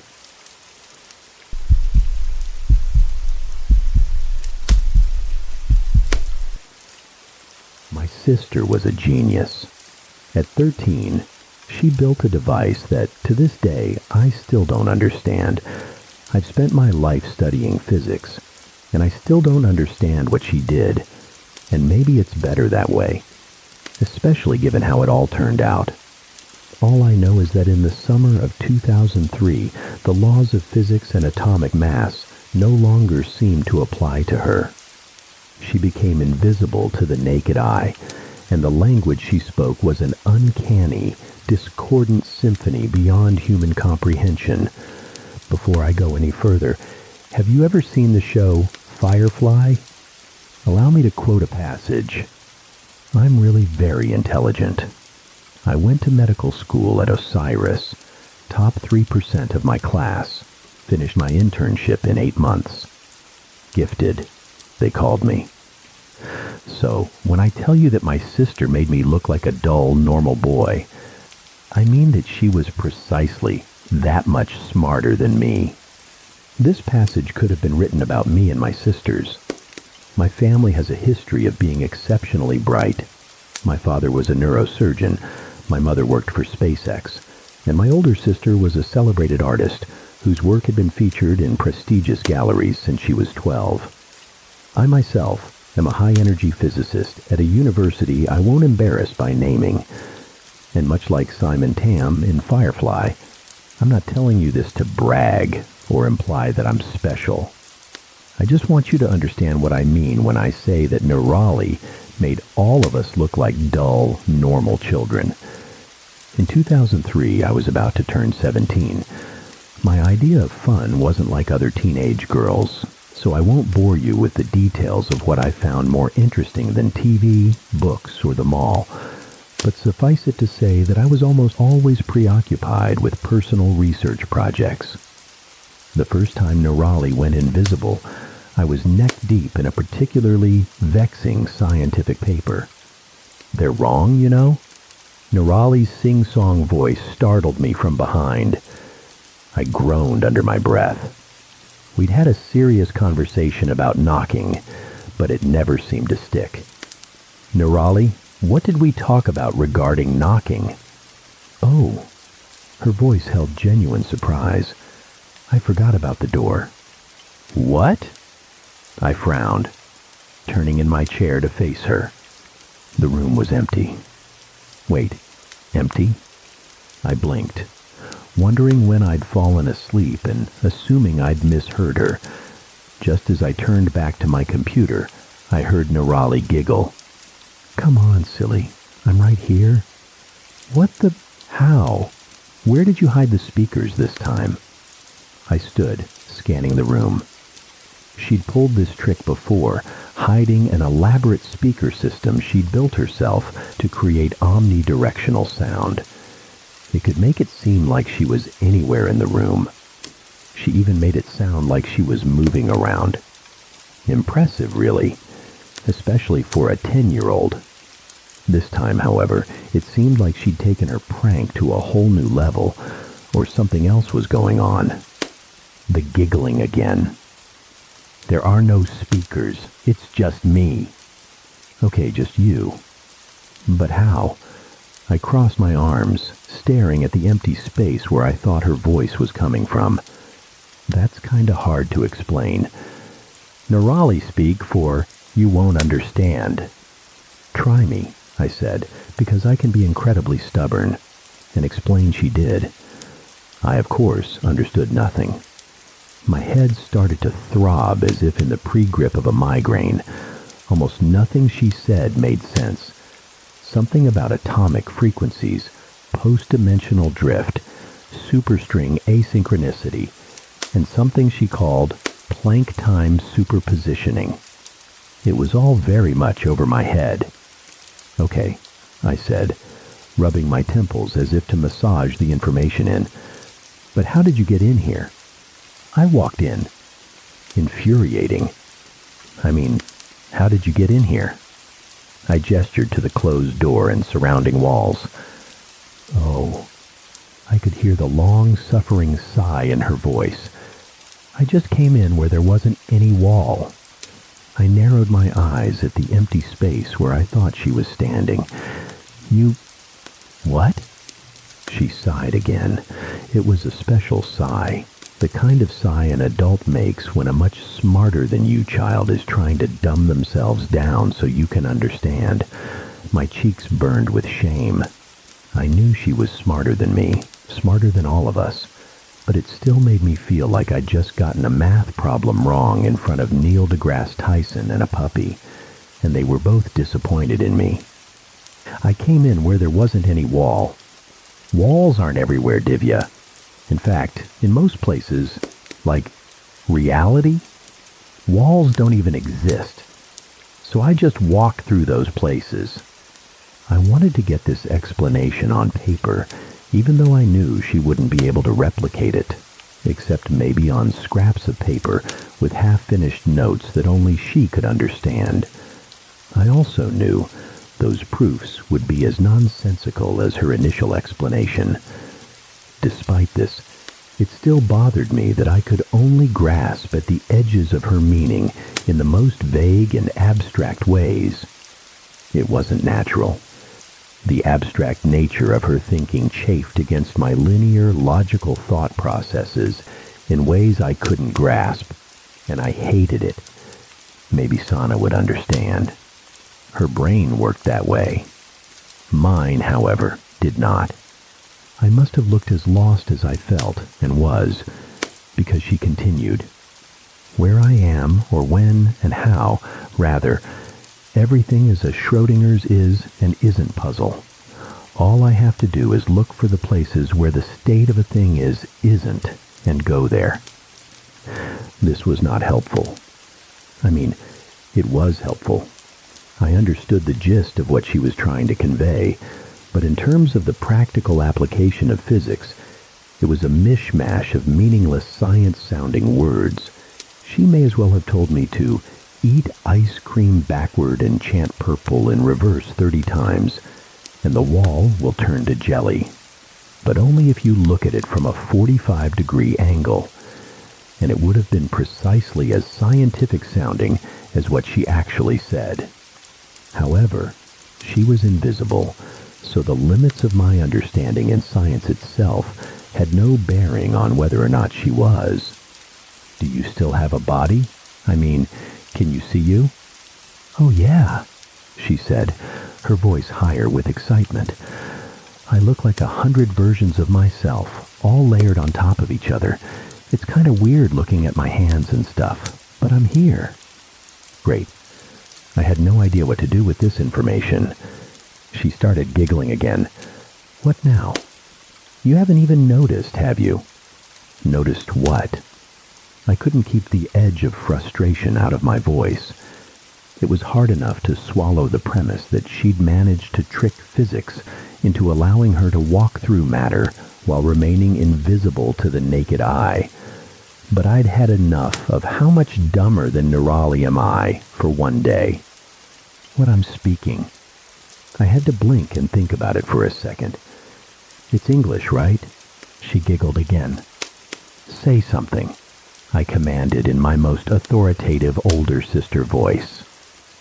Nor again is there anyone who loves or pursues or desires to obtain pain of itself because it is pain, but because occasionally circumstances occur in which toil and pain can procure him some great pleasure. If I concentrated, I could tell the words she was speaking didn't quite line up with what I was clearly translating in my head, but I couldn't hear what they were.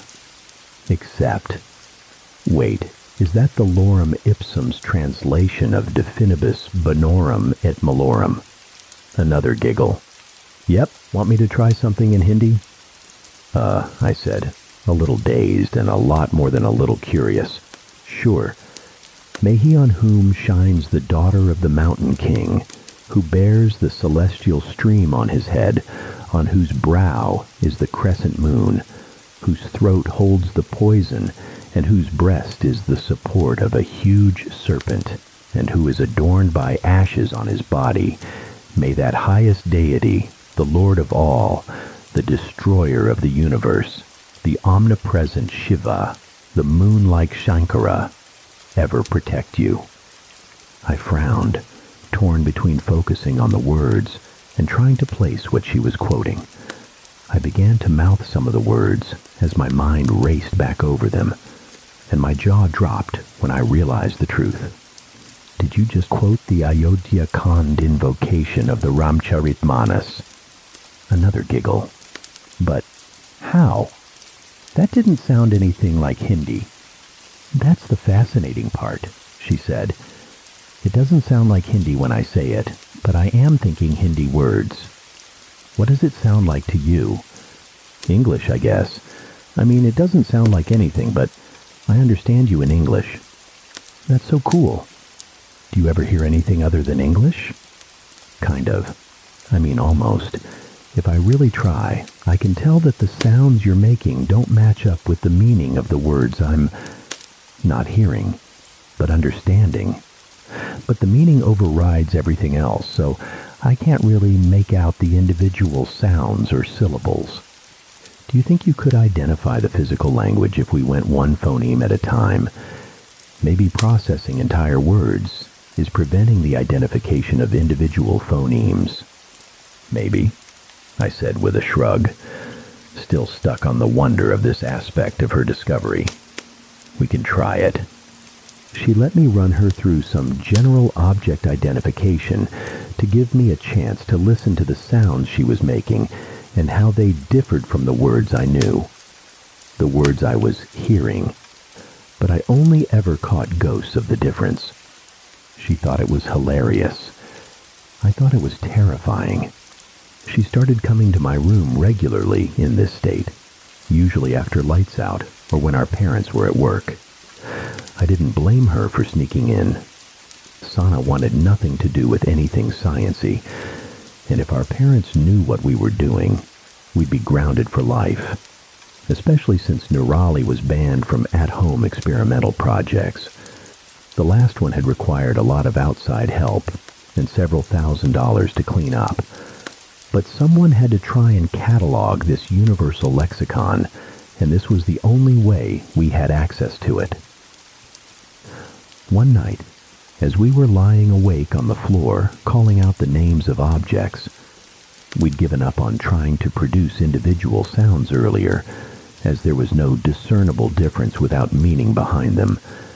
Nirali went still. I couldn't see her, of course, but something had changed. She was so silent that I worried that maybe she'd fallen through the floor or something and left me all alone. But somehow, I could still feel her presence alongside something else that was sharp and alien, and I couldn't quite place it. "Nirali?" I whispered, a cold unease settling over me like snow. "Shh." It was her, but so small that I almost missed it. Still, I could hear the urgency behind it, and I fell silent, waiting in the dark with her. As the minutes ticked by, a creeping dread snaked its way across the room. It started in the darkest corners and seeped outward, tainting everything it touched, including me. My pulse quickened as a primal paranoia took hold. I knew it was just Nirali and me, but it felt like a predator was stalking us in the dark, hunting for us, and only our silence kept it at bay. To combat the paranoia, I focused on the warm, red glow of the clock on my desk. The numbers changed with a slow, gentle certainty that was both soothing and hypnotic. They lulled my fear until sometime between midnight and 2 in the morning, I drifted off to sleep. I only realized this when Nirali finally whispered my name, pulling me back to wakefulness. "Divya, wake up." I came back to myself slowly, shaking off the heavy feeling of a dream I couldn't quite remember. "It's gone." "What's gone?" I rubbed my eyes, blinking at the clock on my desk. It was so late. Had we really been lying on the floor for 2 hours? Nirali didn't answer, for a long time, long enough that I thought maybe I dreamt her waking me up. "The ghost behind the wall," she whispered, breaking the cobweb silence. There was a weight to her words that I couldn't place, one that again pinged that primal center in my brain, an ancient urge screaming at me, telling me to run. What?" My voice was hoarse, and I pushed myself up onto my elbows, but Nirali was gone. Not just silent. There was a difference in the room when she left, and I could always feel it, even when she didn't say she was leaving.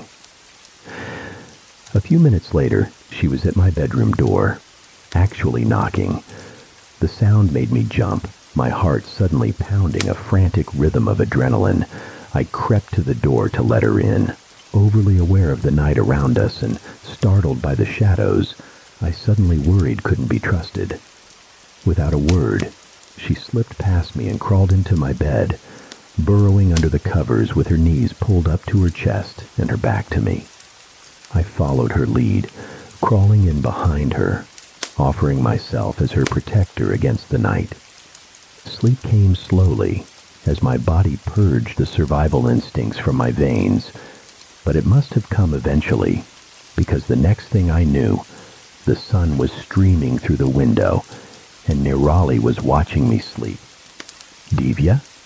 Nirali said my name like she was testing it, like she wasn't sure she'd ever hear it again. Yeah? Nothing, she said, curling in on herself beneath the covers before adding, thank you. It was a week before she came to me through the walls again. I think it's attracted to language, she said, pulling me from a dream about superfluids. What is? I yawned, strangely comfortable with the continuation of our late-night conversations. The ghost behind the wall. What is it? I don't know. Something big. Something old. Older than time, maybe. Talking like Sana now, are we? Older than time? I don't know, Divya. It's just what it feels like. She was always like this, stuck somewhere between science and feeling, like the perfect intersection of me and Sana. I think it allowed her to think abstractly enough to break out of the box of what is known in order to innovate, while still being linear enough to build a new box to contain her innovations. But sometimes that meant she didn't have the math to back it up. Sometimes it was just a feeling or a vague notion. But even then, Nirali's feelings were always right, even if the science took a few decades to prove it. Okay, I said, accepting that answer for what it was. It was strange, I realized in that moment, how a few weeks of exposure to what my mind told me was factually impossible had opened me up to the elasticity of what could be. I was surprised, too, to find that my first instinct was no longer to challenge her or demand proof, just because what she said was beyond my immediate experience or understanding. Instead, I would nod and accept that what she said, what she experienced, was simply true, and the limitations of my understanding couldn't change that. What does it want? I don't know. I don't think it talks, but I think it listens and understands. That's concerning, I said, shifting beneath the covers. The superstitious child in me made sure my feet were tucked safely in the middle of the bed because the shadows still couldn't be trusted. She hummed in agreement. It's not the only thing out here, though. A shiver ran down my spine, sending my heart into another panicked rhythm.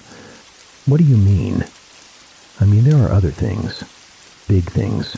Old things. I think most of them can't see me. I'm not really where they are, just like I'm not really where you are, but they can hear me, just like you can. Are you safe? Nirali was quiet. My stomach twisted, because I knew that meant something big and old and dangerous was close enough to be a threat. After what felt like hours, she answered, sometimes.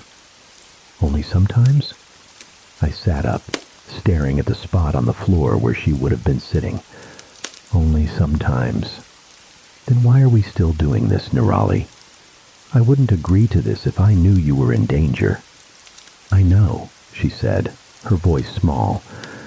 But there are so many things out here. If I focus on a color, I can experience everything that color has ever been and will ever be.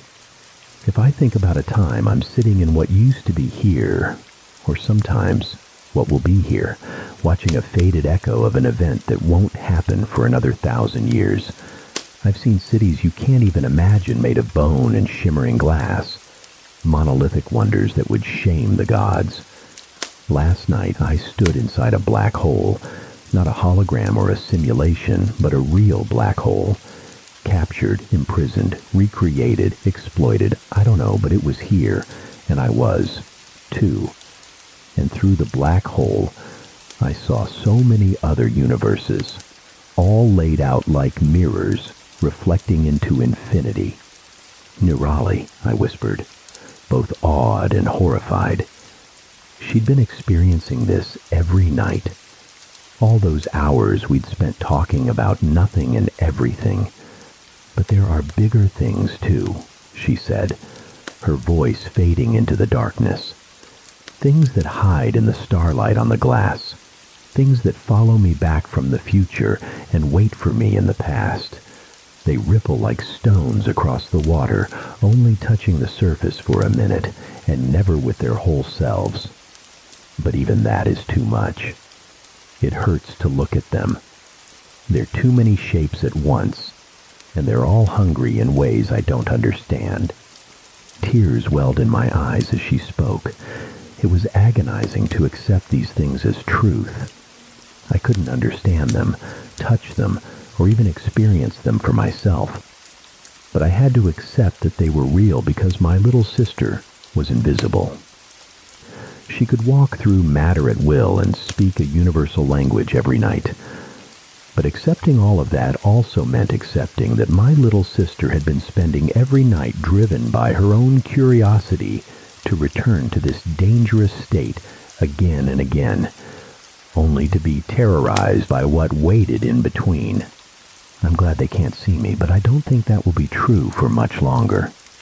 What? Why? The ghost behind the wall has been in my room all week. I can feel it watching me, moving around me. It's listening now, but I don't think it's going back to just my room anymore. No, you have to stop this. I can't, she said, her voice thick with unshed tears. Of course you can. Just come back and we'll destroy whatever you used to shift. We can fix this. No, she said, the word wet and warped with a grief that a 13-year-old had no business knowing. You don't understand. What could possibly be worth this kind of risk? My heart broke in the long silence that stretched between us. An eternity of sorrow and longing swirled between us, and a final shuddering breath heralded the tears she could no longer hold back as she found her voice again. I can't speak English anymore. I didn't understand. Like the first time she'd described the math to me, this statement was beyond comprehension. What do you mean you can't speak English anymore? I mean, I can't speak anything but this stupid in-between language, Divya. I've been trying and trying all week, but all that comes out now are these garbled sounds and clicks that I don't recognize, and I'm scared. I'm so scared. Because they can still hear me when I'm out there with you, and out there, I'm not invisible. And you and Sana and Mom and Dad aren't invisible either, and none of you are safe when I'm out there. And the only time I can talk right is when I'm in here, she sobbed, when I'm in here with you. My heart seized in my chest. I'd let this happen. Maybe I should have stopped her back on the day she'd shown me her stupid, science-breaking parlor trick. No, I whispered, and all I wanted to do was hold her until everything was okay. You have to come back. I don't know what we'll do to fix this, but you can't stay there. I know, she said through a fresh wave of tears. I just don't want to lose you, lose us. You still have us. But I won't, not like this. I had no good answers for her. We'll figure something out, was all I could manage, and we both knew it wasn't enough. We also knew it had to be because we had no other choice. I felt her presence fade, and a few minutes later, there was a soft knock at my bedroom door. Nirali stood on the other side, trembling as silent sobs racked her thin frame. I pulled her into a hug, closing the door behind her, and we curled up on the floor together and cried. We cried until we were empty and woke up long after the sun had risen. I woke to Nirali watching me again, blinking back the haze of tear-stained sleep. Nirali. She nodded, silent. A well of sorrow settled on her small shoulders. Can you?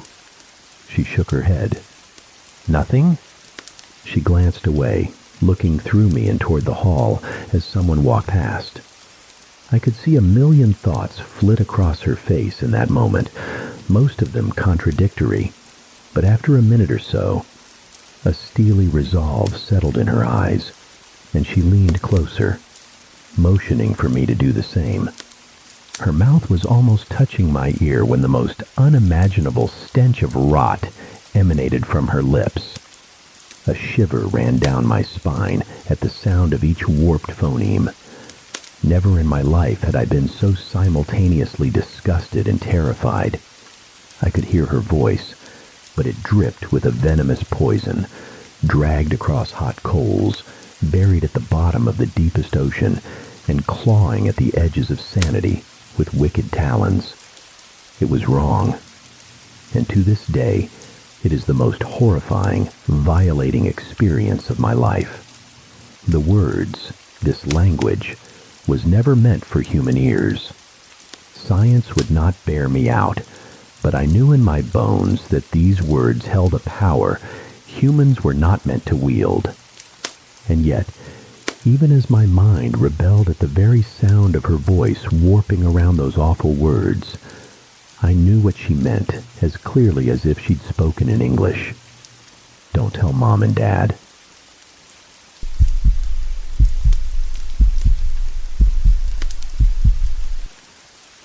The face appeared at the window twice, pressed up against the surface, its icy breath fogging the cold glass.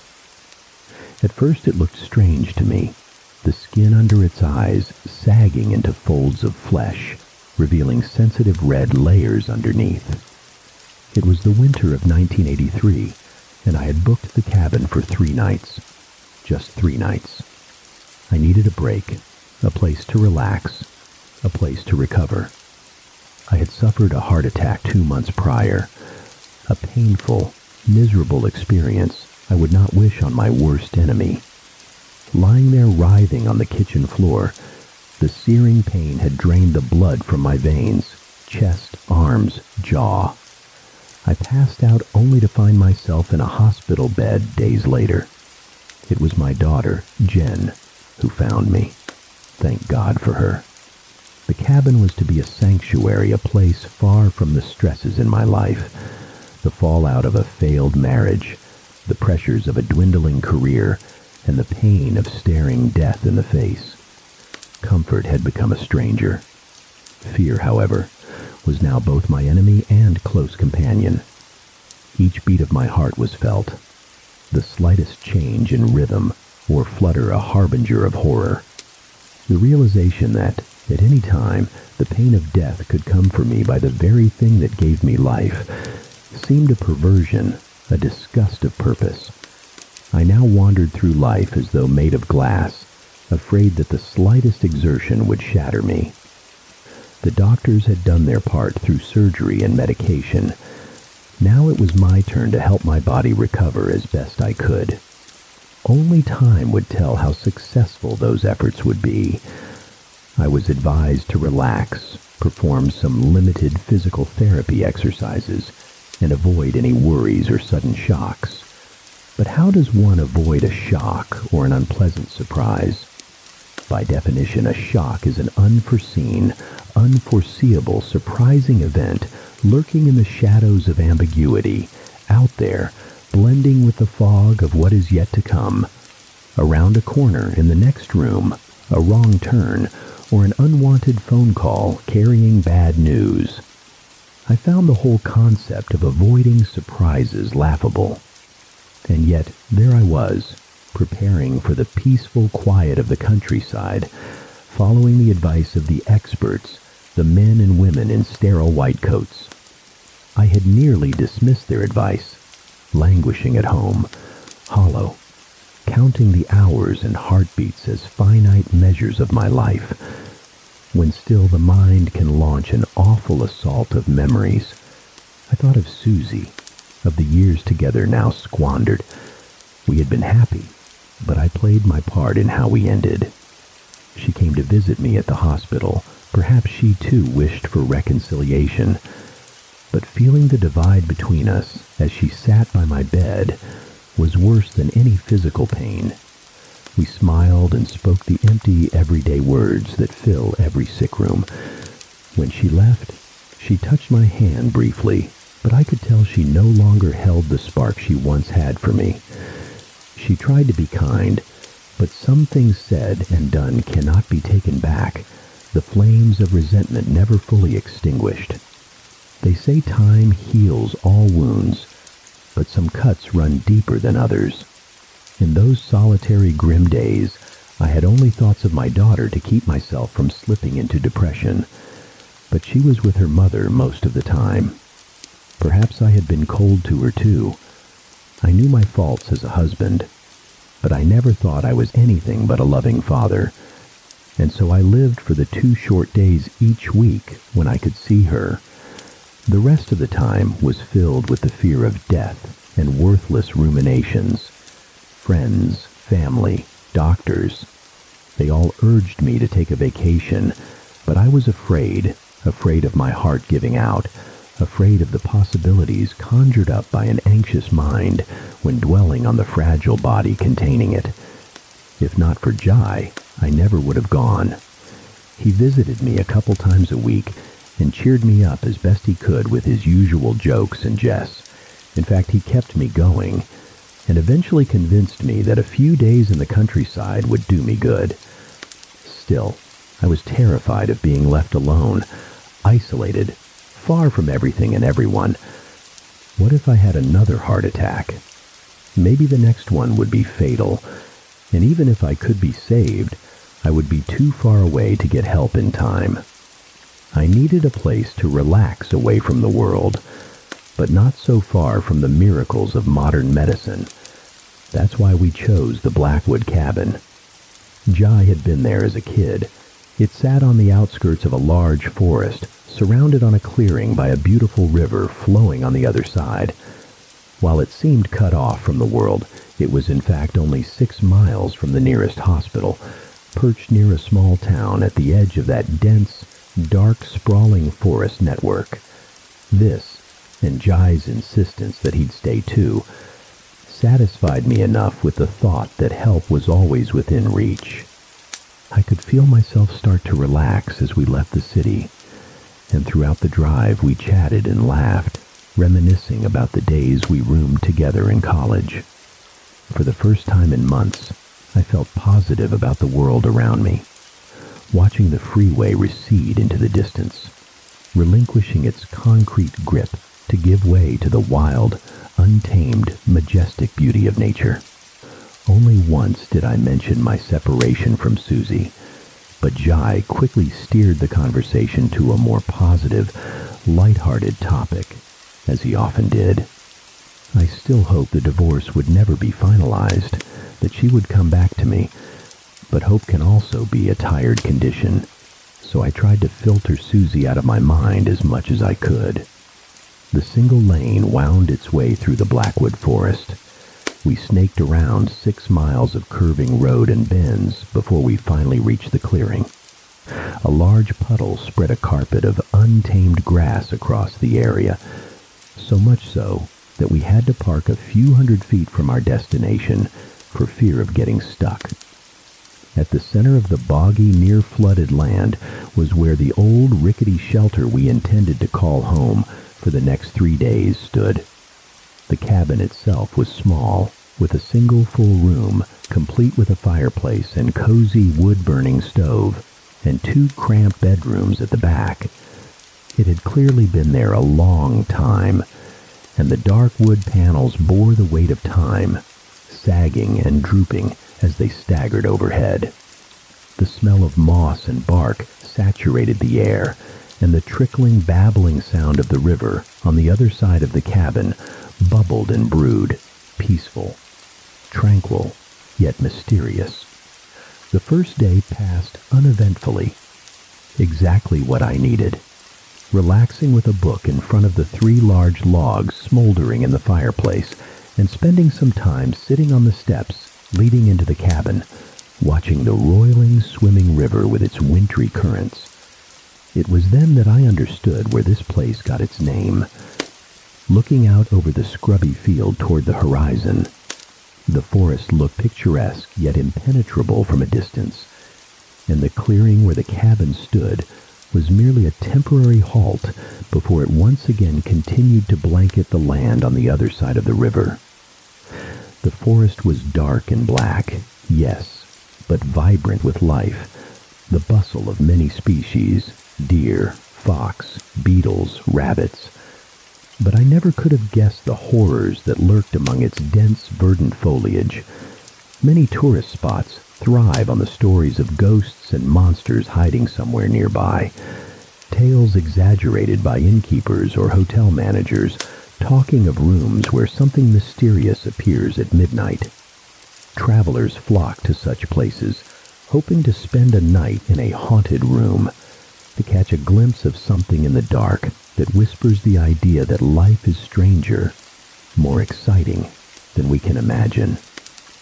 Even that lonely, forgotten cabin seemed to have a mythical tale attached to it. On a bookshelf, tucked away in the corner of one of the bedrooms, Jai found an old war book. The pages had yellowed, and though it bore a publication date of 1967, I was certain it had only been printed once, left in the cabin to enchant those who stayed. The book was titled The Monster of Blackwood Forest. Flipping through it, I found the author had dedicated much of his life to chronicling a local legend. I myself had heard those stories as a young man, for I had once dated a girl who lived in a nearby town. All the kids talked about the monster of Blackwood Forest, a creature that everyone's uncle had seen while hunting in the woods. Dark, large, grotesque. Of course, I always scoffed at those things and never found any concrete evidence. But every winter there were rumors, whispers of something stalking the forest at night. As day gave way to dusk, I read a few pages while Jai prepared wood for the fireplace and dinner. Though I dismissed the legend as nonsense, I found the book intriguing, and the eyewitness accounts within it were affecting enough to make me see something that wasn't there. Dark shapes moving outside under the cloak of twilight. My heart started racing again, and I decided it was best to set the horrors of the horror genre, both fact and fiction, aside. My mind was still suffering from the stress of Susie leaving me, and the fear of any faint heartbeat signaling another heart attack, so tales of a fearsome creature stalking those around me, however nonsensical, were not conducive to a fragile state of mind. On the other hand, the fresh country air was doing me a world of good. After dinner, Jai surprised me with a bottle of my favorite whiskey, Lagavulin 16-year. I knew the doctors would frown, but the idea of swirling that warm golden liquid around my mouth and taking a big sip reminded me of something essential. It reminded me of being normal, strong, sitting in the family home with my wife and daughter, enjoying the better side of life. A couple glasses would not be unwelcome. We talked and laughed about the past while playing cards and imbibing, once again recalling old adventures we had shared together in the summer of college with a group of old friends. I would have happily stayed there, wallowing in the comfort of those memories forever. And in many ways, I wish I could have sunk deeper into that relieving moment away from recent worries. But it was not to be. Around 11 p.m., the fireplace was starting to run low on wood, and we were nearly out. Jai drunkenly picked up a flashlight and decided he would get some more so we could prolong the cheerful moment.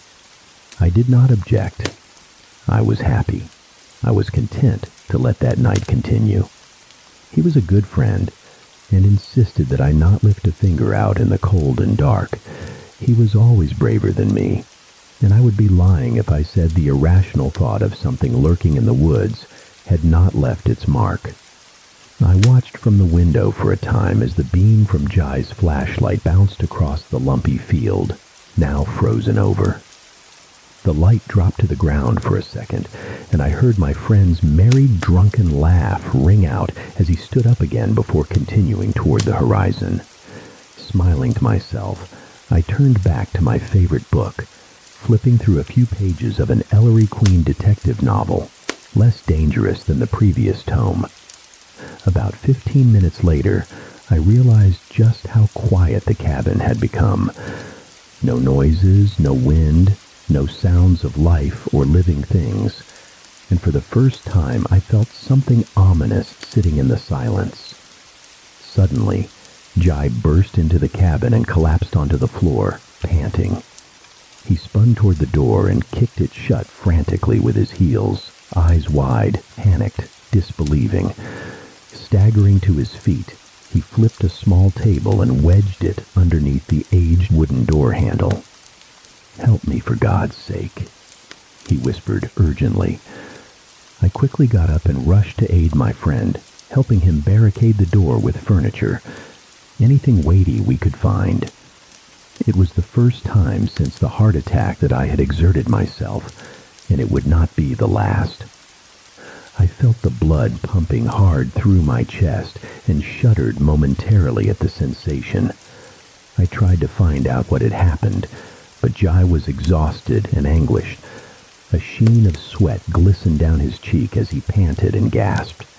He turned off the light switch, plunging us into darkness only broken by a thin crescent moon hanging in the sky, its tenuous light faintly illuminating the inside of the cabin. Hovering by the window overlooking the forest, his gaze never left the frozen world outside for even a moment. We stood there, my repeated questions going unanswered, and slowly my fragility returned. I rubbed my chest for a moment as my friend's fear seemed to spread to me. My heart was racing, and my mind teetered like a pendulum between the fear of a vicious heart attack and the horror etched on Jai's face. What had scared him so? I breathed deeply to calm myself, but Jai took no notice. He was too preoccupied with the darkness outside. Only when I poured him a large whiskey did he break the silence. I had never been scared by mere words before, but my friend certainly shook me. "There is something out there." I didn't reply straight away, but when I did, all I could think to ask was, something. What could he mean by such a vague term? There were no bears in the area, no large predators, but it seemed Jai had truly seen something big in the woods. He had been gathering firewood for the fireplace around the horizon of the forest, and as he described standing there, listening to a brief downpour tapping the canopy above, I could see the fear gripping him from within, as it was in me. My heart began to beat harder as Jai stammered the words. I saw it move between the trees, straight towards me. I didn't look back, but I'm telling you, it wasn't human. I knew my friend believed what he was saying, but while I dismissed the idea of an unknown creature lurking in the forest outside, and perhaps in doing so, suppressed the descriptions from the yellowed pages ingrained in my mind, I wholly believed the notion that someone was out there, someone dangerous, deranged, or perhaps both. My pulse continued to race, and I could feel my heart pounding ominously at the thought of a dark figure lurking outside, watching us, waiting. Who's there?" I stammered. "Keep your voice down," Jai snapped back. And so we whispered and talked of the hunched figure standing just a few 100 feet from us. "It's not human," Jai kept repeating, but I continued to try to dissuade him from that conclusion. I saw it move through the trees. It moved strangely, lurching as though off balance or deformed or something, but it moved fast. I don't know how I made it back here. Maybe it won't leave the trees. His eyes widened, and it was clear a revelation had occurred in his mind. He turned abruptly, crossing the room to a table where I had left those yellowed pages, talking of a strange creature living in the woods. Jai flipped through it, shielding his flashlight with his hand as best he could. As I watched him scan through the contents and turn to what he seemed eager about, I nearly laughed at the implication. There's no such thing as monsters. I could feel my pulse thicken as my blood pressure rose with the thought, so much so that I had to sit for a moment to let my heart recover to a normal beat. "Are you all right?" I'll be fine. Let's just wait till morning and we can leave. Are you crazy? You didn't see that thing up close. It was big and agile. If it wants to get in here, it will. So there's a weirdo in the woods. He can't wait us out all night. He's probably just a hunter or a camper in the forest anyway. He'll be harmless. I listened to the words escape my mouth. Even I didn't believe them. There was something about this place. A silence. Deathly, icy. A sickening sense of dread hanging in the air, hiding between the bark and moss. Jai turned back to look out over the field leading toward our car, sleeping in the night's chill between us and the ominous forest. We need to leave, or you can stay here, and I'll go get the police. Either way, I'm going. He looked at me seriously. Which do you prefer? I may not have believed it was an unknown creature that had stalked him in the woods, but I swore to God I did not want to stay in that cabin alone. I threw my things into my bag, as did Jai, each of us grabbing a kitchen knife for defense. And we stood there, staring at the door, a pile of furniture wedged behind it. We dismantled our makeshift barricade as quietly as we could, and then, brandishing the kitchen knives anxiously, slowly opened the door. It creaked softly, sucking in the cold, bitter night air, and revealing a light drizzle threatening greater things from the heavens. Jai stuck his head out first, and after a short silence, waved me on. We descended the dozen or so steps leading down to the field, and as we peered around the corner, we could see our ticket home. The car parked a few hundred feet from where we stood, nestled in the final stretch of dirt road, soon to give way to pavement, and then the safe embrace of home, if we could get to it. It would take a minute or longer to get there, but with the knowledge of the shape in the forest lurking somewhere nearby, it seemed an age away. I shouldered my bag, and Jai, mindful of my condition, headed toward the car first. Just keep looking around, he urged me in a whisper.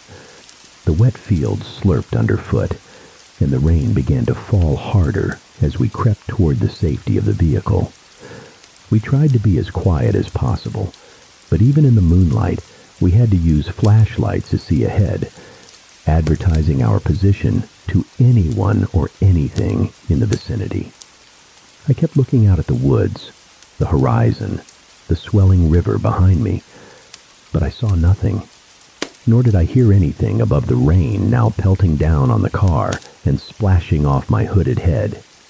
Then suddenly Jai stopped. "What is it?" I whispered through the rain, my heart now pounding, my throat dry with anxiety. The rain quieted for a moment, giving way to the silence of a terrified, frozen land. Jai spoke without turning to face me, his breath visible in the flashlight's beam. "I think I saw something move on the horizon." A crack of wood, the sound of the unseen stepping through the forest floor. "Come on," Jai whispered urgently, and we began to jog. Adrenaline surged through my veins as my pulse throbbed desperately. As we continued on, all I could think about was my heart and the deep, ragged, frozen breaths I sucked in trying to stay calm. As we neared the car more, a ghostly beam of moonlight hung in the air as the crescent moon above us spun out from behind a cloud, and the world took on an odd, icy blue hue. Stumbling across the field, we finally reached the gray outline of our ride home. "Open the door. Let's get out of here," I pleaded as Jai fumbled for the keys, dropping them to the ground. "Damn it," he growled. Instinctively, I shone my flashlight down, illuminating the tall weeds, now frosted by a thick layer of rime under our feet. I waited for a moment, and as I looked down at the ground, I realized something was very wrong. Jai wasn't moving at all. He wasn't even looking down to see where he had dropped the keys. He was staring at something, and the look of utter terror in his eyes told me we were not alone. I raised my hand up, and a beam flashed across the car.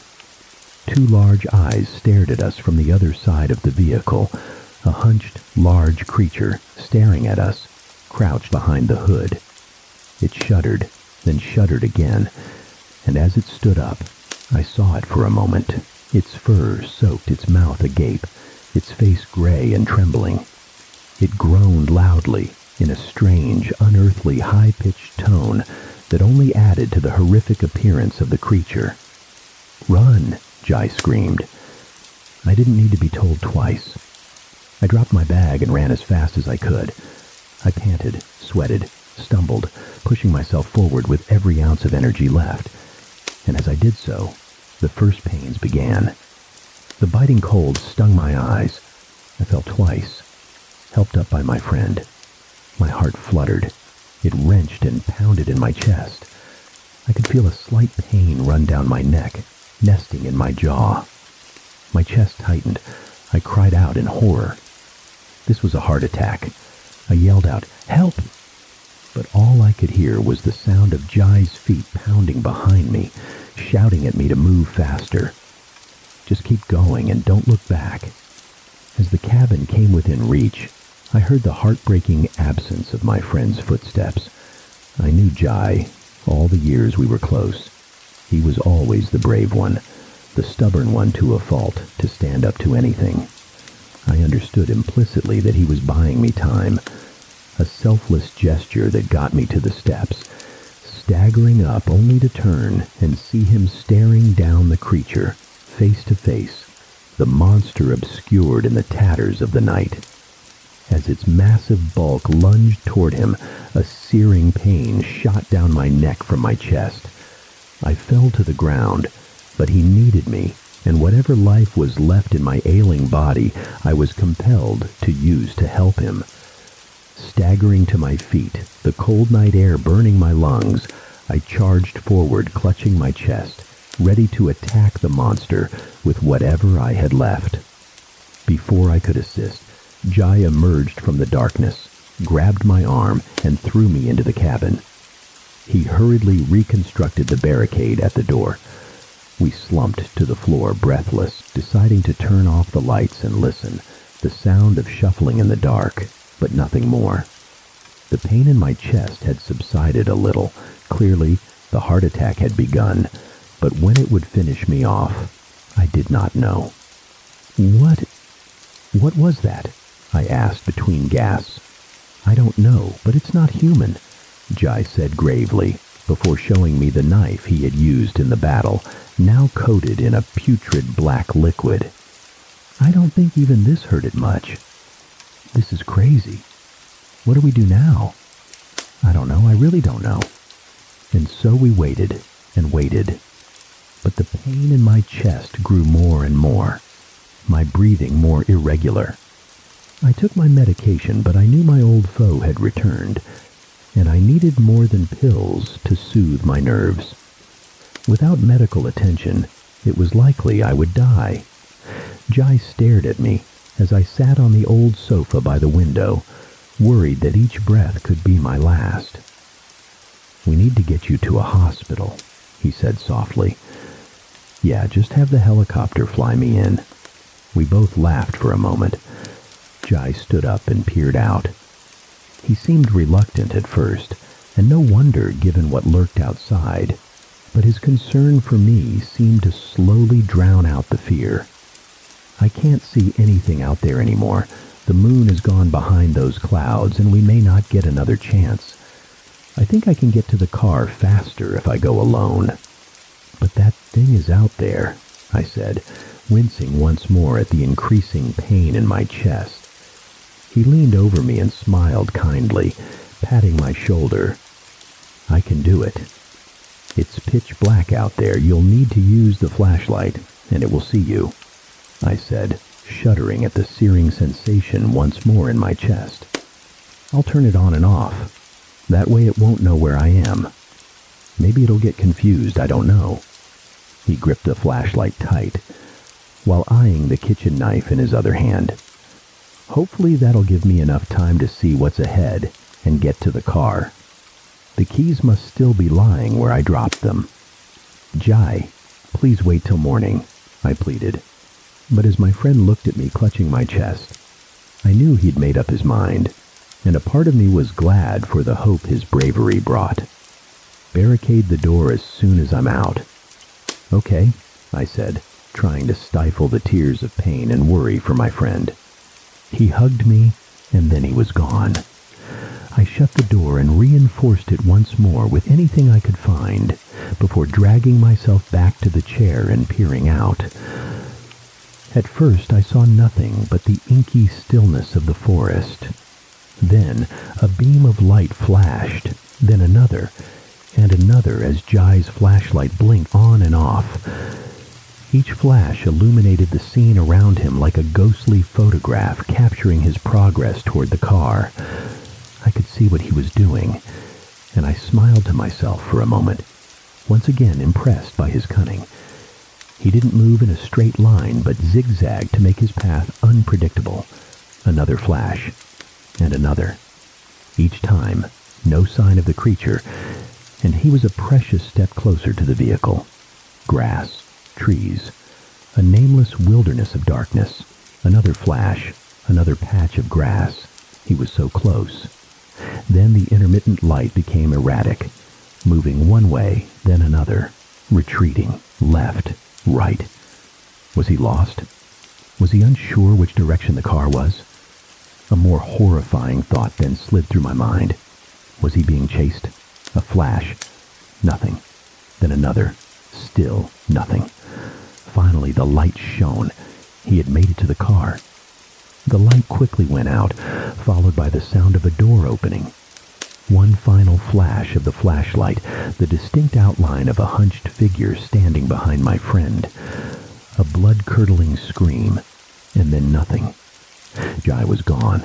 The monster had gotten him, and I was alone. The pain now mingled with fear, fueling the pains in my chest and arm. My best friend was most likely dead, and I was sure to follow him soon. I knelt down, certain this was it. The end. The pain was excruciating, but nothing compared to the sharp cuts of a broken heart. I stood there kneeling in the darkness alone, resigned to my death. But my heart kept beating, and as long as it beat, there was still time to hope, to escape, to live. Time for what? The phone was dead, and all I could hope for was daylight. But daylight was at least 3 hours away, and I seriously doubted I would last that long, let alone that the old cabin door would survive an onslaught from whatever was lurking outside. I looked out the window, rain lashing down in spurts, obscuring an already hazy world outside. Still, I was certain I could see something limping around in the darkness. As beams of moonlight pierced the leaden clouds above, I was sure the assailant was out there somewhere, pacing, circling, waiting. But what was it? Was it human? Or a creature undiscovered by science? I didn't know what to do, but all I could think of was getting home to my family. The warm, hopeful thought of Susie's embrace and my daughter drove me to search for an escape. My only sanctuary was the book I had so easily mocked before. I now had to consider the possibility that my dear friend and I had both encountered the monster of Blackwood Forest. At the start of the day, the idea seemed ludicrous, but fear quickly opens the mind to any avenue of escape. I sat at the table and used the light from the flashlight to illuminate the pages, still trying to hide the light from the outside. What I read astounded me. This creature had been described as far back as the 1700s, and there were even hints that it had been seen before, for there were references to the gray man of the Blackwood in fragmented documents from many centuries prior. There did not seem to be much information on sightings in the 20th century. In fact, the last person to publicly claim to have encountered a hunched, gray-faced figure with a twisted back, vanishing between the trees on the far side of the forest, was in 1952. The early legends did not say much about its origin, but they certainly spoke of its motive. the creature was drawn to or attracted by greed. Children would be taught to share and be kind, or the monster of Blackwood Forest would emerge from the woods and take them away in the night. I could not look in the mirror and say I had never been greedy, selfish, or had some minor flaws of humanity, but to be punished in this way seemed cruel. A dying prisoner trapped in the cabin of Blackwood Forest. Turning back to the book, the only protection said to be against the creature was light, or to be a person without selfish flaws. Over the centuries, locals would light torches along the paths through the woods when the monster was spotted, to drive it away from unsuspecting travelers. Each pound sent waves of horror throughout my body. It wasn't my heart, it was someone at the door. I hoped beyond hope that my friend had once again managed to escape the clutches of the creature. Brandishing the kitchen knife, I limped to the door and mustered the courage to shout, "Jai, is that you?" I prayed it was him, but the response I received was not the voice of one of my dearest friends, nor was it the voice of a man, but a shrill, utterly inhuman cry. A sound that spoke of time, age, and wet, mossy woods. A childlike shriek with unknowable purpose. The door shook violently as I piled on more chairs, pots, anything I could find, behind the wooden barricade. The pounding was loud and angry, and the shrieking continued. I clutched my ears in desperation. Then I remembered. Light. The torches of old had driven the monster away. I flipped the switch, and the outside porch lights came on. Another shriek echoed across the clearing, and then the pounding stopped. I quickly turned on every light in the house, now realizing the creature's weakness. I wasn't sure I would survive, but if I could hold out until dawn, maybe the sun would save me. Then I heard it. The sound of something moving, shuffling, climbing. I stood paralyzed by the realization. It was coming from my bedroom. The monster had gotten inside, no doubt drawn by whatever greed and selfishness I had harbored throughout my life. Slowly, the door from the bedroom creaked open. My heart pounded, and once again my thoughts turned to my family, to my daughter's laughter, and my wife's gentle affection. They gave me strength, propelled me to a power I didn't know I had. I dashed across the room in horror, slamming into the door. Even with all my momentum, the creature's hand still managed to snake through the gap, its gray, callous skin and matted black fur soaked with rain. I swung the knife but missed its arm.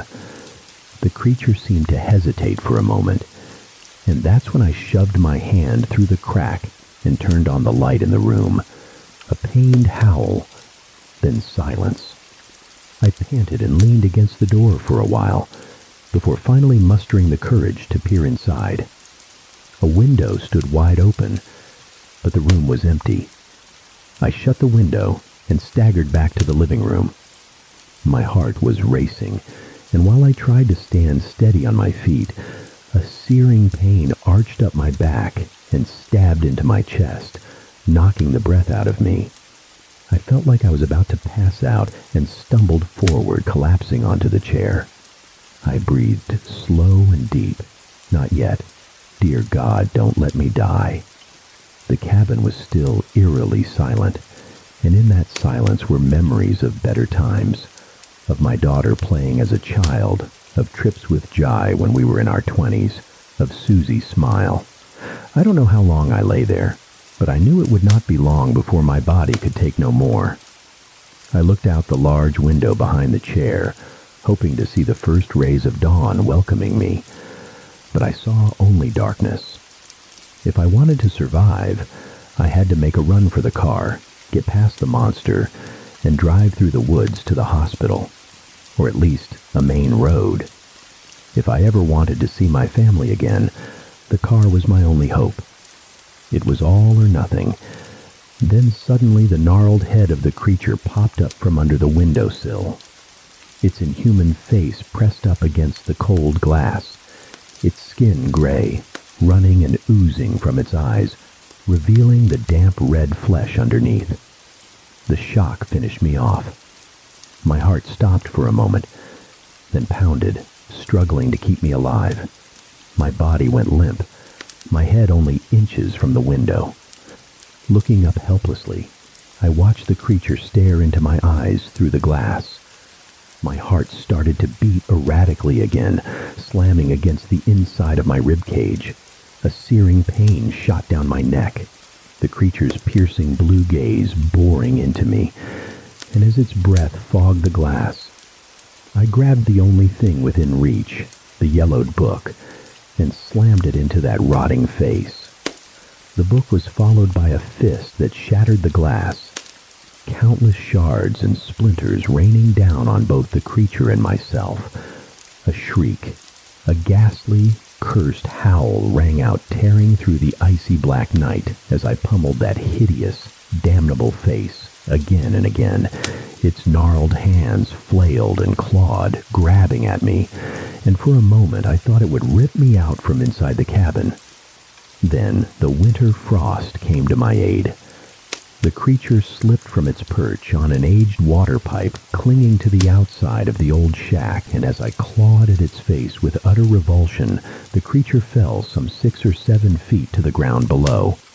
The sound of something wounded lying under the shattered window pulled me from my frenzy as I stared at the thing in my hand.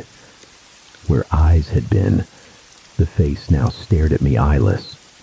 Where a mouth had been, the creature gaped, lifeless, jawless, and utterly without agency. For in my hand, gripped tight, were the tattered remains of a mask. On the ground, a man writhed in pain, wrapped in the remnants of a monstrous, bulky costume, the fall having stunned him. Something then moved in the darkness nearby. Footsteps, light and nimble.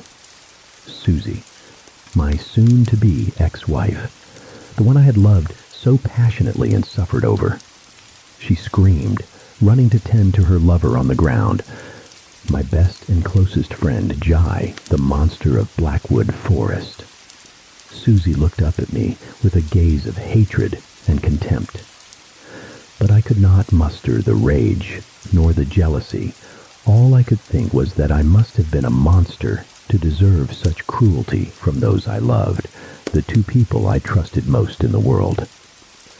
Jai slowly got to his feet, but he could not acknowledge me. He could not raise his head to look at the friend he had betrayed. Then it came. Finally, my heart began to give out. Not from fear or worry, but from sadness, loss, the pain of a broken heart. I stood up, clutching my chest, and as I staggered back, I saw the smile on Susie's face, and then the words from the friend I had once trusted. Thank God.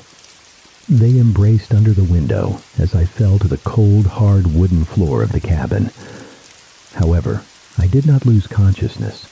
The pain was excruciating, but nothing compared to the deep cuts of each word from under the window. "What are we going to do about the window?" Susie asked. "I'll just say he smashed it in the heart attack. But maybe they'll figure it out?"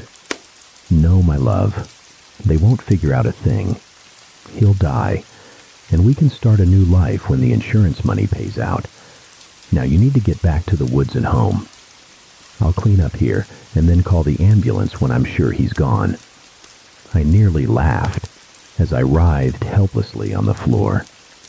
I had hoped Susie refused the divorce out of love, because deep down she still wanted me. But instead, it was only to hold on to the money my death would bring her. A while later, I heard Jai slip and curse as he tried to climb through the shattered window once more, but each time he couldn't pull himself inside.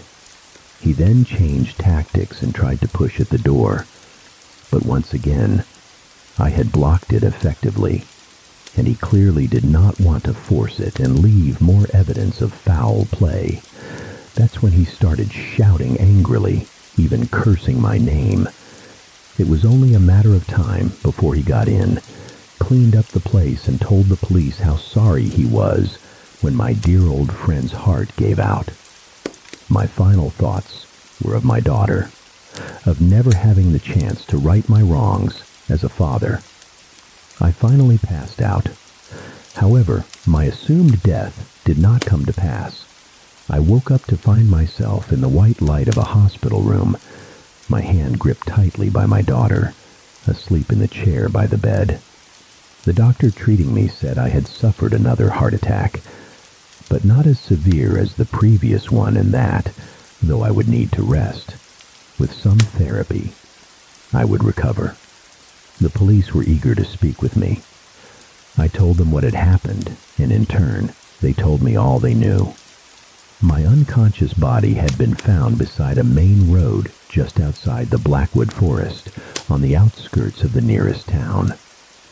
They had thoroughly searched the cabin and found it in the same state I had left it. The window smashed and the front door locked and barricaded from the inside. There was no trace of Jai or my wife. They simply could not be found.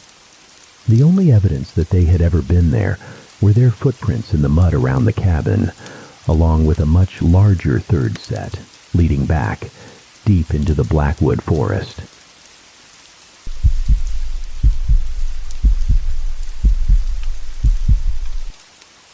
My childhood was a nomadic blur, a river rushing towards an unknown sea, never lingering too long in one place. We landed in Rhode Island when I was 8 and stayed put until I left for college in Colorado Springs. Most of my memories are steeped in the hazy, salty air of the ocean state, but somewhere in the shadowy recesses of my mind linger fragmented recollections of the houses we inhabited during my formative years.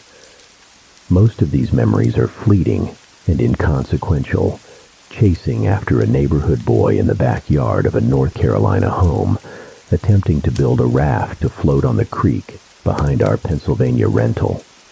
One series of memories, however, remains as vivid as if it had happened yesterday. I often wonder if they were merely feverish dreams brought on by a prolonged illness that spring, but deep down, I know they were real. At the time, we were living just outside the town of New Vineyard, Maine, population 643. The house was sprawling for a family of 3. There were rooms I never even stepped foot in during the 5 months we lived there. It was, in a word, excessive for our needs, but it was the only house on the market at the time, or at least within an hour's drive of my father's new job. The day after my 5th birthday, a sparsely celebrated affair, I woke up with a fever. The doctor diagnosed me with infectious mononucleosis, which meant no roughhousing and at least another week bedridden. This was torture enough. We were in the process of packing for our move to Pennsylvania, and most of my toys were already boxed up, leaving my room a barren wasteland. My mother brought me ginger ale and books a few times a day, and they were my only solace for the next few weeks. Boredom hung like a specter at the edge of my awareness, waiting for a chance to consume me. I don't recall exactly when I met Mr. Weidmuth. It must have been about a week after I was diagnosed. My first memory of the small creature is asking his name, to which he replied, "You can call me Mr. Weidmuth." He didn't elaborate, but he didn't need to. His mouth was enormous, a gaping maw that stretched impossibly wide across his face. It was filled with dozens of teeth, too many teeth, all of them needle-sharp. His eyes, too, were oversized and unsettlingly intelligent for a creature that looked like it had crawled out of a nightmare. "You look like a Furby," I said, as he flipped through one of my books. Mr. Weidmuth paused and looked at me quizzically. "A Furby? What's a Furby?" he asked. I shrugged. "You know, it's a toy. Little robot things with big ears. You can pet them and feed them, almost like a real pet." "Oh." Mr. Weidmuth resumed his perusal of my book. "You don't need one of those. They're nothing like a real friend." I remember Mr. Widemouth always disappeared whenever my mother came to check on me. I crawl under your bed, he explained later. I don't want your mommy and daddy to see me. I'm afraid they won't let us play anymore. We didn't do much in those first few days. Mr. Widemouth mostly just looked through my books, expressing fascination with the stories and pictures. On the third or fourth day after I met him, however, he greeted me with an uncharacteristically wide grin. I have a new game we can play, he said, his voice a raspy whisper. We have to wait until your mom comes to check on you because she can't see us play this game. It's a secret. After my mom had brought in my daily ration of books and soda, Mr. Widemouth crawled out from under my bed and tugged on my hand. We have to go to the room at the end of the hall, he said. I protested at first, as my parents had forbidden me from leaving my bed without permission, but Mr. Widemouth insisted. The room was bare, devoid of furniture or even wallpaper. Its only distinguishing feature was a single window on the far wall. Mr. Widemouth darted across the room and pushed the window open as far as it would go. Then he gestured for me to look down. We were on the second story of the house, but the house was situated on a hill, and from this angle, the drop was more akin to 3 stories. I like to pretend things here, Mr. Widemouth explained. I pretend there's a big, soft trampoline below this window, and I jump. If you pretend hard enough, you'll bounce right back up like a feather. I want you to try it. As a feverish 5-year-old, I could only muster a bit of skepticism as I looked down and considered the possibilities. It's a long way down, I said, but that's what makes it fun. It wouldn't be any fun if it was a short drop. You might as well jump on a real trampoline. I tried to picture myself plummeting through the air, then bouncing back up to the window on something only I could see. Common sense, however, won out. Maybe some other time, I said. I don't know if I can pretend hard enough. I might get hurt.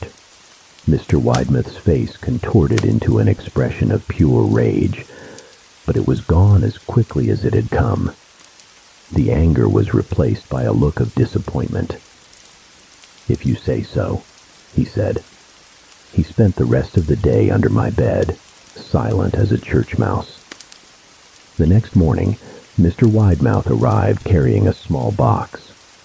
I want to teach you how to juggle, he said. These are some things you can practice with before I start teaching you with the real things. I looked into the box. It was full of knives. My parents will kill me, I shrieked, horrified that Mr. Widemouth had brought knives into the house. Knives that my parents would never allow me to touch. I'll be grounded for a year. Mr. Widemouth frowned. It's fun to juggle these. I want you to try. I pushed the box away. I can't. I'll get in trouble. Knives aren't for throwing. Mr. Widemouth's frown deepened. He took the box of knives and retreated under the bed, where he stayed for the rest of the day. I started to wonder if he was always under my bed, even when I didn't know it. I started having trouble sleeping after that. Mr. Widemouth would often wake me up in the dead of night, whispering that he had placed a real trampoline below the window, one so big and bouncy that I couldn't see it in the dark. I always refused and tried to go back to sleep, but Mr. Widemouth was persistent. Sometimes he would stay by my side until dawn, encouraging me to jump. He was no longer a playful companion. He was something else entirely, something unsettling, something sinister. One morning, my mom came in and told me that I was free to roam outside. She figured the fresh air would do me good, especially after being cooped up for so long. I eagerly slipped on my sneakers and raced out the back door, desperate for the feel of the sun on my skin. Mr. Widemouth was waiting for me. There's something I want to show you, he said. I must have given him a strange look, because he added, "It's safe, I promise." I followed him to the head of a deer trail that snaked through the woods behind our house. "This is an important path," he explained. "I've had a lot of friends your age. When they're ready, I take them down this path to a special place. You're not ready yet, but someday I hope to take you there." I returned to the house, wondering what lay at the end of that trail. 2 weeks after I met Mr. Widemouth, the last of our belongings were loaded onto the moving truck. I would be riding in the cab of that truck, next to my father for the long drive to Pennsylvania. I had thought about telling Mr. Widemouth that I was leaving, but even at 5 years old, I had begun to suspect that the creature's intentions were not entirely altruistic, despite his assurances. For that reason, I decided to keep my departure a secret. My dad was in the truck by 4 a.m. With the help of an endless supply of coffee and a six-pack of energy drinks, he was hoping to reach Pennsylvania by lunchtime the next day. He looked more like a man about to run a marathon than someone about to be confined to a driver's seat for 2 days straight. "This early enough for you?" Dad asked. I nodded and rested my head against the window, hoping to catch a few more minutes of sleep before the sun came up. I felt my father's hand on my shoulder. "This is the last move, I promise. I know it's been hard on you, especially with you being sick. Once I get this promotion, we'll be able to settle down, and you can make some real friends." I opened my eyes as we backed out of the driveway. I saw Mr. Widemouth's silhouette in the window of my bedroom. He stood motionless until the truck turned onto the main road. Then, he gave a small, hesitant wave goodbye, a butcher knife clutched in one hand. I didn't wave back. Years later, I returned to New Vineyard.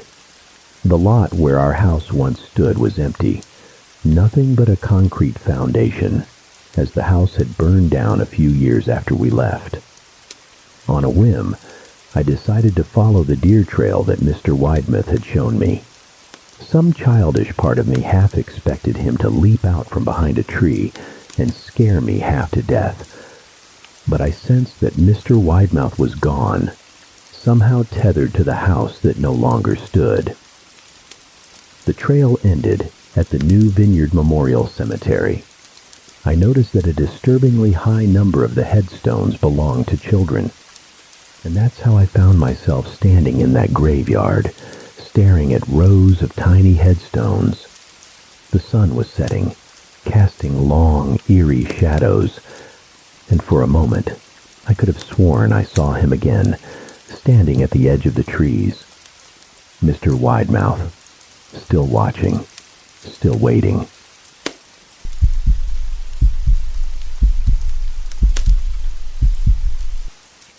When I was 12 years old, I came to the conclusion that everyone in the world, including my family, was against me. I was never a bad kid, but my parents sure treated me like I was. For example, I had to be home by 5 p.m. every single day. This obviously put a damper on my after-school playtime. I wasn't allowed to have friends over, nor was I allowed to go over to anyone else's house.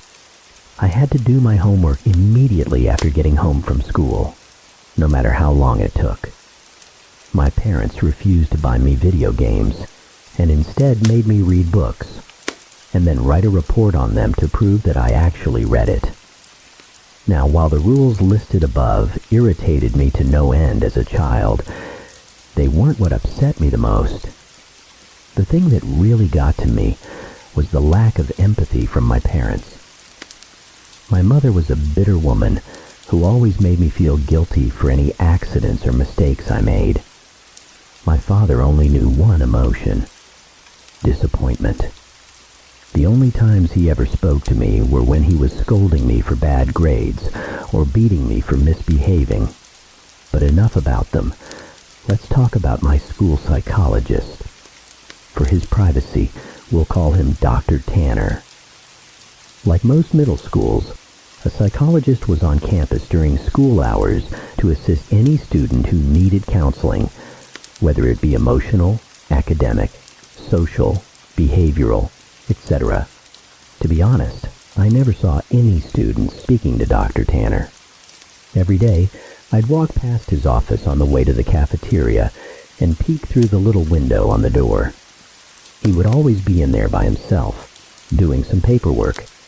I figured that most kids were too scared to talk about their problems with a grown man who was practically a stranger. For this reason, it took me a good 3 weeks to work up the courage to step foot inside his office. March 2nd, 1993, was the day I decided to pour out my troubles to Dr. Tanner. During lunch break, I stood in front of his office door and knocked.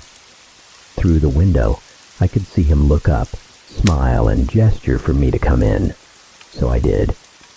He greeted me by introducing himself and asking for my name. Dr. Tanner was a very soft-spoken man who seemed to radiate kindness. For the next 30 minutes or so, I rambled on and on to Dr. Tanner about how my parents treated me poorly and how they didn't care about me. After a while, my voice began to tremble and I stopped speaking. The psychologist had patiently listened to my entire spiel with his arms crossed and head nodding.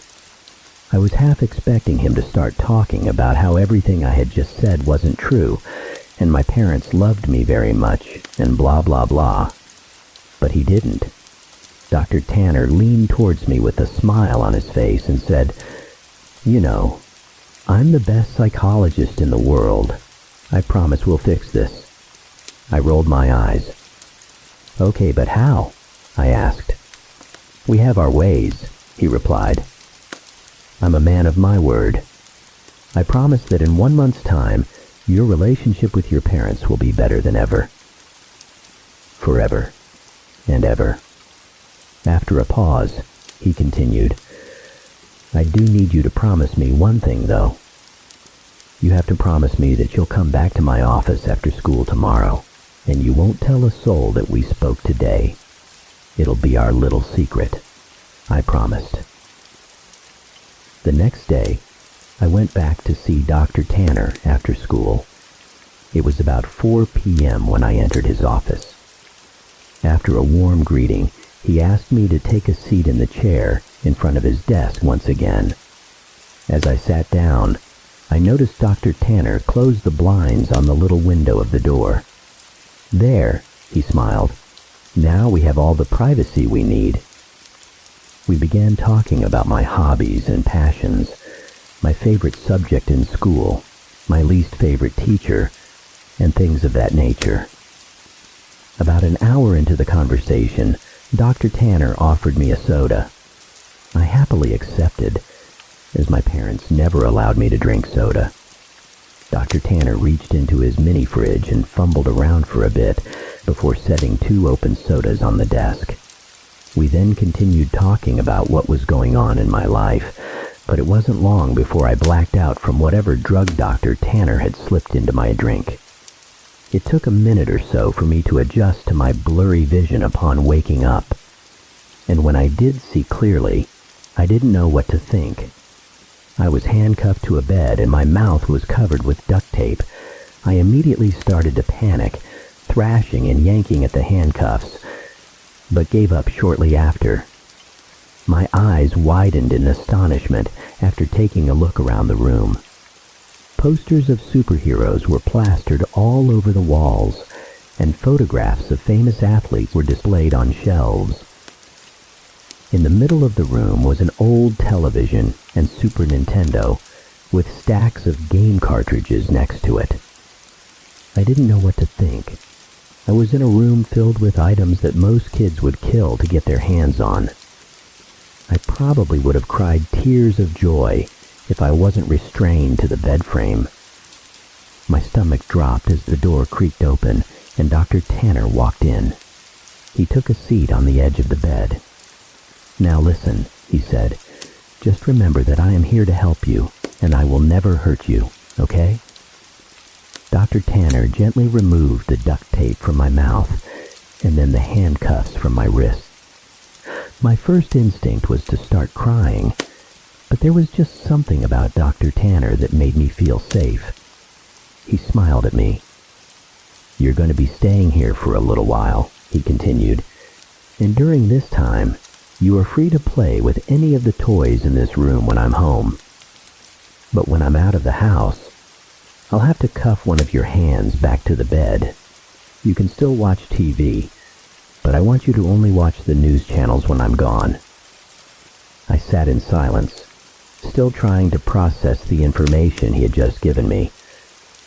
"Well then," Dr. Tanner exclaimed, patting my knee, "make yourself at home. I'll be back when it's time for dinner." He got up from the bed, walked across the room, and hit the power button on the TV before locking the door behind him. A few more minutes passed before I realized that Dr. Tanner wasn't kidding. All I had to do was boot up the Nintendo and play Mario until nightfall. At around 7 p.m., Dr. Tanner returned to the room with 2 plates of mashed potatoes and fried chicken. I finally worked up the courage to ask him how much longer I would be in this room. "Well, about a month," he replied, "give or take a few weeks. I just have a few things I need to take care of." The next morning, I woke up to Dr. Tanner's hand softly shaking my shoulder. "Hey there, champ. You don't have to get up just yet if you don't want to, but I'm going to have to put this back on," he whispered, fastening the cold steel cuff to my wrist. I looked up at him. He was dressed in a collared shirt and slacks, a blazer draped over his shoulder, and a briefcase by his side. He looked exactly the same as he always did when I saw him at school. Before leaving, he placed the TV remote next to me and told me to turn on the news. The first thing I saw when I turned on the TV was a breaking news segment. A very important-looking police officer stood at a podium, surrounded by people holding microphones. I happened to start watching in the middle of his speech. A statewide Amber Alert was issued earlier this morning. We have several investigators working to identify potential kidnappers, but there is not much evidence to go off of as of right now. Teachers reported the boy last seen around 4 or 5 in the afternoon yesterday. I began to feel nauseous as a picture of me flashed onto the screen. It was my school picture from the previous year. The captions below my photo displayed my name and age, my school, and my town. Above my picture were alternating captions. FBI initiates. Search for child in kidnapping. Suspect unknown and possibly on the run. The live footage continued, and 2 figures I soon recognized as my mother and father stepped up to the podium. They both looked incredibly red-eyed. Tears streamed down my mother's face as she took the microphone.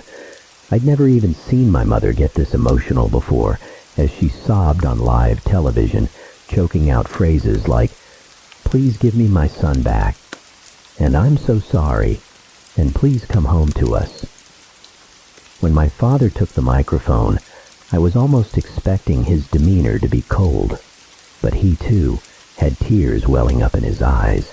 He begged the world to return his son home safely, and then ultimately pleaded for my forgiveness. Daddy knows he hasn't been the best father, but I'll be damned if I don't get the chance to be better. Please just bring my boy back. I turned the power off right then and there. My emotions were all over the place, as I had never seen my father cry. I felt heartbroken that my parents were going through so much, but at the same time, I was relieved. I knew now how much my parents loved me. Close to 4 weeks passed by, and Dr. Tanner treated me with the utmost respect. He left me to my own devices in the mornings, cuffed to the bedpost, but in the afternoons, he'd return and have lunch and dinner with me, talk, and play games. I never knew Dr. Tanner was so good at Monopoly and Scrabble. But one morning, as Dr. Tanner was waking me up before work, I noticed a grim look on his face. I also realized that it was about 3 hours earlier than he usually woke me up. "You need to watch the news today, kiddo. No exceptions. I want you to leave the TV on all day and pay close attention," he said with a straight face. Of course, I complied and watched as he left the room. About 2 hours later, a breaking news segment interrupted the toothpaste commercial I had been watching. The headline: "Decapitated body found." 2 men in fancy suits stood side by side and began speaking. "We are very sorry to have to deliver such unfortunate news this morning regarding our missing child case from earlier this month." One man hung his head as the one who was speaking shuffled through some papers. He continued, "The body of a person was found in a duffel bag underneath the overpass. The body appears to be that of a young child, although there is not much left and largely burned to a crisp." The screen transitioned to an aerial view of the freeway, dozens of cop cars surrounding the bottom of an overpass. The man's voice could still be heard. Inside of the bag, police recovered a middle school ID card labeled as so-and-so. The screen displayed the very student ID card that I always kept in my backpack. The plastic was somewhat melted, but my picture and name were still intact. After the 2 men stepped down, the camera panned to my parents. They were seated in between reporters. My mother's face was contorted in agony, and my father's face was buried in his lap. I turned off the TV. Dr. Tanner came home extremely late that night.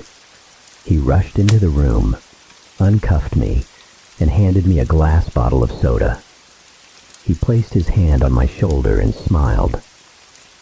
"I kept my promise, didn't I?"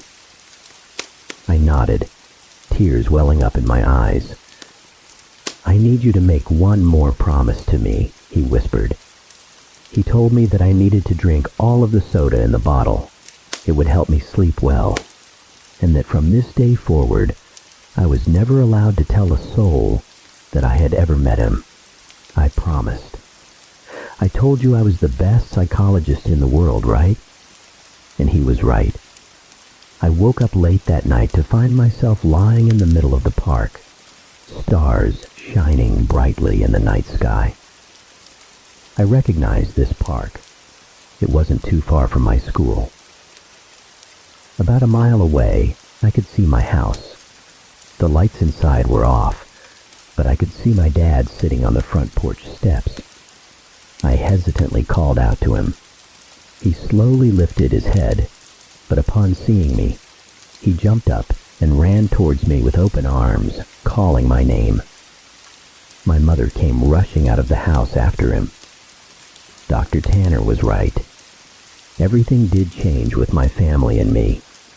My parents smiled a lot more and treated me with love and kindness. I couldn't have asked for a more perfect ending. From time to time, I'd see Dr. Tanner around campus, walking to and from his office. We rarely made eye contact, let alone spoke to each other, but sometimes he'd wink and smile at me. I'll always keep my promise to him and pretend as if I never met the man, but there will always be one question that will forever linger in my mind. Whose decapitated head did Dr. Tanner throw off the overpass?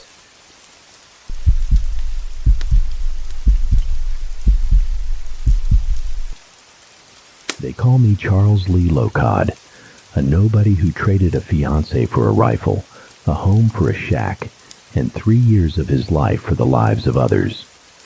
Joined the U.S. Army in '67. Some kill to live, and I was one of them. Never actually took a life, though, or at least I tried not to.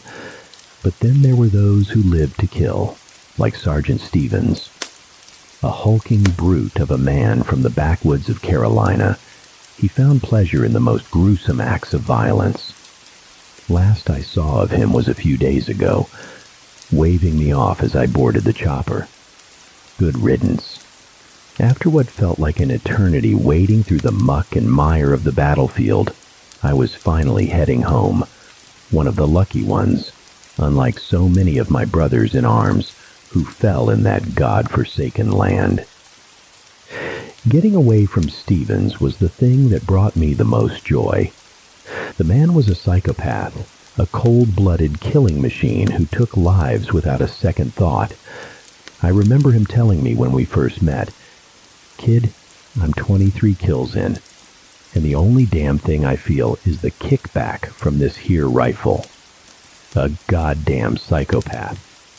But even 2 years steeped in such atrocities will eventually lead to a reckoning with one's own conscience. 3 weeks before I left Nam, he confessed he wished he was more like me. Wished he could take back the things he'd done. Wished he could turn back time and prevent himself from going down the road he'd taken. I consoled him.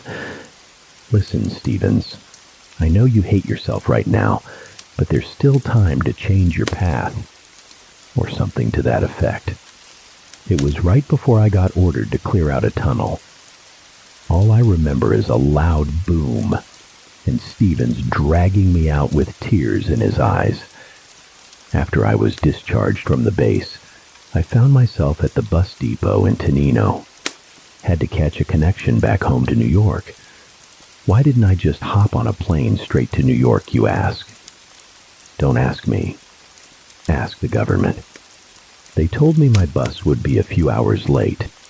Having not eaten anything besides stale crackers since Nam, I wandered across the street to a small diner.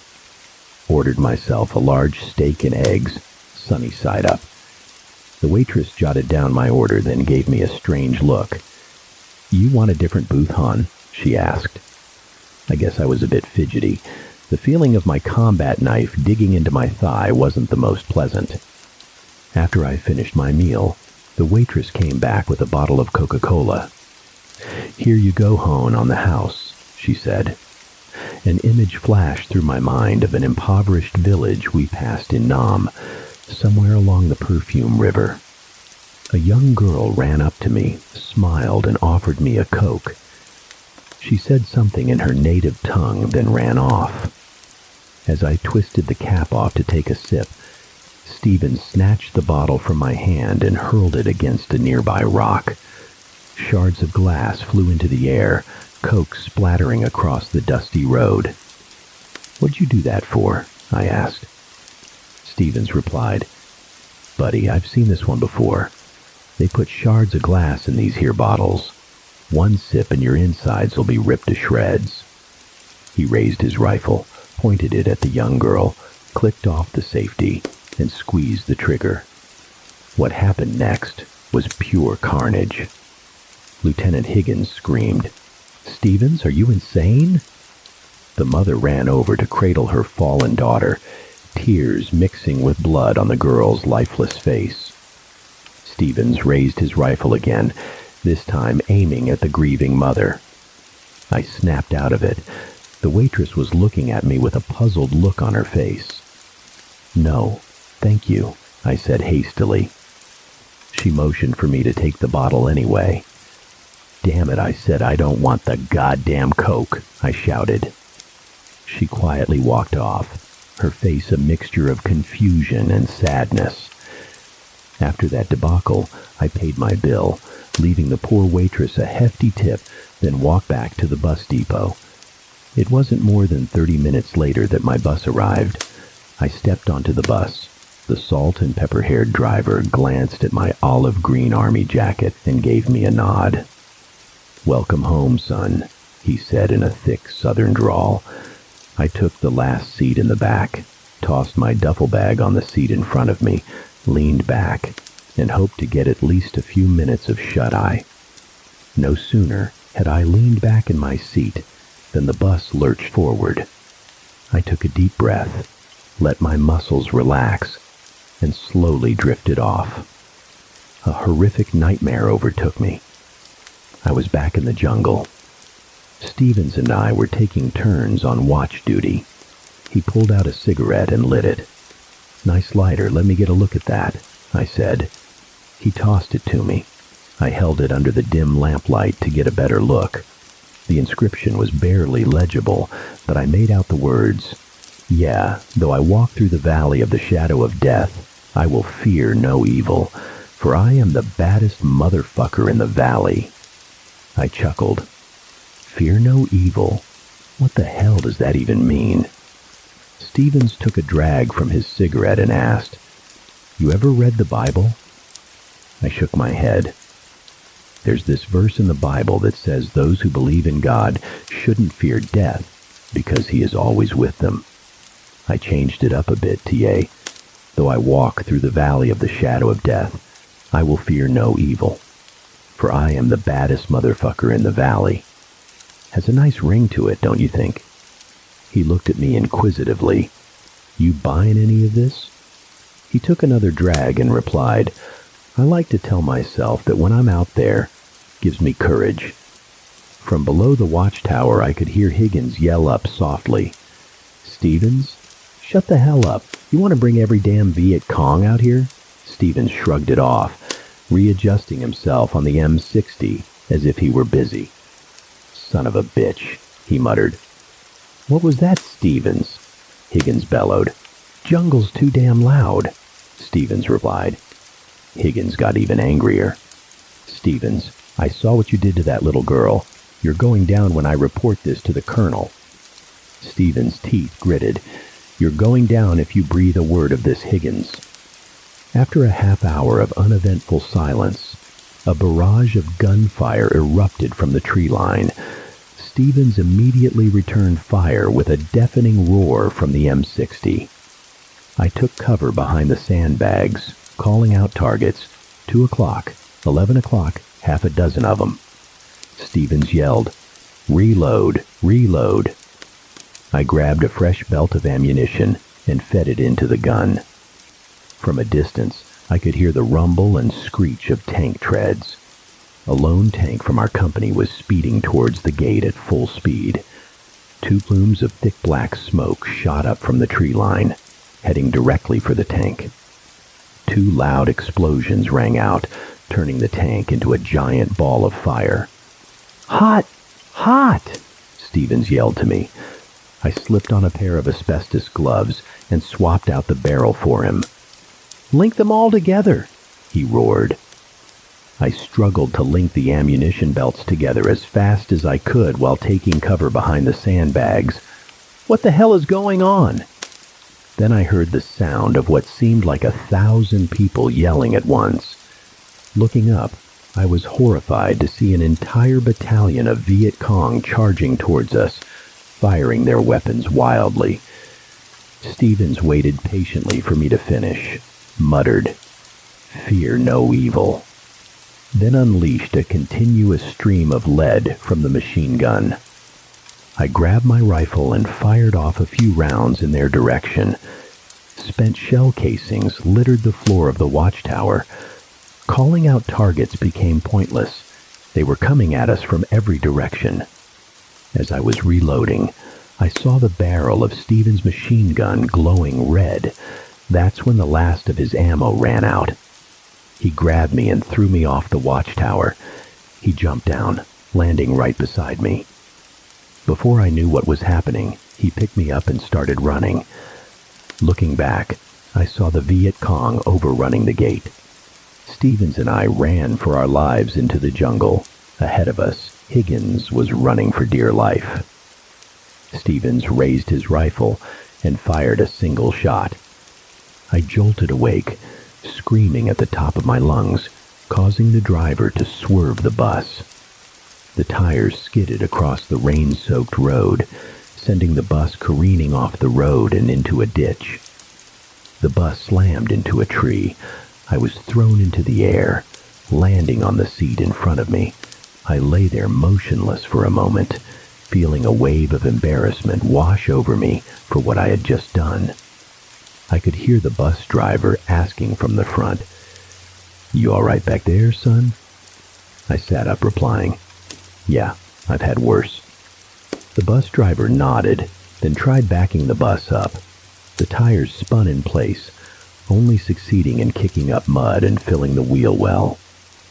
The bus driver stopped, stepped off the bus. I watched as he used his flashlight to survey the situation. I noticed a pitch-black figure standing in the mud in front of the flashlight. I didn't think much of it at first. Then I realized shadows are supposed to be behind light, not in front of it. I banged on the window to get his attention. He turned and looked at me, then shook his head. The shadow was still there when he turned to walk back towards the bus door. I took a closer look. The shadow remained motionless in the darkness, staring directly at me. Unbeknownst to me, the bus driver had made his way back to where I was sitting, while I was staring out the window in terror. I'm gonna have to walk to the next town and call for a tow truck. We ain't getting out of here without one. Wheels are buried in a good 3 feet of mud. I snapped back to reality, frantically saying, "No, please don't leave me here with them." With who?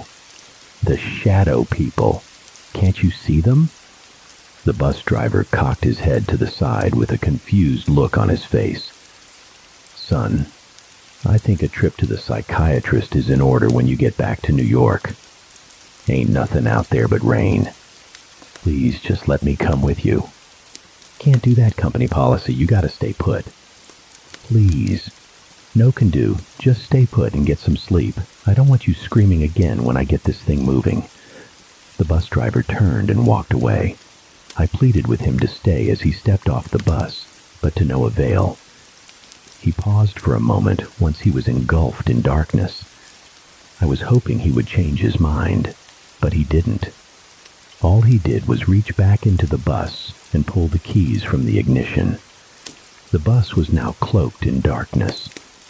As he walked away, he said, "Son, I really don't want to leave you stranded out here like this, but I got no other choice. Only advice I can give you is, don't be afraid of the dark." I slumped down in my seat, trembling with fear. I finally convinced myself that I was going crazy. It made perfect sense. I had been through a war. Of course my mind would be affected. The shadow didn't attack the bus driver, so it had to be all in my head. I muttered to myself, "Don't be afraid of the dark." It gave me a small bit of courage. For all I knew, I was just a crazy person stranded in the woods. I stared back out the window, watching the rain come down in sheets. Rain has a strange effect on people. For some, it depresses them. Others enjoy watching and listening to it. For me, it made me have to pee. I didn't want to go outside because I was still afraid of those damn hallucinations. But nature was calling. I cautiously stepped off the bus, finding a nearby tree to relieve myself on. As I was finishing up, I heard it, a noise. It sounded like boots squishing in the mud. I told myself, "Just your imagination. You're going crazy. Don't be afraid of the dark." I zipped up my pants, scanning my surroundings. Off in the distance, I could see something moving in the trees. It looked like a group of dark figures. A twig snapped. I immediately looked to my right and saw a dark figure charging at me. I forgot all about everything, running full speed towards the bus, slamming the door shut behind me, locking it. I ran to the back of the bus, crawling under the last row of seats. The sound of the rain pounding on the roof of the bus was drowned out by the sound of heavy footsteps outside. The worst part was not knowing if they were still there, or if they had moved on. I whispered, "Just a hallucination. Don't be afraid of the dark." I closed my eyes, trying to force myself to fall asleep. I would rather have a war nightmare than face whatever was out there. A faint scratching sound could be heard on the side of the bus. It came and went for about an hour.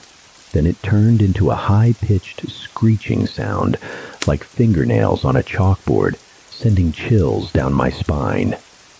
Then came the loud banging sounds, as if hands or branches were being slammed against the side of the bus. I cowered in fear, clutching my knees to my chest as the bus began to rock violently from side to side. I thought I was dreaming. I dug my fingernails into the palms of my hands, trying to wake myself up.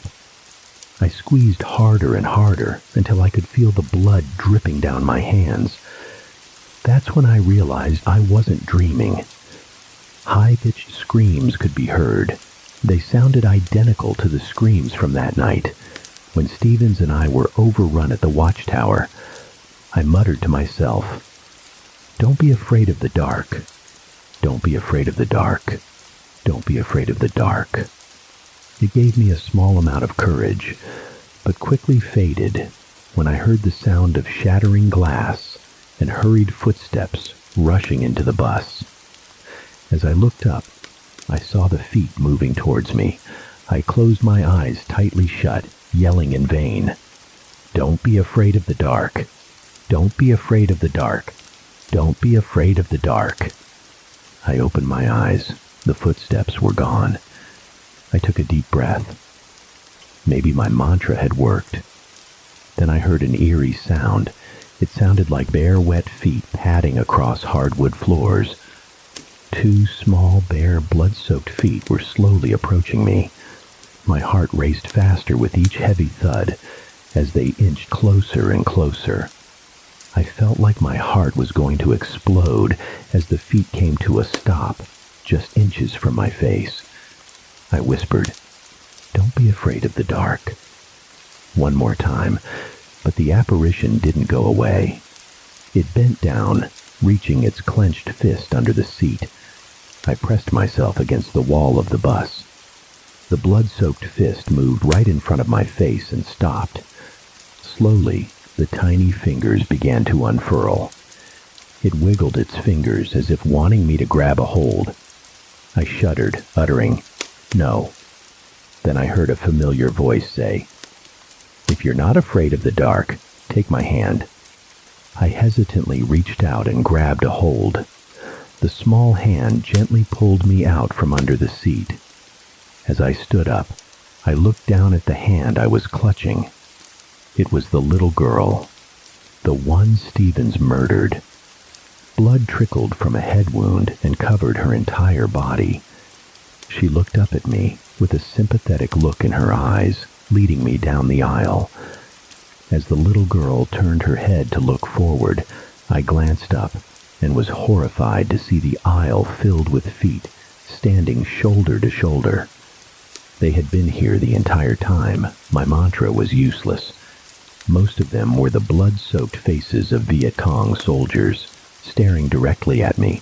Some had blank expressions. Some were sad. A few bowed their heads in prayer. And then there were the ones who looked at me with pure hatred in their eyes. Their gazes followed me as the little girl and I walked towards the front of the bus. My jaw dropped in disbelief as I saw Higgins staring directly at me. His jaw was missing. Then to my utter horror, I saw me. I was standing at the front of the bus. Most of my face was blown off. The man who looked exactly like me motioned with his hand, pointing at the driver's seat, signaling me to sit down. I took a deep breath, shakily asking, "Who are you people?" The man who looked exactly like me mimicked me, taking a deep breath, then replied, "They were fathers, sons, brothers, mothers, daughters, sisters. The only thing they wanted in their final moments of life was to go home, to be with their families. You took that right away from them. You got the wrong guy. I've never killed anyone. Do you recognize any of them?" After taking one more look around the bus, I looked back at myself, replying, "Yeah, a few, like this little girl. The older woman back there is her mother, and the guy with no jaw is Higgins." The man who looked exactly like me pressed his lips together, asking, "What happened to them?" "Stevens killed them all." "Where's Stevens?" "He's still in Vietnam." Are you sure? Positive he was the last person I saw before I got on that chopper. The man who looked exactly like me pointed at the driver's seat once again, demanding that I sit down. I shakily sat down, placing my trembling hands on my lap. He reached out in front of me, adjusting the rear-view mirror. Then he asked, "What do you see?" "I don't see anything." "Get your lighter out." "I don't have a lighter. I don't smoke." "Yes, you do. Right breast pocket." I reached up to my chest, feeling something hard and rectangular in my pocket. I reached in, pulled it out, then froze. "Well, what are you waiting for? Light it," he demanded. I whimpered. "No, I don't want to." He growled, "Don't be afraid of the dark. Do it." The lighter flicked open, making a distinct clinking sound. I spun the wheel. The small flame flickered to life. I was horrified as I looked in the mirror. Staring back at me was Stevens. How is this possible? Locod placed his hand on my shoulder, saying, "A month ago, you told me that you envied me, that you wished you could change your ways and become a better man." "No, I don't believe it." "You've been lying to yourself, believing that you're someone that you're not." "No, I'm Charles Lee Locod." Private Charles Lee Locod died when his sergeant ordered him to clear out a tunnel. He stepped on a tripwire. The grenade detonated, taking most of his face with it. I'm Charles Lee Locod. I'm from New York. I'm going home to my fiancée. He gripped my shoulders, asking forcefully, "What does she look like?" I remained silent, trying to recall the image of the woman I loved, but nothing came to mind. After what seemed like an eternity of silence, he said, "You can't remember, can you?" I shouted. "No, I just can't picture her. It's been over a year since I've seen her." A fist collided with my face. "You can't remember because there's nothing to remember," he roared, his blood-soaked face just inches from mine. I felt someone reach into my shirt pocket. Looking over, I saw the little girl pulling something out. She opened her hand, revealing a set of gold teeth. "Those aren't mine," I yelled. "You're right, Stevens. They're not yours. You ripped them out of Higgins's mouth yourself." "I don't understand what's going on. What do you people want from me?"